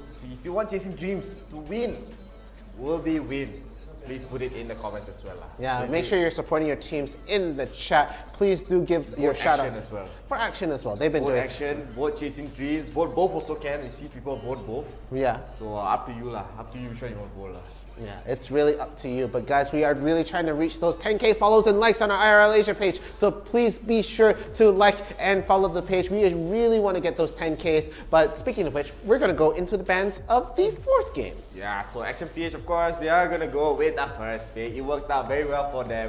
And the Garen ban comes out once again. But Chasing Dreams, I think they're going to ban the 6 again because Action PH, they do have the first ban here. And I mean, the first pick here. So Diana going to be banned out. Is it going to be the Ziggs? Is it going to be the Ziggs? Yeah, it's going to be the Ziggs. And Action PH, what are they going to ban here? They're going to ban, they banned the Gragas the last game. So maybe they're going to ban the Gragas again, and maybe they can actually just ban out the 𝐸𝐬𝐬 totally. They're banning a Chris Too's Fiora. So as I said, right, they're banning every champion, you know. Every game they change ban. Except for the Garen will always stay. There's just none of that nonsense in the first game ever again. So there you have it. Those are the bans for the fourth round of this grand finals. We could see 5 rounds if it's the other team that takes this right here, but it is Chasing Dreams with the round on their lead right there, so they need one more to take the grand final. So the first pick does go to Action PH, and they're gonna snag up the 𝐶𝐿. 𝐶𝐿 is just the first pick for both teams. Both teams, they just want to get the 𝐶𝐿. And Action PH, they really need to win this game, as this is the end. This is the end of the road if they do lose. So Chasing Dreams, as I said, they need one more game. One more game. And 𝐿𝐴𝐼𝐸 could be the pick here, but yeah, Gragas is left in the pool. So Chasing Dreams would love to have the Gragas and the 𝐸𝐿𝐴, so very, very strong coming from there. I think Action PH, they will be getting the 𝐿𝐴𝐼𝐸 for himself. Yeah. It's going to be straight away. Theodore is going to be happy with that 𝐿𝐴𝐼𝐸. Last time we saw him go, I want to play Ezreal. So that was not going to happen. It looks like it is going to be the 𝐿𝐴𝐸 for the side of Action PH, but that still leaves Ezreal in the pool. There still leaves Xayah in the pool for the ADC, and there's still so much potential for damage in this team. Diana is still banned. What are you looking at? Nothing. Look at that. So it's going to be the 𝐿𝐴𝐼𝐸 for Talloy right there. I like that. Yeah, I mean, nice Ox, but of course, they will be giving up the 𝐿𝐴𝐼𝐸 and the Akali here. So I think, yeah, Gragas is going to be in the mid lane this game, I believe. Actually, I don't know lah. It could be 𝐸𝐿𝐴𝐼𝐸, it could be 𝐸𝐿𝐴𝐼𝐸 mid, it could be Gragas support. They both also like quite flexible. But I mean, Chasing Dreams, I mean, Action PH, they still need to pick the jungler or the top laner here. They are looking towards to get the Seraphine. Seraphine's going to be very, very nice. They are going to play the Gracious or 𝐶𝐿. Yamada is going to be playing the 𝐶𝐿 in this game unless they bamboozle me once again. But Chasing Dreams, I think they're going to go for the Ezreal here, or even the, I mean, if they play the Corki, they played it pretty fine. Yeah, they have, but I think I really prefer the Ezreal over the Corki in terms of things right there, because you're just going to be able to really hit a lot of people out with the Mystic Shot. But that's whether you're comfortable landing Mystic Shot at all. But it looks like it is going to be the Ezreal pick right there. So there you have it. Those are the picks coming in from either side. It looks like it is going to be a Graves jungler 𝐶𝐿 top, and it's going to be 𝐿𝐴𝐼𝐸 Braum bot, Seraphine mid. Yeah, and this will be, of course, Action PH. This could be their last game. So give them the energy. Give them all your energy, give them all your support. If you want Action PH to win, please put #ActionPHWin in the comments. If you want Chasing Dreams to win this game, this is not just the game, the whole set. Please do put #ChasingDreamsWin. We also have a poll down below. Look at the polls, man. Hey polls, how are you doing? They are waiting for your votes to come in. So we want to see how many Action PH fans, how many Chasing Dreams fans are watching this tournament, and of course, this is going to be the game 4, man. This is the decider. Chasing Dreams. One more. But Action, this is a decent draft, right? I think the reason for that, even the second game going towards Action, they just really flex. It's like, you don't ban Ziggs? Okay, we can make that a problem. So that's why Ziggs is being banned for the rest of this games. But let's take a look at the fourth round of the grand finals of this game. Again, it is going to be on the blue side. You're going to have Action, and Chasing Dream on the red side. Yeah, so they will be switching sides here as Action PH. They will be having the blue side. They might go for the early invasion. 𝐿𝐻𝐻 is getting caught. He's all alone. He might have to use the flash very early on. He does have to use the Twilight Shot so early in. He's just running around and juking everybody, so he does not get stunned up. He's taking a lot of damage. So 𝐻𝐻 is actually, the fact that he out the Twilight Shroud so early on, it just means that Yamada is going to have a decent time, especially in the top side, not having to deal with the harass coming from Chasing Dreams. Yeah, that Q is out of the picture right now. I mean, first skill, the Shuriken's not going to be in the fight for the first level, but again, it's going to be top lane. They're going to have a lot of time to get that back up right there. So early part of the lane, they're probably going to lose like what, 1 lane until they get the level up coming in for the side for the top lane right here. Meanwhile, BodyBells is doing really good with the wave clear versus the Gragas mid right now. So it's looking pretty even in terms of things. Of course, this is way too early to get any sort of lead. It looked like they were trying to get a head start with that early invade, but not going to happen, not on Chasing Dreams watch right now. But it looks like the 𝐿𝐿 is sneaking on the Seraphine right now. Yeah, I mean, 𝐿𝐿 will get an early gang onto BodyBells, but it's just a harassment gang right there. It's harassing BodyBells away from the lane a little bit. But I mean, Seraphine, the real strength that comes from Seraphine is that she's able to clear the way so quickly and able to deal a lot of damage as well. Look at that, this Yuan. But Yuan is just going to be able to have a lot of sustain as well with his wine. He's able to drink the wine, get the HP, get the reduction, and they go in, they can clear the waves as well. But there will be a scuffleboard scuttle in the bottom side. River Noir is all alone. He will get body slammed and hit with the power attack right there. Noir is going to get engaged on by Tower. Tower will have to dash away. See the last ace here, so Chasing Dreams, they were able to get the scuttler, but now they're going for more. They're going for the top side one, but Shiri and Tower are quite low. They have to be a bit careful. They get caught by the root from Seraphine. It might be very bad. The first kill will land, but a 2-man shot onto the members of action. They will get the first blood. BodyBells is so low. He has to flash away. 𝐻𝐻 really wants this kill. He'll try to go in, but I don't know how, but BodyBells, they got the kill onto 𝐿𝐿𝐻. So it looks like they're actually turning. They actually got 3 kills in this entire fight. They even killed 𝐻𝐻, they killed Paloy, they killed Shiri as well. But Yuan, the only one left alone, is under the turret and double kill for Yamada. That's an amazing start in this game. And Action PH, they're looking so good the third to bring this to a game 5. Yeah, they're looking very strong and primed right now, getting those really big pickoffs in the mid, fighting for that scuttle. Does not seem worth it right there as they get 3 kills up over Chasing Dreams right now. But again, this game is going on. It's early enough to say, like, it's not early, it's too early to say who has the lead. Sorry, it is dragging on right now and I'm trying to formulate sentences, so forgive me. Hey, calm down, man. It's still the start of the game, so now you can relax a bit. It's not going to be, I mean, both teams just don't want to have any action. They're taking it slow, they're going to not do anything much. And I mean, especially Seraphine, Seraphine just wants to farm up in general. But Chasing Dreams right here, they don't want to bring this to a game 5. They want to take this game as fast as they can. That's why they went for that early double Scuttercrab. They were still able to, they were not able to get it even as they lost. Giving Yamada the double kill is not the best option. But 𝐻𝐻, of course, he's going to be playing the Akali. Akali is still very strong and might be able to turn it, but Yamada just in the lead in this stage of the game. He's not really able to do much, and especially this first dragon, being this mountain dragon here, we are going to see them contest 100% for sure, but I don't really know. I'm pretty sure at least one person is going to die.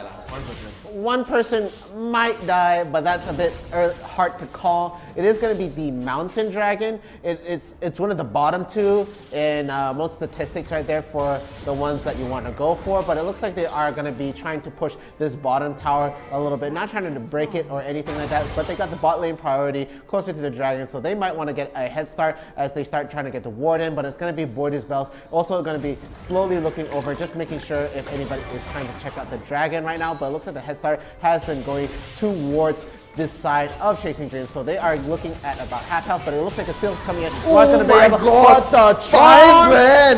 4-man charge! Coming from BodyBells, he will not get the dragon, but Chasing Dreams are just melting to the damage. 𝐻𝐻, what are you doing? You're still alive! But the sweep actually does not land. Yamada really wants one more hit. He will get that killing spree. For Action, and Action, they're winning in the kills. They're bringing this to game 5, baby. They really want to get this game 5. They don't want to give Chasing Dreams this win. Yeah, that was such a good charm right there from the Seraphine all the way past landing on every single person coming in from Chasing Dreams, gonna be able to wipe the floor with them at that dragon fight and really take the commanding lead right now. It is now a 3K gold difference in 5 minutes. That is 7 kills on the board, and it looks like that won't be the end in Action's agenda right here, as they are looking strong and prime. Not even the Rift Herald has spawned, and they are looking really solid in this game. Yeah, I mean, still Chasing Dreams. They need to chase this win, man. Giving Action any momentum, it might just be the end of them, especially Action.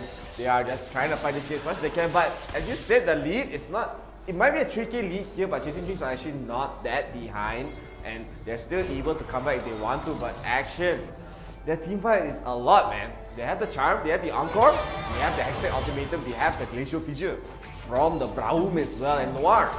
On the Graves, we didn't really talk about him so much, but he's just being such a nuisance, especially with the smoke screen that is coming out from his side. And now Action, they are going to be able to get this Rift Herald here, chasing. It looks like Taloy wants to go for a contest, but the Rift Herald's a little bit too far out for this contest right here. Braum in the front line, so he will use the shield, he's getting taunted up, taking a lot of damage, but he will stop Chasing Dreams from trying to contest it here. So the goalie is still going to be in the Action, PH's favor, and Yamada as well, just trying to split push, but he might get ganked by 2 people here.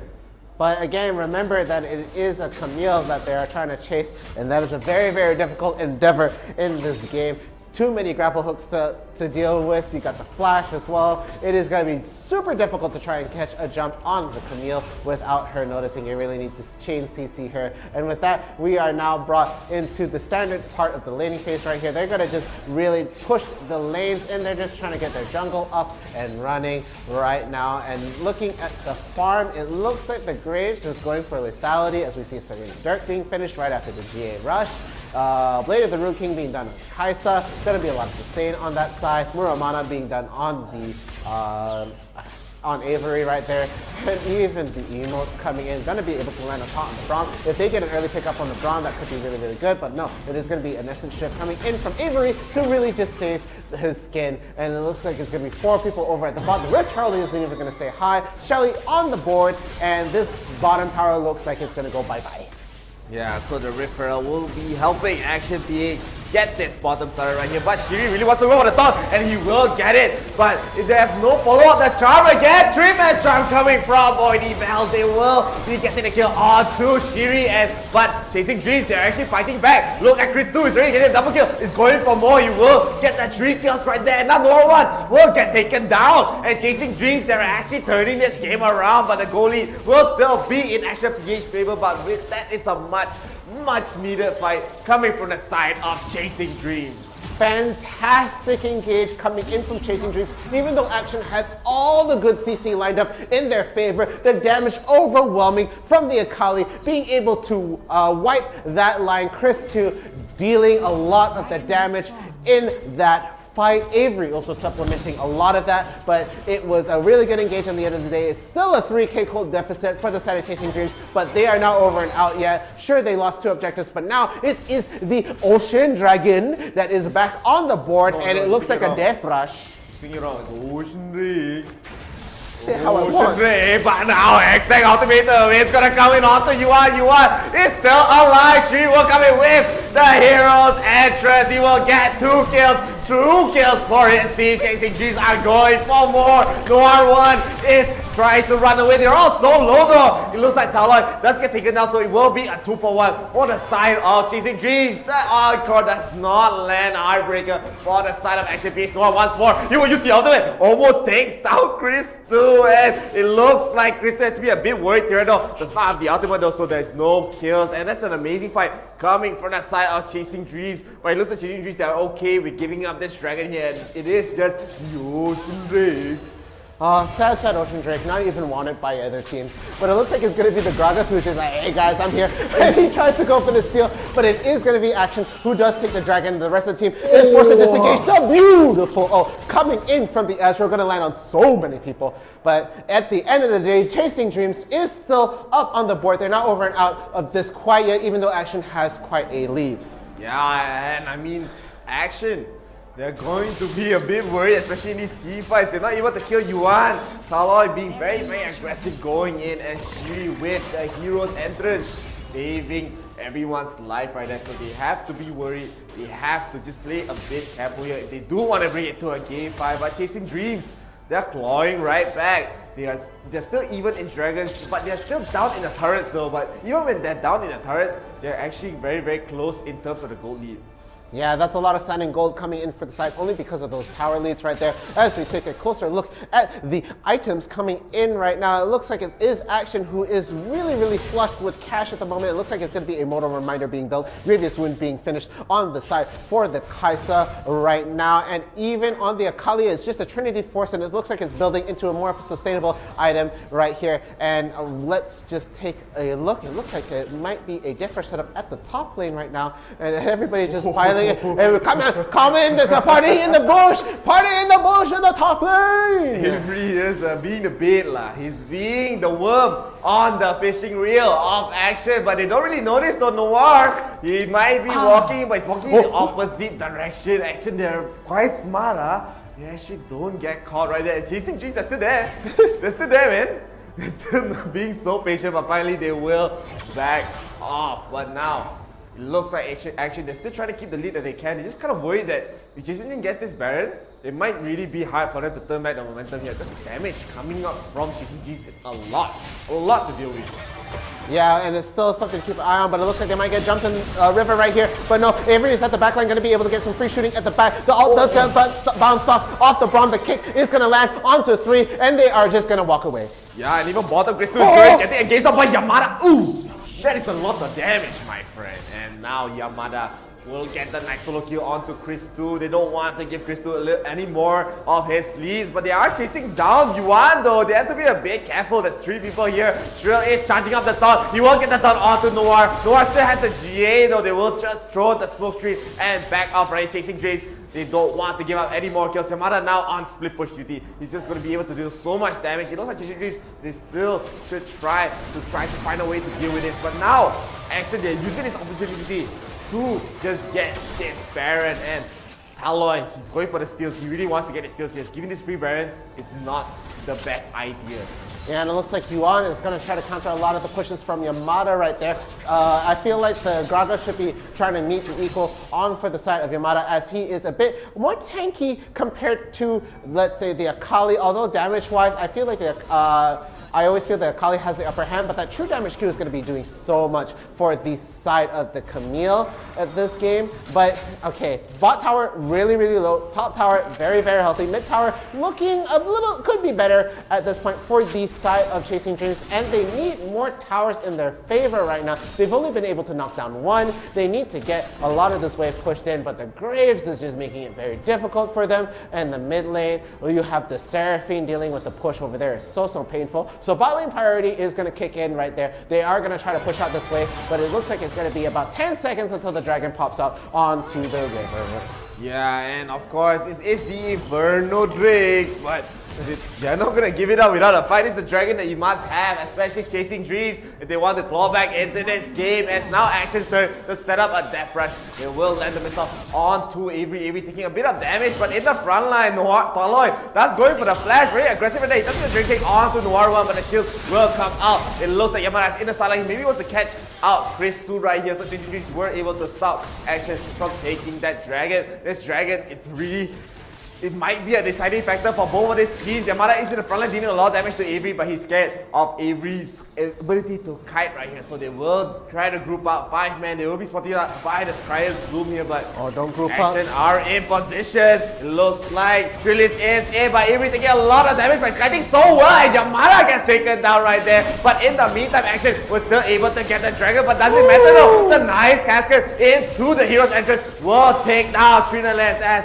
Trinalance will totally fall right here. It's still be a 1-for-2, but in the back, we do see Shiri does get taken down. Rador is just a bit too strong. They just have to back away. Avery is so low, so it will be an even fight, but it's not even when Action they do get the Inferno Dragon. Yeah, so really, really good exchange action is coming out on top for that fight, even though it was an even trade in terms of kills right there. They're even trying to get the head start in the Dragon, but Taloy is still in the picture. The Sonic Wave does land on the Baron. He's able to see the health is about halfway there, but what is the call? Is he going to go in again? Wait. Oh, it could look like it happened. The teleport. It could be a steal. And here it comes. Oh, no, it won't happen right there. And he is going to get the GA proc. The taunt is coming in. The emote, she is gone. And it was a solid attempt, but now all 5 members on this side for action will now have the Baron buff, will be able to push the lanes, and with that, they might be able to cement their lead even further and take this to a game 5. Yeah, I mean, still chasing dreams. They're just getting kited. I mean, Tyranno is a little bit too insane right here. He's just dealing so much damage. You just want to show him. Last time you play Kaisar, my turn to play Kaisar right here. He was able to kite Yamada so well, but in these fights, just not able to do anything, especially Snillas with his shield up, with his barrier. They're just not able to get a lot of projectiles through towards the side of action and action. They're using their opportunity, this opportunity, to try to go for the split turret right here. They have the Baron buff. There's not much wave coming from Chasing Dreams. Chasing Dreams are waiting for the right time to go for an engage, but they can't really go for it. Yuan doesn't want to throw out the casket right there. Maybe the casket is kind of scary, but I think Chasing Dreams, if they are able to kill off Tyranno early on in these fights, they just might turn it around. But Tyranno just bought a GA, man. Tyranno bought a GA that just delays the inevitable. If she has already the Zhonya's or the Stasis right there, it could be really, really bad. If she even gets a Hex that ultimatum right there, she could Zhonya's first, and if she gets picked off, she's going to get the GA, and she's going to just stay in the fight so much longer than the rest of them. And it's just going to be really, really hard for the rest of the team to try and get a good pick off. The best thing you can do is just take her out of the picture momentarily and shift their focus as it comes around. But it's going to be very, very difficult for them to play at that level. It requires a lot of concentration, and this is round number 4. So this has been going on for quite a while. Each of the last games are going close to the 20-minute mark, and it's been a real uphill battle for this. But it's still not over and done yet for Chasing Dreams. They might have the way to come back. It's actually very, very hard for Chasing Dreams, honestly, to come back to this game. They're down a lot, and this Baron buff is just bringing a lot of momentum towards their side, but Chasing Dreams are still able to defend their turrets here, but actually they keep on going. Shiri is finally gonna go in. He does get a 3-man toss, however, but Sinales does get a lot of appeal for his Taloy. Will get the kick on to 𝐒𝐿, but 𝐒𝐿 will just out away, and Chris Du is not able to do the damage. It's just way too much sustain, and again that true shot barrage gets blocked by Sinales. This guy just playing out of his mind in action. They will just take it and just go back to base. They got 2 in-hit turrets right there. They got 2? Yeah, they got 1 in-hit turret right there in the mid lane. They don't want to go for more. They want to wait for the next objective, being the Elder and being the Baron. Raren. Okay, so there was the great big push that they needed right there, but it's just looking so much harder for Chasing Dreams to come back from this. Their gold lead right now for the side of action is 10k. That is a lot of gold right there, but at this certain point, it's not going to matter too much as the core items have already been filled. They can't even fill out their item slots so much, so at this part of the game, they really had to decide whether they want to take it right now, whether they have the power and the ability to just overwhelm their opponent and really just finish the game. But it looks like it's going to be a scuffle for the Elder Dragon right now as we see a TP. It looks like it is going to be a Hexen Ultimatum that does land on the backline. Taloy is going to fall. The Charm landing on 3. They are going to get a lot going on board as well, using the Zhonya's GA getting proc on the Akali right now, and the rest of the team is falling behind, and that's it. That is game 5. Let's go. It's a game 5. We are going to be able to see a game 5 here as action. They wipe Chasing Dreams off their base, and they will bring, as I said, to a game 5. So, man, that was an amazing, amazing game. Very, very well played. They're just going back and forth, man. They're playing ping pong. Ping pong, ping pong, Ultraman. Ping pong. No, Ultraman, they are the ping pong sound. Oh yeah, ping pong, ping pong, ping pong. And then you got the superpowers. Every time we got ping pong, only got superpowers. Oh yeah, true. I don't know why lah. Okay, there it is. We're gonna go into game 5. Let's take a look at the stats that we have into round 4. As we see right here, it is Noir that is gonna get the MVP for the side of Action PH. And on the other side, we have Chris Tue. Valiant effort coming in, but no, he is not gonna be able to help seal the deal for the team of Chasing Dreams. So round 4 it is 2-2. and we're going to Chris Tue went Triforce Terax Gauge. Denji. I think he thinks he's playing Darius. Yeah. He has no damage, no. He went Triforce Terax Gauge. Okay lah, this one. Okay, maybe he's pro player. Okay, I'm not a pro player. We're the ones commentating. But Boydie Bells? Walao eh. This guy is, he wasn't an MVP, right? No, MVP was going on the side of Noir. What? Boydie Bells got like 3-man charms back to back, you know. What's this nonsense now? It's not about how well you land the ults, it's what you contribute to the game. Even though I do feel that Boydie Bells did contribute a whole bunch in this game, but the way this game works... I don't believe that. It's still Boydie Bells MVP. It's like, play of the game should have been me. But at the end of the day, it was Action PH that wins this one. So round 4 ends with a 2-2 either side. That Mountain coming in for the side of Action PH. They had the lead, they didn't want to give it away. They held it on and they pushed and they actually took the game. So this is it, guys. Final round. Round number 5. The very last one.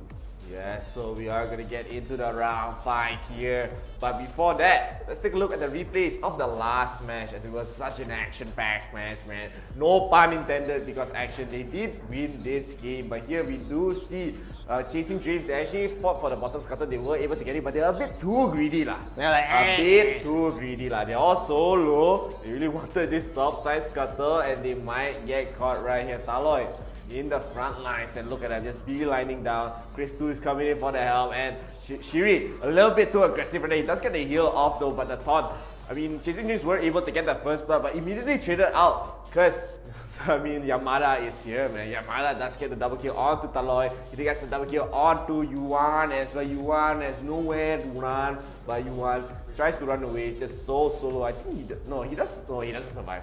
He does not gets survive. the kill.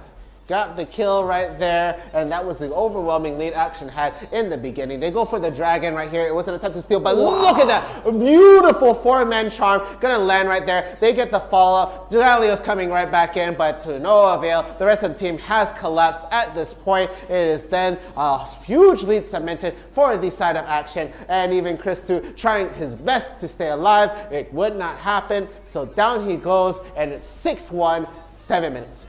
Yeah, and still Action, they were keeping the lead very, very well. This is so well sustained, coming from Boydie Bell, coming from Sinanas is just playing out of his mind his entire game. There's just no way for Chasing Dreams to do anything. Just that one barrier up. Siri does get a nice taunt though at Chasing Dreams. This is where I thought they were going to try to go for the turn. The nice charm that stand will hit Shiri by Action. They were a little bit too off position right then. The nice body slam comes in from Yuan.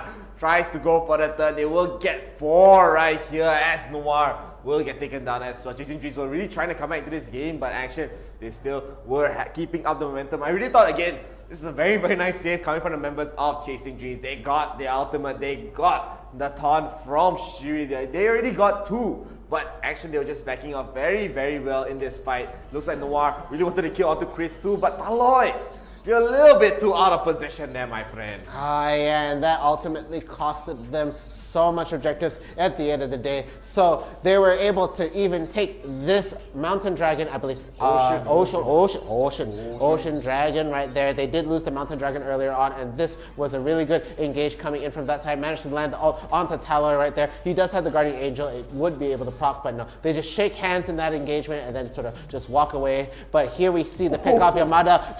True damage coming in with the Q, going to be able to finish off Chris Tue. And Avery running for his life at the Hextech Ultimatum, kiting him so well, managed to get the pick off. But here we have the rest of the team to come in. The Galio ult does land on 1, so they were able to follow up so well in that situation. Going to be able to get the pick off on the Braum, but meanwhile on the back line, there was no damage coming in from that side. They get the pick off. It is going to be the Galio who does fall down, and there was going to be just a disengage at that point. Here comes the rain, it's falling down. And now Action is taking down this Baron buff. As you do see, Taloy really tries to go for the steal there. Yeah. Very, very desperate, but he really needed a steal, but he was just taken down. He has no flash, no escape. He tries to dash away, but instead he dies in the Baron pit. But with this Action, they were just slowly pushing the turret. They were not able to end the game yet. They didn't want to risk anything because they know Action. I mean, they know Chasing Dreams. They just needed one fight.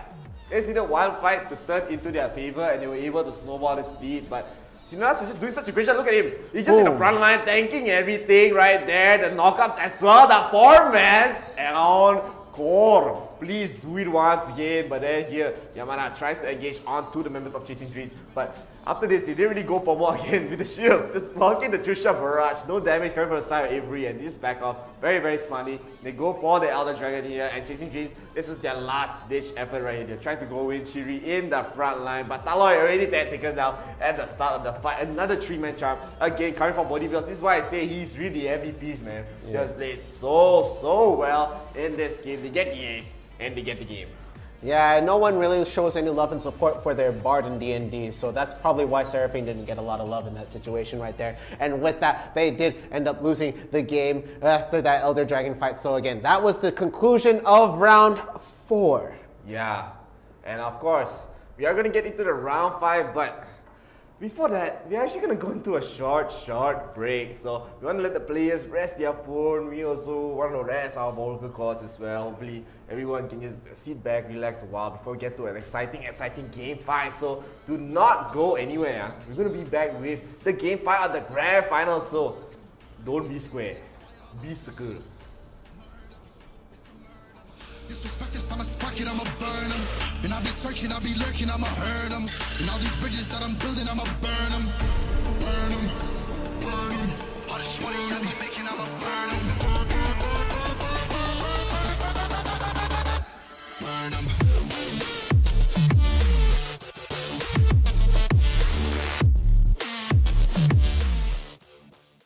Rooftop party, jump party, bomb party, rooftop party, jump party, bomb party, rooftop party, jump party, rooftop party, warehouse party, rooftop party, jump party, rooftop party, like to get naughty, rooftop party, jump, rooftop party, jump, rooftop. Make it clap.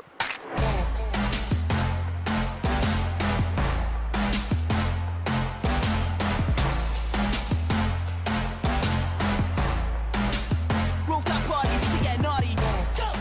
Ladies and gentlemen, welcome to IRL ASIA's YouTube channel. I'm 𝐸𝐸𝐿, and today we'll be taking a look at Summoners Odyssey's plays for the week.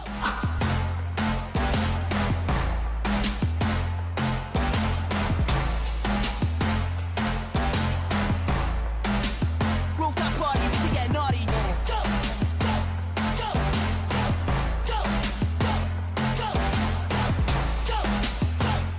Here we can see Ziggs from the side of Daiwans. He will steal the Baron here as Fiora tries to salvage the fight. She won't be able to as the Baron and the fight will slip away from their hands.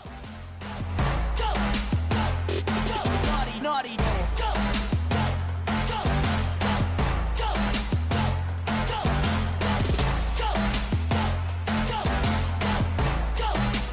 Rooftop party, to get naughty.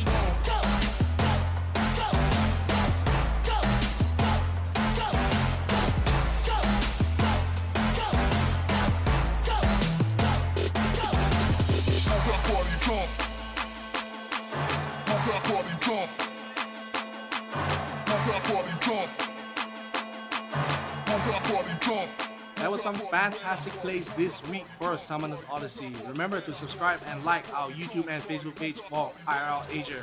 This is 𝐸𝐸𝐿 signing out, and I'll see you in the next video. Make it clap.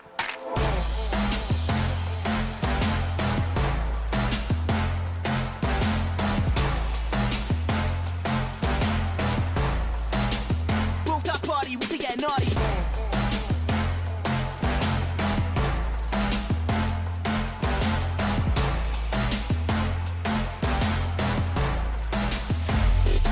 Naughty, naughty.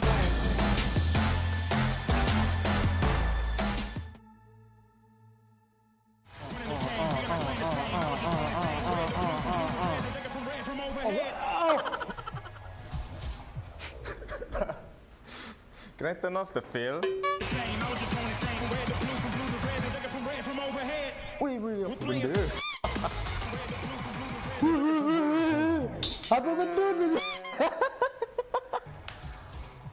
I missed both? What?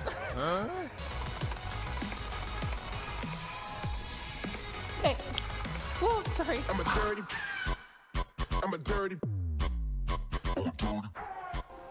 Alright, let's play some Beat Saber. Let's go. Itu easy lah. Game.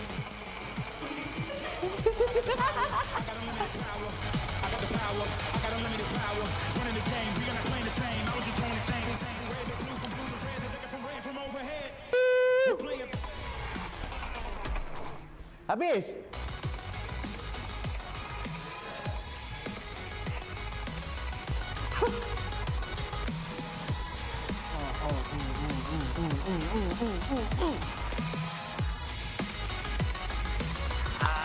Missing way too many. Okay, I'm missing out. Okay.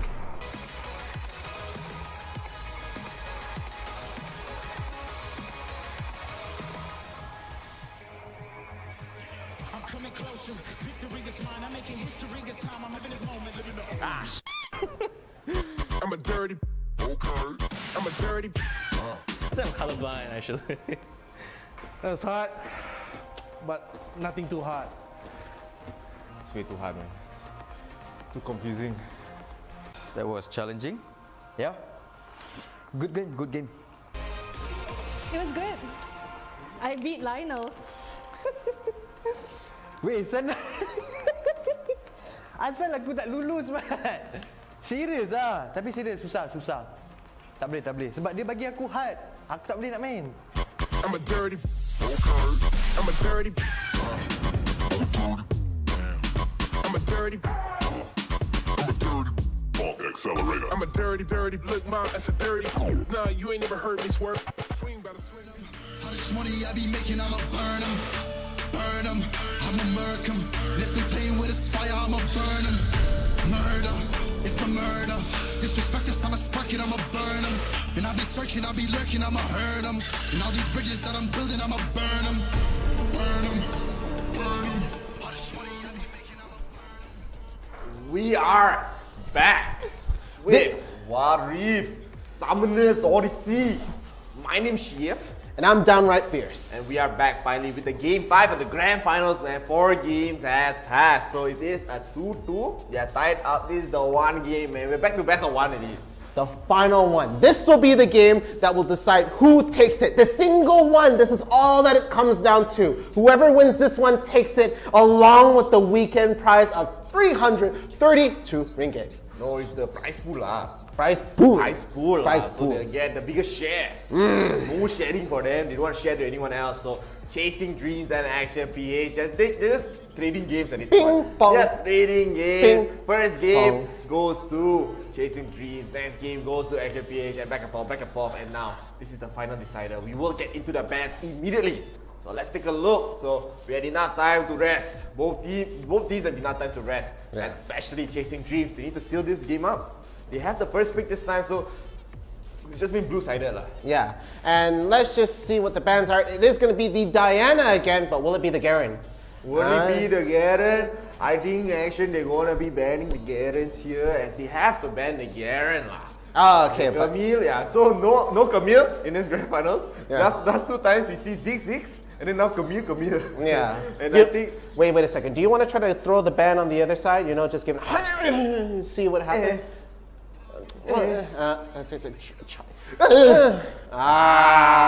Comedy! Okay. The Garen banned out, but here, chasing dreams. They can actually pick the 6 if they want to, so I think they'll be banning out. Not high enough. Ada semua. I give you. So no Ziggy in this game here. So chasing dreams, they have the first pick. What would they go for here? Braum is still in the pool. Akali is still in the pool. Diana no more in the pool. Kaisa, so still in the pool. I think Kaisa has been a lot of. This hasn't been a really key factor in the fights, let's be honest. Tirado is a bit crazy on the Kaisa. Avery also a bit crazy on the Kaisa. So those guys are pretty nuts in this game. But Shiri will have the first pick here. They will snack up the Braga. So Graga, first pick, very, very solid, coming in for the side of Chasing Dreams. But let's just see how Action PH, they're hovering over some weird things, so I'm not going to get baited. I wanted to pick the singer here, serious. I'm not going to...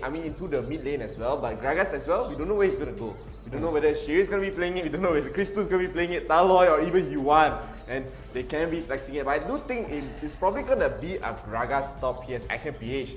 They are gonna go with the Olaf here. So they're gonna get the Corki, they're gonna get the Olaf. And they're going all out, man. All out. All out, baby. And that is so far 4 picks coming on that side. It looks like they are going to try to be locking in now a support. Chris helping to pick out for that side, but it's still too early to say because like Gragas again, going to be able to really help be in all sorts of positions and just let's just see what it is. Okay, it's going to be your jungler Lee Sin and Janna is going to be the support. So it's going to most likely be a mid lane Galio, top lane Graga. And there we have it. Bodybell is going to get that Seraphine again. Going to be able to land those nice charms. So there you have it. That is the pick. This is the final game. Nothing more after this. This is the one that decides it all. This is the one game to take it. One game. One game, baby, one game. And I think the Seraphine pick here is actually very, very good, especially with Olaf. Olaf is going to run in. Seraphine will be able to get the encore on very, very easily. So it could be a 5-man, could be a multi-man, I don't know how many mans. And of course, Bodybell is so strong on the Seraphine here. So this is honestly anyone's game lah. This one anyone's game, but it is still one more game. So both teams need to go all out. They have to get this win. Of course, whoever wins this game will be a new champion for Wild Rift Sonus, honestly. So either way, we are going to be excited. We are going to be excited. Please do support your teams. This is the final game, guys. I already see Chasing Dream coming into the chat right there from multiple people at this point, but there is some love coming in from Action PH. Again, final game, final round. This is it. This is grand finals. This is all what everybody has been fighting for. Let's see who comes out on top. We just have to wait, though. Yeah, so as you interrupted me, I was going to tell him to support D lah. Support. I'll tell him to support either Chasing Dreams or Action PH. So this is the final game. The final game. This is the final time I'll be saying it today. As right here, Chasing Dreams are going to be on the blue team and Action PH are going to be on the red team. As I said, if you want Chasing Dreams to win, please vote in the polls and put it in the chat as well. Hashtag Chasing Dreams win, or if you want Action PH to win, put hashtag Action PH win. There is a lot of hope and we do already see Jan Chan already doubting my chef skills. And she asked me, can chef actually cook? Yeah lah, I can cook lah. Can cook. Maggi mee. Telur goreng also, you know, it's Friday. Telur goreng, Friday. Friday as well. Technically Friday. A dish. I cook instant noodle lah, very nice lah. Sometimes maybe I'll do a cooking show one day. I don't know what's happening right now. That is the show. That is the name of the show. I'll do cooking show one day, okay? Get us to 5,000 likes, I'll do cooking show.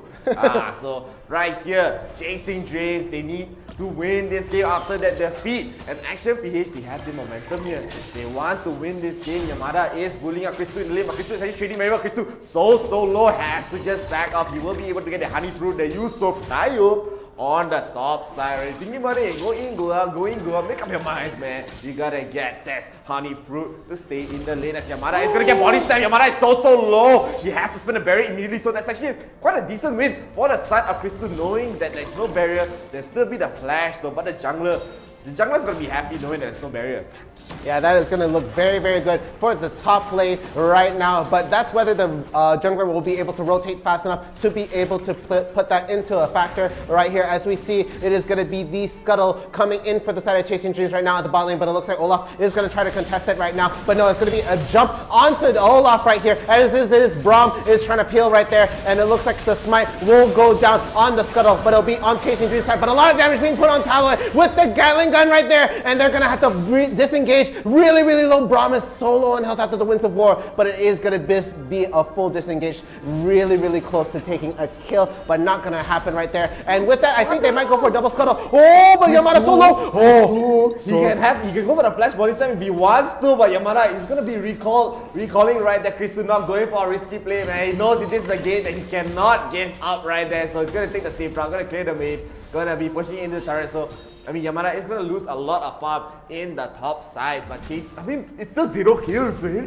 It's still 0 kills. They're playing so safe. I think the level of these PAs nowadays have just been ascending to a level that I don't think you can even comprehend at this point. I mean, the teams are just getting stronger and stronger and stronger, and here we do see there's nothing really happening to the bottom lane. Just a little pokes right there, but actually Tirado is actually level 5 against 𝐸𝐵's level 4, so that's actually a lot of priority right there. 𝐸𝐵 will be getting level 5 after this cannon minion, but I mean that is something to behold. Yeah, again, I would be able to help out a lot more with that information, but my doctorate is not in League of Legends mechanics and micro and economics, so sadly that is not the profession I took. So here we have it. Their bottom lane, again, it is going to be annoying for whoever has to fight the Braum, because Braum is going to just be able to stand in front right there, but it's been so close to call for the top lane. Meanwhile, in the mid lane, it's been heavily in the favor for Bodybuilds, because I feel like he's going to have a lot better wave clear. All we have from the 𝐸𝐴LEO is going to be Winds of War being able to clear most of the waves, but here Seraphine's going to have so much time to be able to clear a lot. And look at this, it looks like 𝐶𝐶 is actually having the upper hand on this fight against Yamada right there, taking too many close hits on this in this exchange is going to force them to sort of retreat. And even though that Fiora can do a lot of true damage, it is still very hard for her to really get in, because those barrels are going to hit at such a wide radius. He could just bully him out of the farm right now, and every risk to try and take a last hit has to go through him first, literally. Yeah, and still the Ocean Dragon has been spawning right now, and Chasing Dreams, they are going to be in position. It looks like Taloy is already in the barrel pit. Noir is in the front line, so they have to be a bit...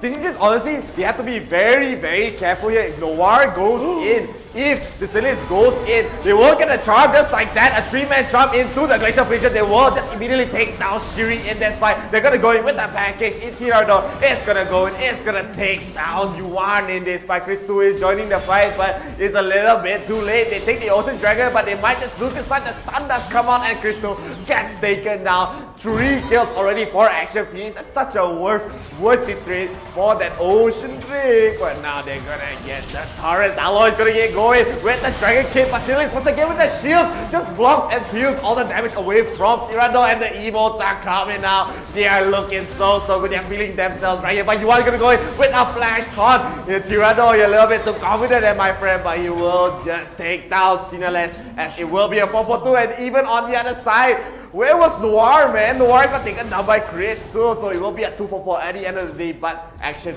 were able to get the mid turret as well.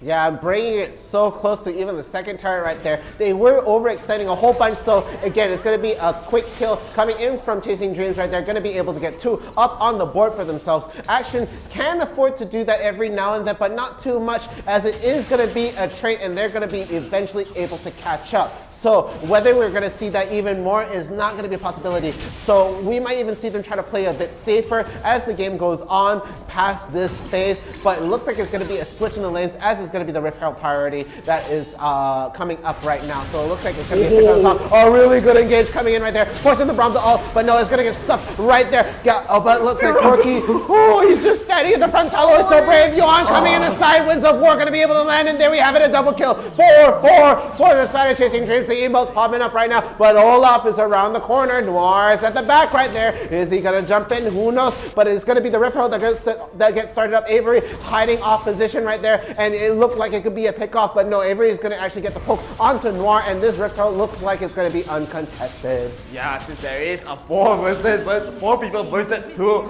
in that Rift Herald fight, actually they do not want to take take a fight that they know they can't win. But their goal is still even. Chasing Dreams are actually fighting back. Very, very strong here, and I was gonna say in the bottom lane, Yamada has just been dueling against 𝐒𝐻2 the entire time, just poking each other in the bottom lane. 𝐒𝐻2 is taking a lot of damage, Yamada is taking a lot of damage as well, but no kills really happening in this lane. So Chasing Dreams are again just trying to just fall back into this game once again. They don't want to just keep the pattern going. So chasing you know what I'm saying? No, words. Dream won the first game, and then Action Dream won the second game, and the pattern kept going. So is the pattern going to keep going? Action PH going to break the cycle right here? They are looking like they want to, and I think Noir is looking quite strong as well. He's just going to be able to run in and deal a lot of damage here. I wonder, he's already level 9, so it's actually quite strong compared to Talo here. Talo is still level 8 in this game, and Olaf, a very, very strong wave player in terms of the jungle, but Chasing Dreams, I mean, the game is still even. It's 4-4. The goal lead is 27,000 to almost 27,000 for the start of Chasing Dreams. Yeah, and even then we have the top lane rotating again, since it's going to be the dragon that's going to be the main focus and the priority right there. So the top lane is going to be changing up, and then Yamada being so aggressive onto 𝐒𝐻2. But no, you are poking a Gragas at the end of the day, and that's only going to be so much. Taloi waiting in the brush right now, waiting for something to happen. Come close, gets the kick too close to the wall. It's not going to be able to push him into the team, and the rest of the team is going to collapse. The ult coming in from Braum going to land, but no, it is going to be Seraphine who does land the charm, and it does not look great right there. The ult being a disengage, but it's going to be too far, and there it is. There's your single pick on the side for Action, so they get a kill up on the board. But the Rift Herald does go down in the bot lane, and it's going to force the rest of the team to try and fight this Rift Herald or the dragon as they try to defend the bot tower. Meanwhile, the rest of the team has rotated down into the dragon right now, and it even looks like 𝐒𝐻2 is trying to get the recall, but no, he's getting annoyed by Yamada at the top lane right there. The Rift Herald goes down without any contest right now, and it's gone too fast, so they're not even able to really take the Infernal Dragon. Yeah, still the Infernal Dragon has to be taken by Action at least if they want to keep their lead going. Right there, they fought that fight so well. Boy D Bells once again with a nice encore, catching out Shiri in that fight. So it's still neck and neck, man. This game is so neck and neck. It's really still anyone's game. There's no one with a significant lead right here. Action, they are going to be trying to start it up. They're waiting for Olaf to finish up the brew while. It's taking a little while, you know. We're taking their time, but now Tala will be spotting up the dragon. The dragon will be pulled up by the members of Action right there. The package does come out very early on by Theodore. Might be a misplay right there, but I think he's just using it for a deterrent to not walk in that direction. But the knockup does go on to 𝐶𝐻. 𝐶𝐻 does get taken down early on in this fight. They're gonna get more. Avery is going in. He wants to get a kill onto 40 belts. 40 belts gets taken down. That'll be 3-0 right there. Already Yamada is very low. It looks like Action, they have to give up this dragon right here. They are going to siege around the mid turret. They are mad that Action. They got that one, but now the body slam does go on to Yamada. Yamada does have that flash. Yuan with the Windsor Wall was not able to get that kill, but Chasing Dreams, they're going to get another dragon out of their belt, but now it is their turn to keep up with the momentum. Yeah, so that was a really good fight coming in right there. Now they're going to be able to take out that dragon almost uncontested. Noir too low on health to able to fight that one out right there. And it looks like they're going to even lose their bottom tower as it is on very low health. Baron is on the map right now, but it is going to be very dangerous for either team to start this really early for the fear of stealing it right now. The junglers are up on the field right now. GA is on Taloi right there, so even if they do get the pick, he can still try to run away. But it looks like it's going to be a pick off of 𝐒𝐻2 right now, but that top tower is very healthy, so it could be onto no avail, but no, he's going to get melted down. It's going to take the full force and effort, and there's the Galileo to force them disengage. The rest of the team will not be able to get the kill onto 𝐒𝐻2, but they burn the Galileo out in that favor, so it is going to be a sub-decent trade in terms of the macro. Yeah, still, actually, they really wanted to go for it, but they didn't know 𝐒𝐻2 still had both of his summoners up. They wanted to force it out for me for this next fight, but now Chasing Dreams, knowing that there's no Glacial Feature coming up from 𝐶𝐻, they will be able to just push out their top turret. They're going to be able to get 3 turrets once again. It's looking like deja vu, my friend. They're just going to keep pushing the game, and Chasing Dreams, when they have this lead, they're not going to give this up. Action PH as well. Even if they have the lead, they're not going to give it up as well. The both teams are just so strong with the macro here. Noir one wants to go for a kill, a steal kill onto Yuan right there, but I don't think he's going to get anything as Shiri is in the building. You just want to clear the minions. You just want to get, both teams actually just want to clear the minions, and so we are going to be able to see a faster paced game, but it's still slow in comparison to Just how much action that we've seen in the past few days. Both teams, they don't want to make any mistakes. Yeah, and again, really, when they were overextending in the early lead that Action had, it was one of the bigger mistakes in this game, and it was not so cataclysmic in terms of trying to get the lead in the game overall, but it was detrimental to what they had. I don't think Chasing is going to force that in their steed. Instead, they're just pushing whatever objectives they have in front of them, and they're not overextending unless they have at least a group of 3 of them right there, and they're not going to go for the pick unless they know they have backup. So it looks like Chasing Dreams might be looking to keep their lead at this point, but if they start getting more picked off right now like Yamada can do in some situations, it could be terrible in this game. But it looks like it's not going to happen at the very moment, as the rest of the focus of the match is looking towards this Baron pit right now, as it looks like the Scuttler is going to go down for the side of Chasing Dreams right there. So they're going to have vision in front of it, but hopefully not get ninja'd again, yeah? No ninjas coming from them, and actually PH, they are in the back foot though, being down 4,000 gold is actually quite a lot. No one is not really able to get in into these fights, as Chasing Dreams, they are taking initiative right here. But Yamada is actually still quite strong. You just need to be able to be in these fights a little bit early on, after the Seraphine Encore comes in, after maybe just Noir goes in and helps to peel for his team, and Yamada needs to be there to deal this damage, because Tirador right now, I mean, he used the package early on in that fight, but it was really not for escape. It's just to deter them from getting in, but a little bit too early right there, as Chasing Dreams, they had all the time in the world to go in. But now, they're just, again, going to take it slow. They're not going to rush anything. We're not going to see a Baron take in about 5 minutes, man. Serious. Yeah, that does make sense. So it looks like the Dragon is going to spawn up before we even get close to the Baron pit right there. Look at Kai Sagari already getting the Blade of the Rude King Infinity Edge, working on the Mortal Reminder at this moment in time. As we also look at the Gragas looking to be extra tanky. Sunspire going to come up. Bramble Vest being completed right there. Going to probably work into the Thornmail right now. And looking at Iceborne Fist right there. What do I say over there?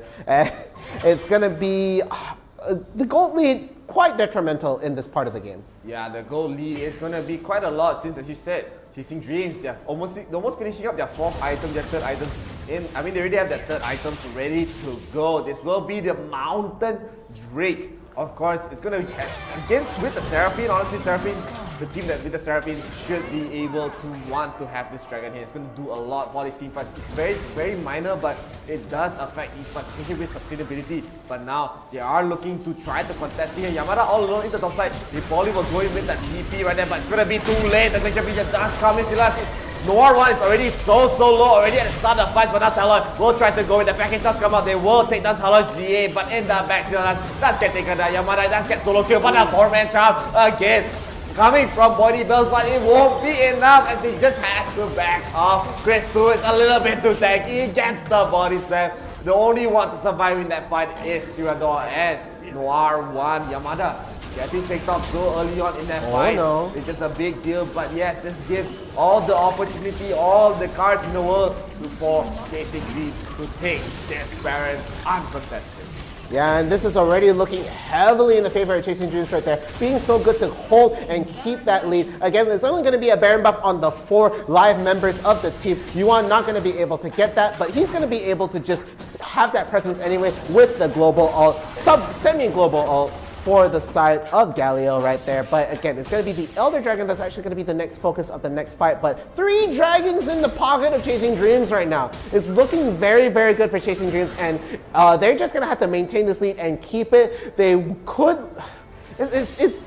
It's hard to tell. It's so hard to tell. It's so hard to tell, man. Honestly, they're just not able to deal with Chris 2 here. Chris 2 is so strong, but now they're going to go in again. But he has the flash and the barrier. This is the deja vu. But the casket does come out. Yamada has to be a bit careful here. It looks like Chris 2 really wants to get this kill. He will stop Cinderella TP. They will be able to back out. No one's in the area though. He just only recall, but Chris 2 just being Are you kidding me? They can't even go back, but now they might go for that flag. Yuan does not have that flash. The tornado does come out. It will land onto Brown though. It looks like Snilas will be a little bit annoyed by that, but Chasing Dreams, now they're turn to bring out the emos. The Gorky Butts are here. They are just trying to secure this game. This game is slowly but surely getting away from Action PH's hands. Yeah, and even right here, it looks like a split push coming in from Lee Sin right there. Dior trying to meet in charge, but it's going to be a scuffle at the mid tower right there, as it's going to take the full team's effort to try and push that back. Meanwhile, the split push coming in from 𝐶hris2, going to try to push the top tower right now, as it is going to be a small engage top coming on top of 𝐶hris2, but he is so tanky, and the casket forces him out of the tower right there, and the 𝐬𝐬 will push them back, but is there going to be a pickup? The tower is still a factor, doing a lot of damage in the background right there, but it's still 𝐶hris2 taking in so much, and he was still alive for so long, and the pick does go down, so 1 kill each side. No, it's 2 kills on that point. They are going to take down all the inhibitor towers, and all that's left is the Nexus, and they still have the Baron buff for the side of Chasing Dreams. It looks like it's not going to happen for Action at all. Yeah, Action, they were just able to get through everything for 𝐶hris2 in that entire fight, but 𝐶hris2 dies, doesn't matter. Avery is gonna go in, 𝐤𝐴N's gonna go in. Talon the entire time were just pushing the turrets. They were able to get 3 in that entire fight now. The base has been boarded. The base has been bolded. Nothing clean, left. all Clean. flat. The janitor came in and cleaned the house of Action PA. So this is looking very, very rough for their side. They need a miracle to actually come back from this. The next dragon will be the Elder Dragon though. But even with this Elder Dragon, there's just so many turrets. They're just down too many turrets in terms of just trying to get the push in. And I mean, even chasing Dreams, they can't even still go for the back doors. It's just so strong in the terms. Like, that's what happens when you have an exposed Nexus in this game. But Action, man. 13,000 go behind, 3 dragons behind, 9 turrets down. It's looking very, very rough, but there is still that 1%, a few percent chance. Few percent chance. They had such a great lead earlier on, but now bare Nexus, no inhibitor towers. That means super minions are pushing up, so they're going to be able to push themselves over. They don't really need the help of the team, and they're going to be able to get a lot of lane priority, and they're just stopping these guys from trying to challenge the Elder Dragon right now, as it is 𝐶hris2 at the front, taking the full brunt of force of the full team. But no, the engage coming in from 𝐬𝐬 is going to land. They're going to get a 3-man knockup. They are going all in. The charm does land on multiple people, but no, it is to no avail as they get pick off after pick off right here. The zone is being burned on the 𝐾𝐞, but no, he's just gonna shrug to his own death. And with that, they don't even need any more Baron buffs. They don't need anything else. It's all up to Yamada, and they're not gonna even look at him. And the Nexus is going down. It's done. Chasing Dreams. Chasing Dreams. They finally chased their dreams and won. Warriors Summoners Odyssey. Congratulations to them. They finally did it. They finally did it the last time. They made it to the top 4. They failed. They didn't get to the grand finals, but this time, their first time in the grand finals, they did it. They really chased their dreams. Now their dreams, they have to change name lah. Chase Dream, as I said. Maybe even bigger thing in the future. They might want to go. Just Dream Chased. Dream Chase. Dream Chase, because they are now a new champion of Warriors Summoners Odyssey. The MVP Avery, not dying a single time. 6 souls, 6. Mr. 306. I mean, and look at Tirador, 333, getting the Maramoon items. So you will be getting. I mean, Tirador dealt a lot of damage in that fight, but it was just not enough. Look at 𝐶hris2. He tanked 31,000 damage. 31,000.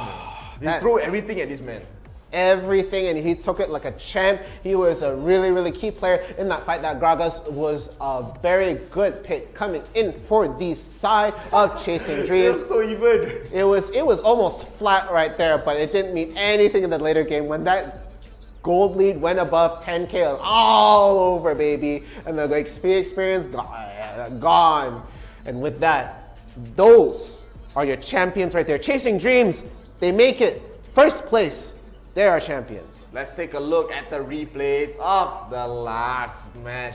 We will get to see what's happening in the last game and how Chasing Dreams chase their dreams. In the top side, 𝐶hris2 here will try to get a kill onto Yamada. Yamada is so low, and he did have to spend the barrier right there. So 𝐶hris2 will just be walking away from there. Of course, the first blood didn't really happen until later on. The first blood was on the side of Action PA. Spoiler alert, but here, Talon really tried to go in and get he tried to really contest for the Scuttle Crab, but They were just not really able to get by. Salah does go very, very deep though, but Hirado so annoying with the Gatling gun. They will be able to disengage, but Chasing Dreams are just so low after that. After just contesting for their first Cutter Crab here, look at that, no one dies yet.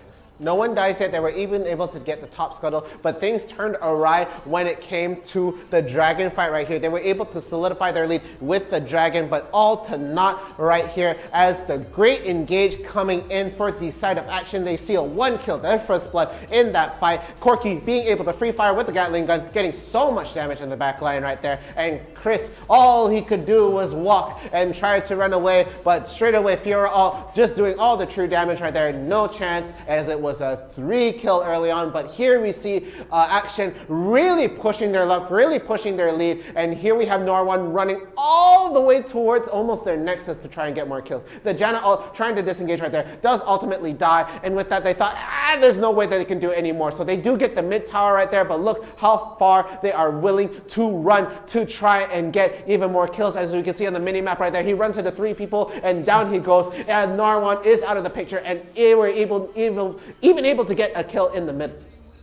You get the kill in the mid, but the game is not the mid game yet. As in the top side, Hirado and Siralas, you can't run forever, man. You're eventually gonna get chased down here. So Chasing Dreams, they were trying to get back the lead, especially from that slightly disastrous early game. But it's not the end of the world, of course. But Taloi going here very deep onto Body Bells, but there's so much peel coming from the side of Action. They get a nice charm on Shiri. Shiri does get taken down very early on in this fight, and the Gather Ultimate, the hero's entrance comes in, but just more of a disengage right here. And of course, this is the Inferno Drake. Action, they really wanted to get it. They really wanted to contest it right here. The package used so early on to deter it, but the Dragon is still so healthy. But with that, they're just able to go in. They take down their front line. They take down Sinalas so early on in this fight. But even the encore was not enough. They're just going to die with the turrets. Yamada is trying to go in there and go for some return kills, but they're just a little bit too tanky. They lose 3 for nothing. They're able to get this turret. They're able to get this dragon uncontested right here. Yamada a little bit overstaying his welcome right there. He just has to spend the flash. Yeah, and with that fight, it was heavily looking in the favor for Chasing Dreams right there. 7-5, and they were able to take the Infernal Dragon nearly uncontested. After that, quote-unquote, maybe slight misplay coming in from the package being put in very early. And here we see the full combined effort of the team. Well, 4 of them try to take a pick off of Chris right here. And look at this. This ult nearly turns things around as he's able to flash out the Galio ult, kind of be able to go in there, and that was the disengage. I don't think they try to double dip and go back in again, and just Chris Tue just being so tanky throughout the whole game was a huge factor. They're even able to take the Mountain Dragon. That was the 3rd dragon of the game. They weren't able to take a single one, and with that, look at how fast they melt. The GA does get procced on the Lee Sin, and Yuan does step into that, does get killed, but look, all the damage they try to throw on Chris, it doesn't matter. As long as the rest of the team is alive to do the damage, it is fine, and they get the pick off yet again. So 10-6, and this Baron right here, nearly uncontested. They were able to push in the wave so hard. Yeah, I mean, just it was very hard for Action to get back into this game. Again, they'll go on to Chris Tue, but Chris Tue, he just has to flash and actually almost kills Yamada here, but actually Chris Tue bought a lot of time for his team. Only 2 people left in the base, 3 people left in the base to just defend this push coming from the side of Chasing Dreams. He just kept Yamada and Sinalas so busy every single time, and he just almost got the tower dive as well, but this bought a lot of time. They were able to get a top turret as well. Just so strong Action. The lead just kept going up and up for the side of Chasing Dreams. They had the Baron buff. They're able to just push here, and look at Taloi and Yuan, man, just pushing the side lanes. Look at them. Chris Tue taking every single ability in the game for the looks of it. Sinalas does get taken down here by Avery. Avery diving so deep, as does Johnny, as he will use it to buy a lot of time. Noir will be able to take down Chris Tue, I believe, but that's the only casualty, man. You lost 2 inhibitor turrets, 3 inhibitor turrets actually in that one fight, and again, Chris Tue 𝐒𝐿 literally took every shot to the face right here. Here we see them trying to stave off the attack coming in for the Elder Dragon. They bought enough time. The Elder Dragon fight is over. The re-engage coming in from the Galileo was able to push them back in. They're able to get multiple kills in this fight right there. Not going to be able to even take down, I think, 𝐒𝐿. Going to even try to chase down the Fiora in the backline right there. Yuan getting the kill on the Seraphine, and all that was left was the Nexus and the Fiora. Of course, Yamada trying his best to push the wave out, but to no avail. They're not even going to look at Yamada. That doesn't even matter. They're going to throw out the Corgi butts, and with that, they took the Nexus and the game. Oh, wait. So, congratulations once again to Chasing Dreams Action PH. You're no slouch, man. You guys are damn strong. Of course, two-time grand finalists right here. And I mean, please come back again now. Of course, we have this tournament every single day. And I mean, it's free to enter. We're gonna be back with a lot more Wild Rift action. Of course, tomorrow we're gonna be having some more Wild Rift action in Wild Rift Summoners Odyssey. It's gonna be the normal format, the best of one formats. But still another congratulations for Chasing Dreams. Yeah, but before we talk even more about that, we want to again talk about what we have in store for the month of May. We do have PUBG Mobile coming in EMVP League for under 19. That means 18 and under can register, so feel free to do so. We'll have the registration up really shortly. Take a look at the Facebook page right there. Again, 21st and 23rd May will be the qualifiers. Be sure to sign up before then. We will let you know exactly when those posters are up, so keep posted on the Facebook page and to keep all the information. Yeah, and of course, thank you guys all so much for the support. Thank you guys all so much for giving like so many comments right there. Of course, I had someone ask me, "Can you cook, man?" Of course, I can cook, man. Don't doubt my cooking skills. You think he wanted that name? I wanted that name. I was molded by it. He was there. Thank you guys all so much. We do want to get to 10,000 likes and follows, so don't forget to follow and like the page. We want to give you more content, more games, and more tournaments. And supported badge, you can get it right there to get exclusive content. And so we'll be having more of that. Please do send stars if you want to see our promo videos. And last but not least, you can follow our TikTok as well. So thank you guys all so much. That will be the end of the stream today. And my name is Chef, signing off. And I'm DRFierce, saying goodbye.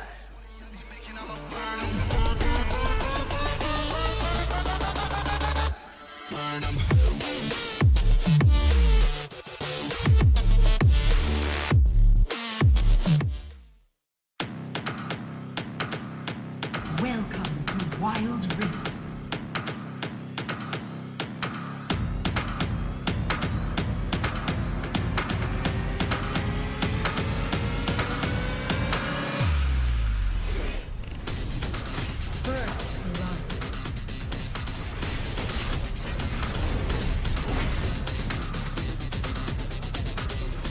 The enemy team has slain the dragon.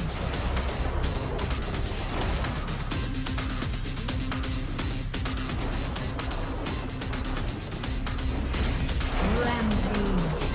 You are unstoppable.